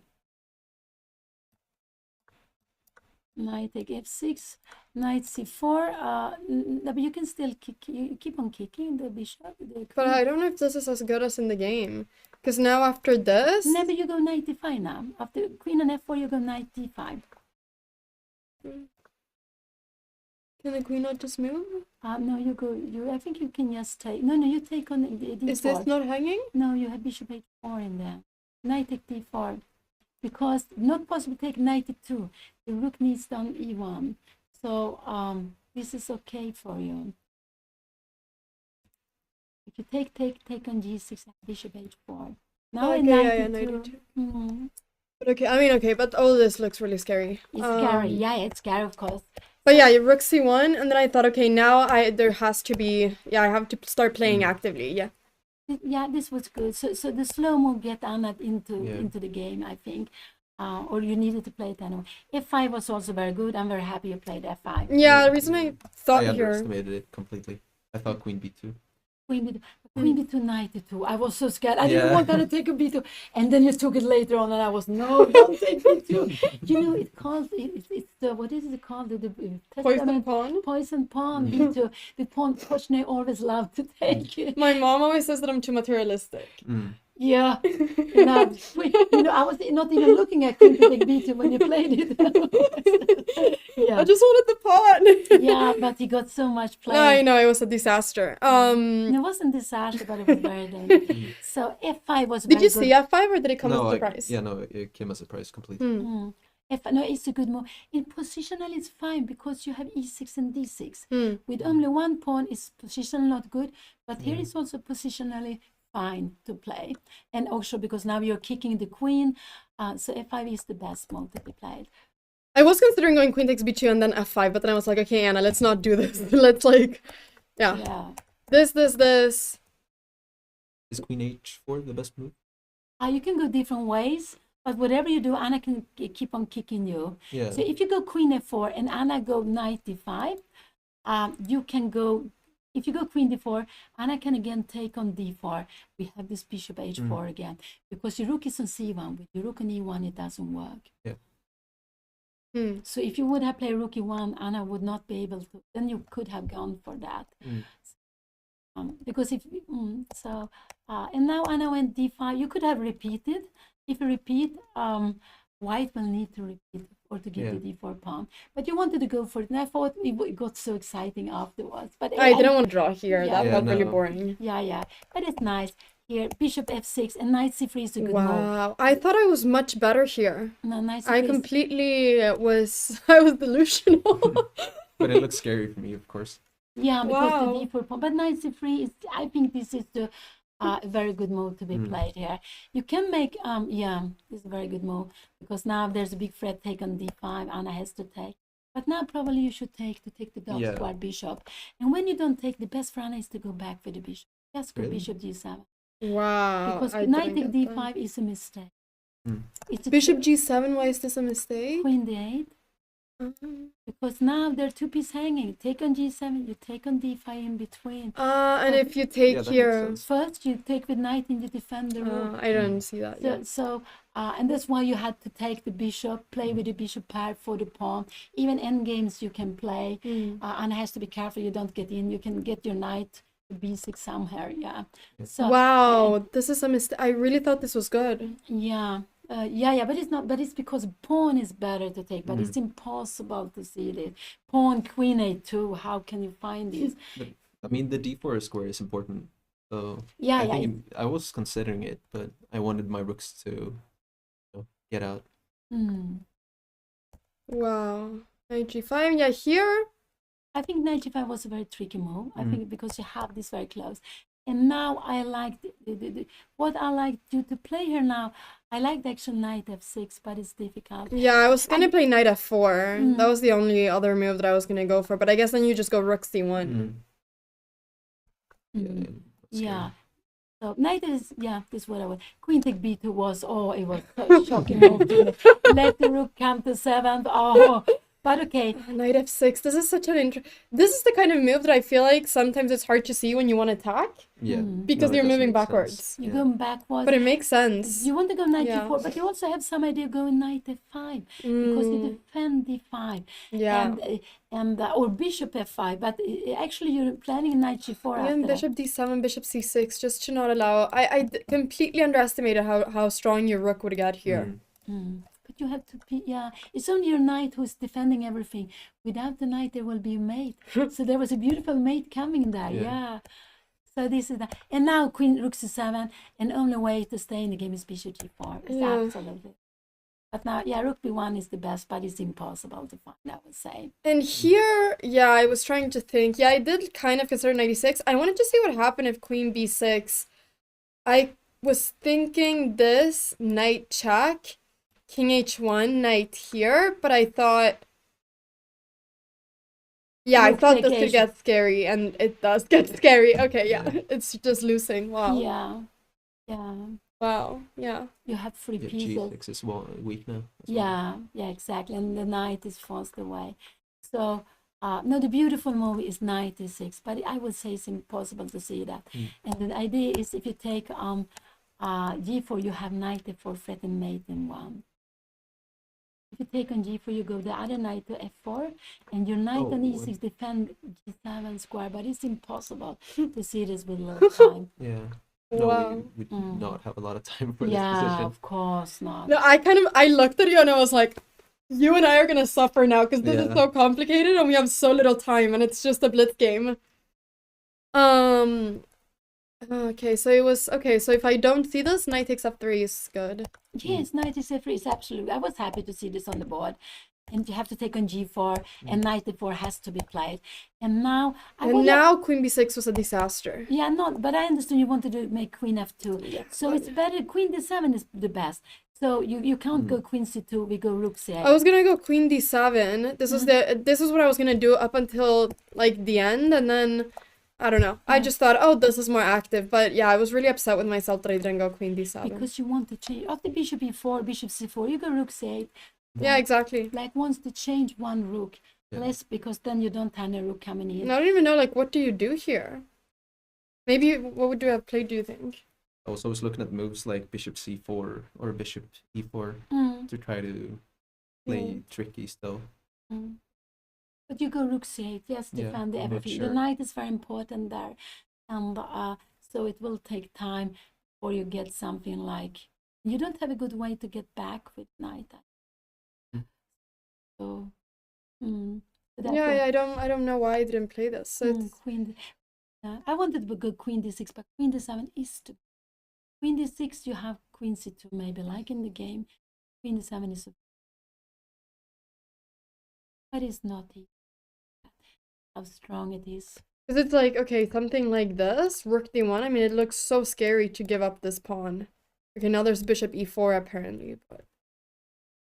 I mean... Bishop e4, I guess you will just defend on d8. This is crazy. Like... Yeah, this is completely crazy.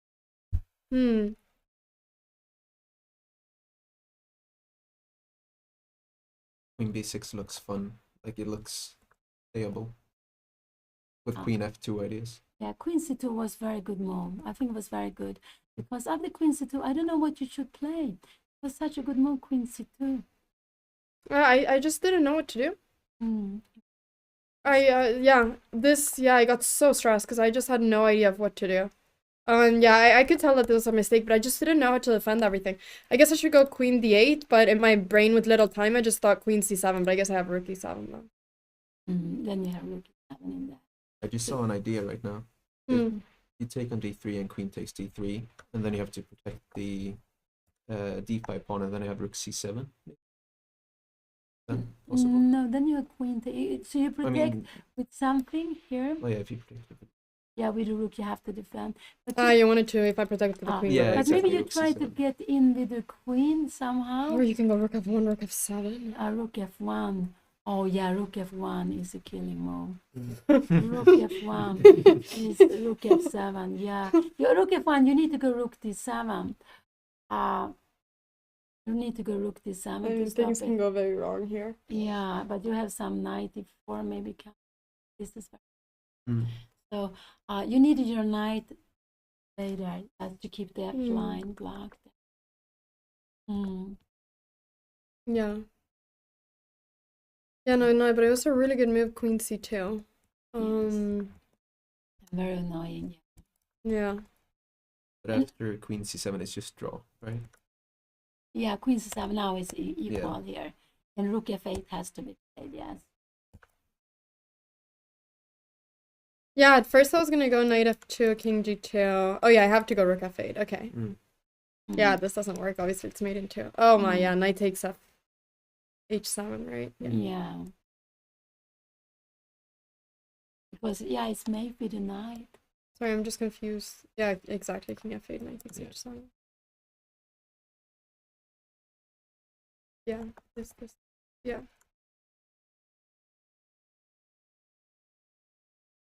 Still an interesting position though, but it's not fun to play with so little time. Yeah.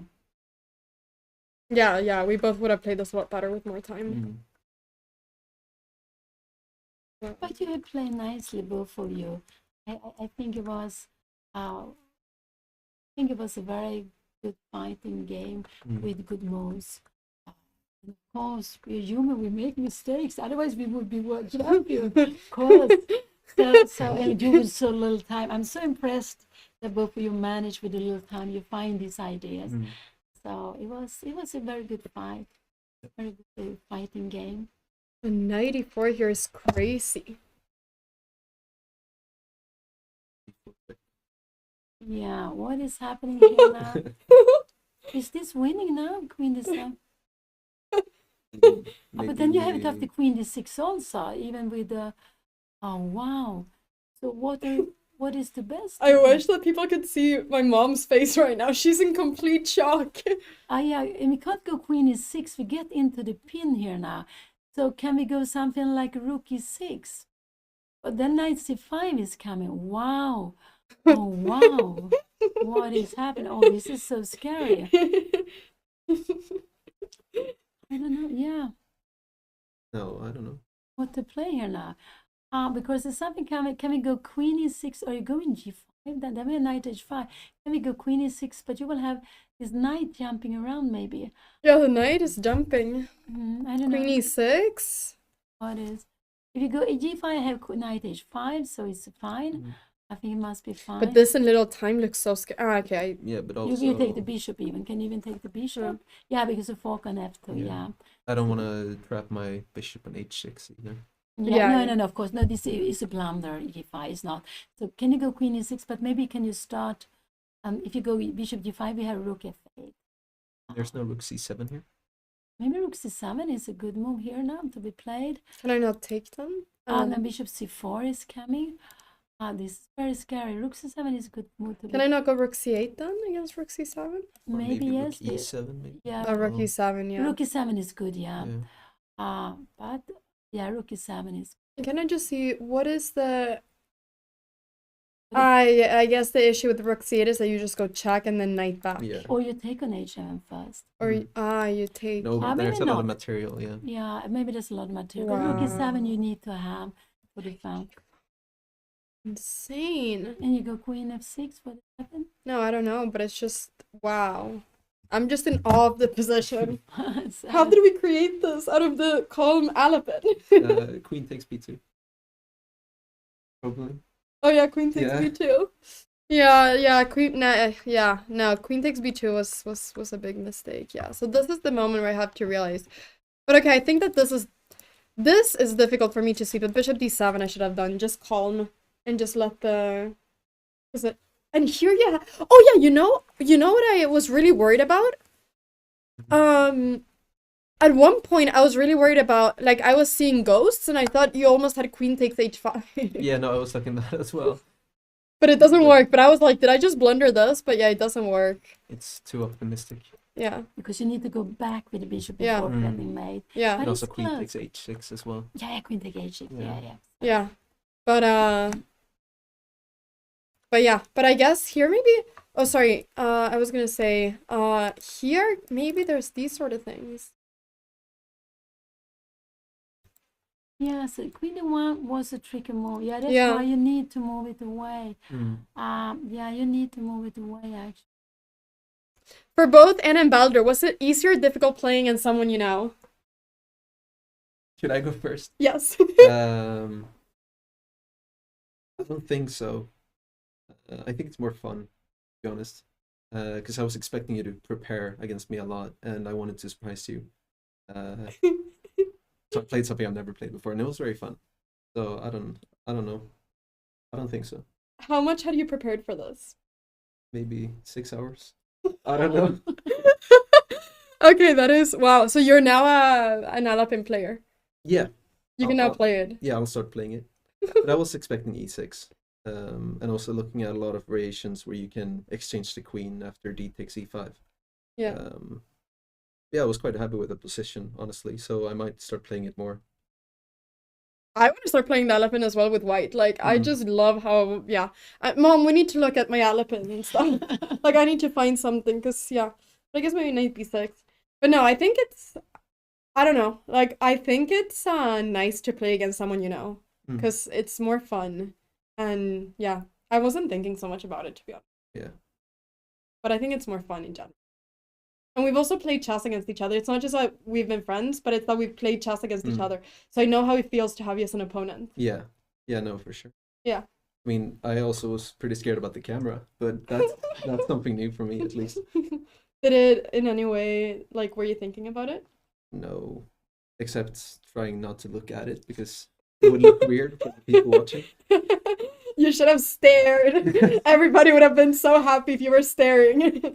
Chat has to entertain themselves. They're watching games for 5 hours, you know? Yeah. So everything that happens, they're like, oh, Anna's coming in with 3 drinks. How much is Anna gonna drink? Like, you know, people have to, like, think about something, because the games go slow. The game was interesting. We played it fun, at least. We did, yeah. No, it was a really fun game. It must have been so intense to watch at the end. Did you get nervous, Mom? Yeah, I got nervous. I got nervous with the time, with everything. And after queen take b2. No, I think I said I didn't believe you to after rook c7. Then I thought, no, this. But you find the only move to keep staying in the game, bishop. Yeah. Mom, you were doubting. Yeah, I was very scared, yeah. Okay, well, I think with this, we're gonna say thank you so much to Baldur for joining, and I'm also probably gonna be ending the stream. We still have chances to win the tournament. I'm saying this, I know you want to win the tournament too. I don't really know, like, how are our prospects right now? Like our chances? Yeah. I don't think they're very good, to be honest. With 5.5 out of 7, yeah. 2 rounds left? 2 rounds left, yeah. I don't know. It depends on how it goes on first board. The winners last year got 7.5. How many points do we have now? 5.5, so we would have to win the last. Both. Yeah. Maybe. Possibly. Do you want to share first, second? If we could, yeah, for sure. But I don't know. It depends, because I think one of the players on board 1 is going to win, and they have, like, how many? 6.5? Yeah, they would have 6.5. I mean, I guess it all depends what happens the next 2 rounds. Like, it's not impossible. But it would be fun if we could win. Yeah. So we both have to win the last 2 rounds. Okay. We both got to do it. Deal. Okay, let's do it. All right. Thank you so much, everybody, for watching the stream. Thank you so much, Mom, for commentating and everything. Guys, once again, I have new merch. I would give Baldur a hoodie right now, but I don't have them here. But we got new merch. So got new hoodies, got new mugs, got new beanies.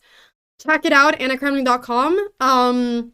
Yeah. Also, one more thing, chat. This month, I'm sponsored by Monopoly Go. And if we get 250 people to download the game and get to level 2, I'll be doing a 24-hour stream. So I think we're right now on like 50 or something like that. So guys, if we get a lot of people to download it, it's free to download, and we get to 250 people, then I will be doing a 24-hour stream. I said it like a little while ago, but I'm saying it again. Exclamation mark Monopoly Go, everybody. Very happy to be sponsored this month by Monopoly Go. Very, very, very fun game. We played it a little while ago on stream. And yeah, there we go. It's very similar, you know, Monopoly, but it's on your phone, and it's a lot of a more accessible Monopoly because you can bring your phone anywhere and you don't have to spend 5 hours playing a long board game. You can just play a little here and there whenever you want against your friends or random people. So yeah, exclamation mark Monopoly Go, exclamation mark merch. And with that, I think that I'm gonna say thank you so much, everybody, for watching. I'm gonna be rating someone amazing, and that amazing person is Jesse February. Guys, tomorrow we are back 2 p.m. CT. Gotta win the last 2 rounds to have a chance of winning, so gonna give it my very best. Hopefully I get the white pieces. I don't want to repeat black again. I already repeated twice. No more black games, okay? Like, I want to have the white pieces. Hopefully I have that. So we'll see who I play tomorrow. It's going to be a lot of fun. So, yeah, let's just give it our best. We still have chances. Thank you so much, everybody, for watching. I'm going to be rating Jesse... Oh, wait. I'm writing the wrong thing. There we go. Jesse... There we go. Okay. Have a fantastic rest of your day, and say thank you to Baldur for joining me and analyzing the game as well. Bye-bye, everybody. See you tomorrow, 2 p.m. CT. Don't miss it. Don't miss it. Be here or be square. Dad, do you want to wave at the camera too? You can join. No? Okay. My dad is waving. Okay, how did you do? Drew. You drew. Okay. My dad drew as well. It's a drawing family right now. Okay, everybody. Bye. Bye. Thank you for watching. Have a great day.